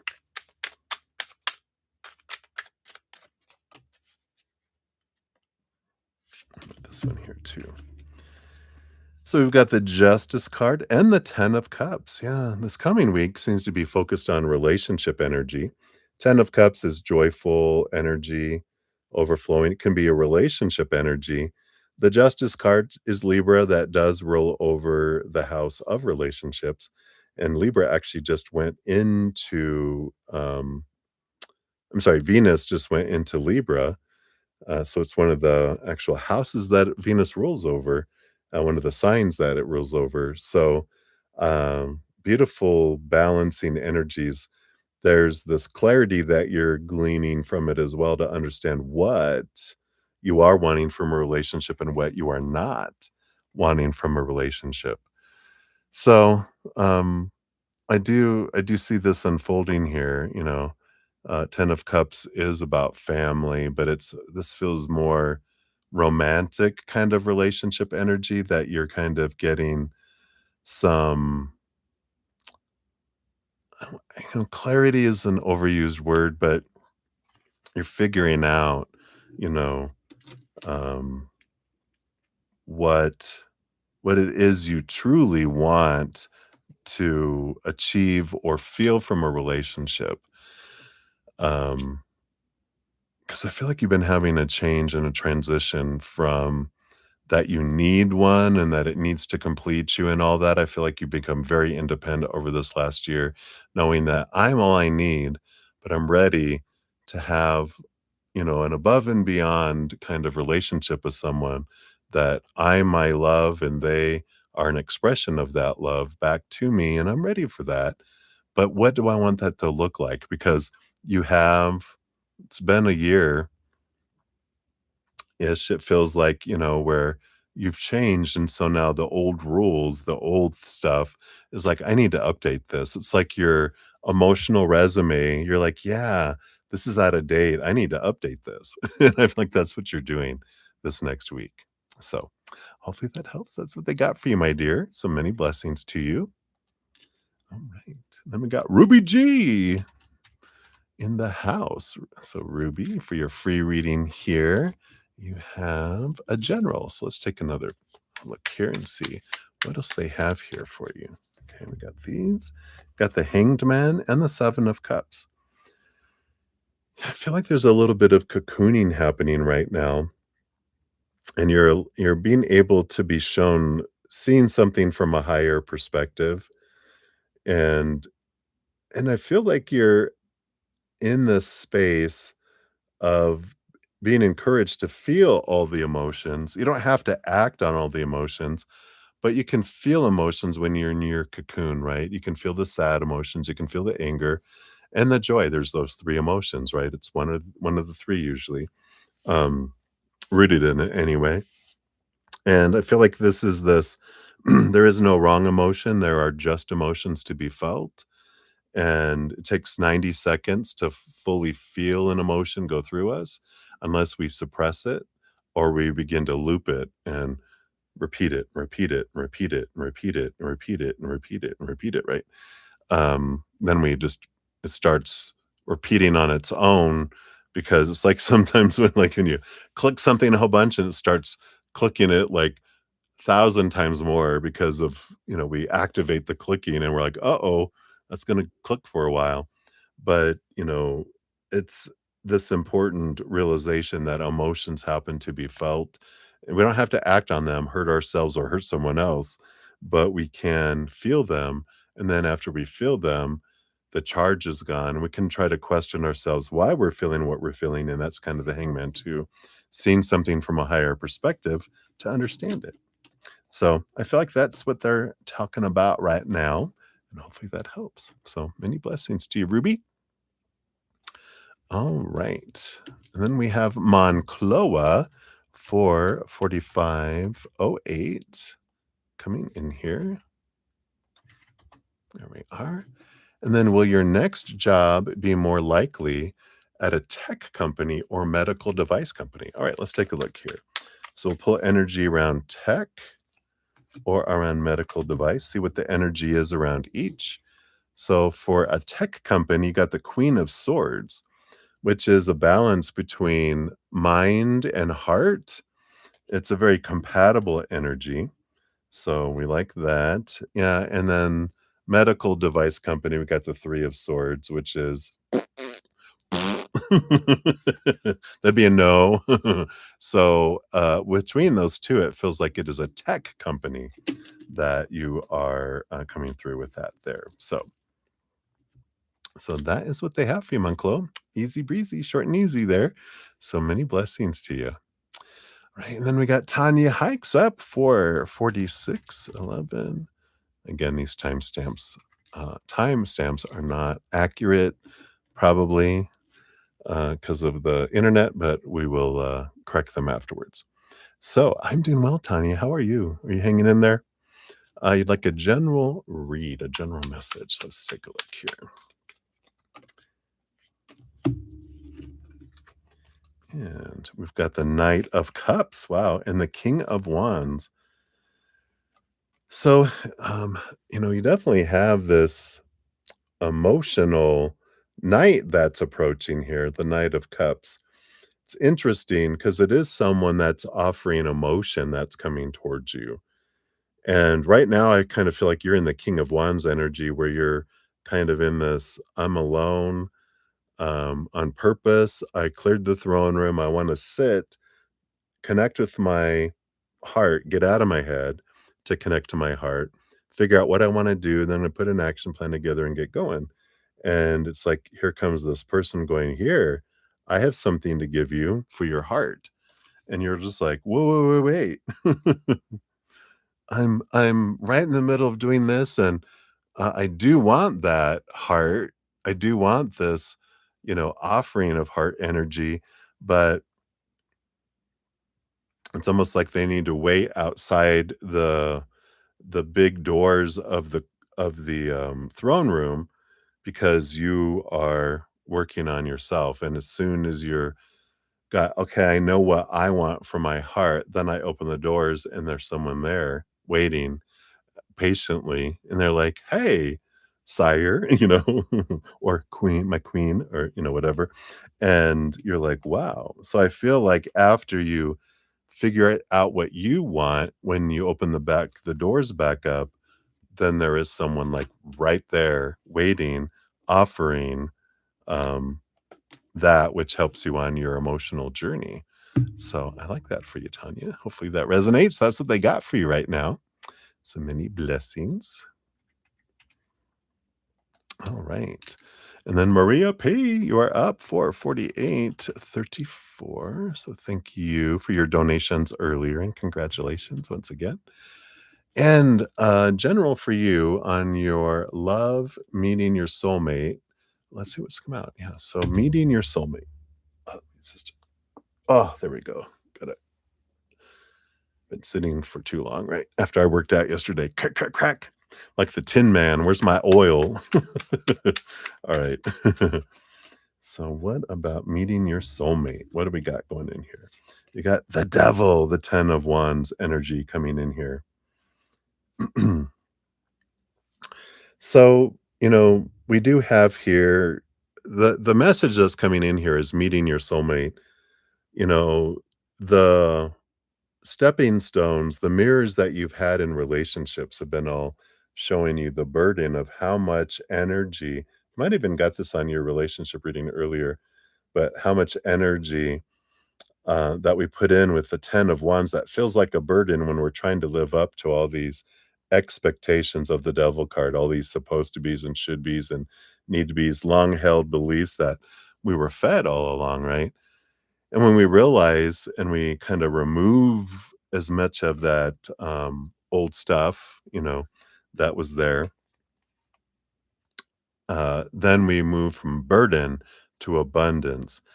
And I feel like that's when you meet like your soul partner, the person you end up with the rest of your life, because you're learning through these stepping stones about expectations and how it sucks the life out of it and how you feel so burdened and overloaded and, you know, that there's so much responsibility of what we're supposed to be doing and there's so much pressure and so much checking in and judgment of what is happening, what's not happening, what is being said, what's not being said, and what's the timing of it? Why isn't it happening in this time frame? A lot of pressure, right? And so this is this release energy. And I feel like your soul partner won't come into your life until you've gone through those things and released those things because that's been your guys' agreement. They're working on the same thing on their end, whoever that may be down the road. I don't feel like it's like Wally, and I don't feel like it's anyone you know now. This is someone brand new that's down the road. But you're learning a lot through these relationships, that you're learning about yourself. You're learning what you want and don't want, but you're learning about expectations of why do I want these things and why does it hurt me so much? Why do I feel so much tightness in my chest? This fear energy when these things are not happening, right? So I feel like that is what they have for you right now, Maria. So hopefully that helps. Many blessings to you. All right. And then Blueberry, you are up for 51:35. So Blueberry, here is your timestamp. So what's coming up for you this month? I know, August, can you believe we're already a week in? Holy moly, right? So I do want this one and we want this one here. So what is coming in here for this month? You got the Six of Pentacles and the Knight of Pentacles.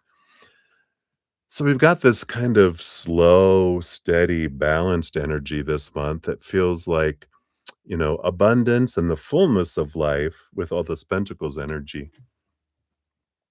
It's consistent, it's balanced with the Six of Pentacles energy. And there are ways to speed it up. There are ways to bring in more abundance to make it bigger. I've talked about probably my podcast, Abundance Where It Be.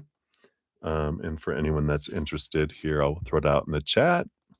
And I'll even throw it under your name just in case, Blueberry, under your timestamp on the pinned comment when I get there, and do that here in a little bit.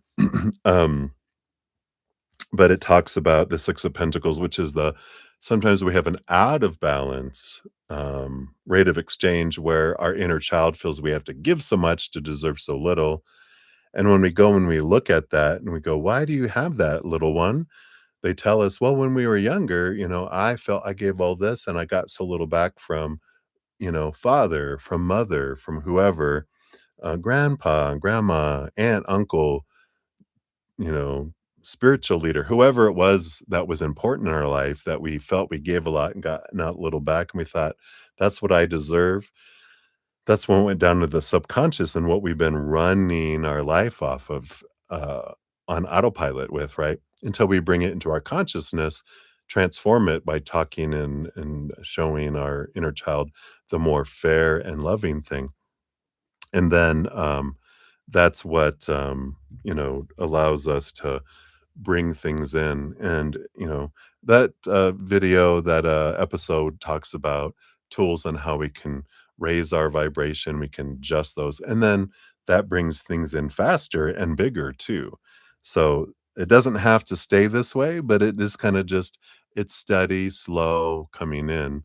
Um, but we can speed it up and have it come in bigger and faster as well. So great energies. Yeah. And, got a wonderful portal tomorrow with the 8-8 Lionsgate. All right. So that is what we have for you, my dear. Many blessings to you. And I'll get to your free reading probably on Monday. You probably already read that email. I think you did already respond. So you know that. I know that you know that I know that you know now. Okay. So many blessings. All right. And then Dason, you are up 4:54:48.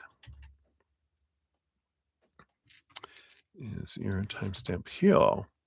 And your question is, should you move out in 1 year and get your own house? All right, we'll take a look here. And with spirit, there's not really like shoulds. What we'll do is because they look at everything as different choices with different outcomes, different experiences, and they don't have judgment on good, bad, worse, whatever. It's all adventure. They don't have those judgments that come in. So we'll do one card for if you do and one card if you don't, and see what comes in. All right. Night, night, Debbie, Debbie. Sleep well. Got therapy in the morning. All right. Pardon me. So, Dason, if you move out in 1 year and get your own house, what kind of energy comes in? And if you don't, oh, good. You get to sleep in and rest, huh? Very good. All right. So if you do move out in a year, you do have the Five of Swords. Winning doesn't feel like winning. Conflict, right? There is some conflict with it with the Five of Swords. I feel like it does create, maybe some financial conflict, some personal conflict. It feels here. like to get a house, to get your own house, it feels like there's conflict there. Um, but if you don't, what kinda comes in here? Yeah, you have the 4 of Cups. There's still boredom, stagnancy, energy that comes in there. It's stability a little bit too, but, you know, I feel like I'm gonna ask one more question. What if you move out and you don't purchase your own house? What if you, find some other type of living situation? You got the World card. There's the Victory card. That's an ending of a major cycle, the beginning of a new adventure kind of energy. So, it's the house getting your own house thing that's conflicting, but there can be getting your own apartment, getting your own maybe you're moving into a roommate situation, or you become a, um you work on a cruise ship and you have your own little cabin on a cruise ship, what it could be different things like that, right? Where it's a different kind of scenario than you're thinking. But moving out in a year on your own is definitely rewarding for you. It opens up whole new things. I feel like it just looks different than what you're imagining it to be. But I feel like it'll over this, next year, you're gonna get more clarity on what that looks like for you. All right. So that is what they got for you. So many blessings to you, Dason, and enjoy. All right. You said, oh, your dog wakes you up earlier. Yeah, they don't know. They're like, what's a weekend? It's another day. Come on. What a fresh start of a new day. And I gotta pee, right? All right. So I think that is it, everybody. And thank you, Debbie. Oh, I did get your video that you sent me. So thank you for doing that. I'll check that out at some point for sure because I like Mel Robbins. All right. Well, I think that is everything we've got for tonight. We got a short one. Wow. Well, it's 5 hours. It's not really short, but um, in comparison to 8 and 9 hours that we've been having, so everyone was be wore out. I hear you. There's some energy in the world, so hopefully everyone's resting well on this wonderful Friday evening. Probably everyone's out on dates. You girls. But thank you for being here, everyone, and thank you for all the love and support. If you haven't checked out my podcast, The Easier Path, the link is down in the description area. Here is the link. Also, if you click on my name, it is on my main YouTube channel page at the top, The Easier Path, if you're wanting to find out ways to make it an easier path instead of a harder one. So I'll be back tomorrow night. I'm on Wednesday through Sunday night, so I'll be back tomorrow evening. Until then, remember every second of every day of your life, you truly are eternally and unconditionally loved by the Mother and the Father of all things, our Creator. And of course, I love you guys too. So until I see you again, much love. Hang in there. Take care of yourself. And we'll see you soon. Have a good night.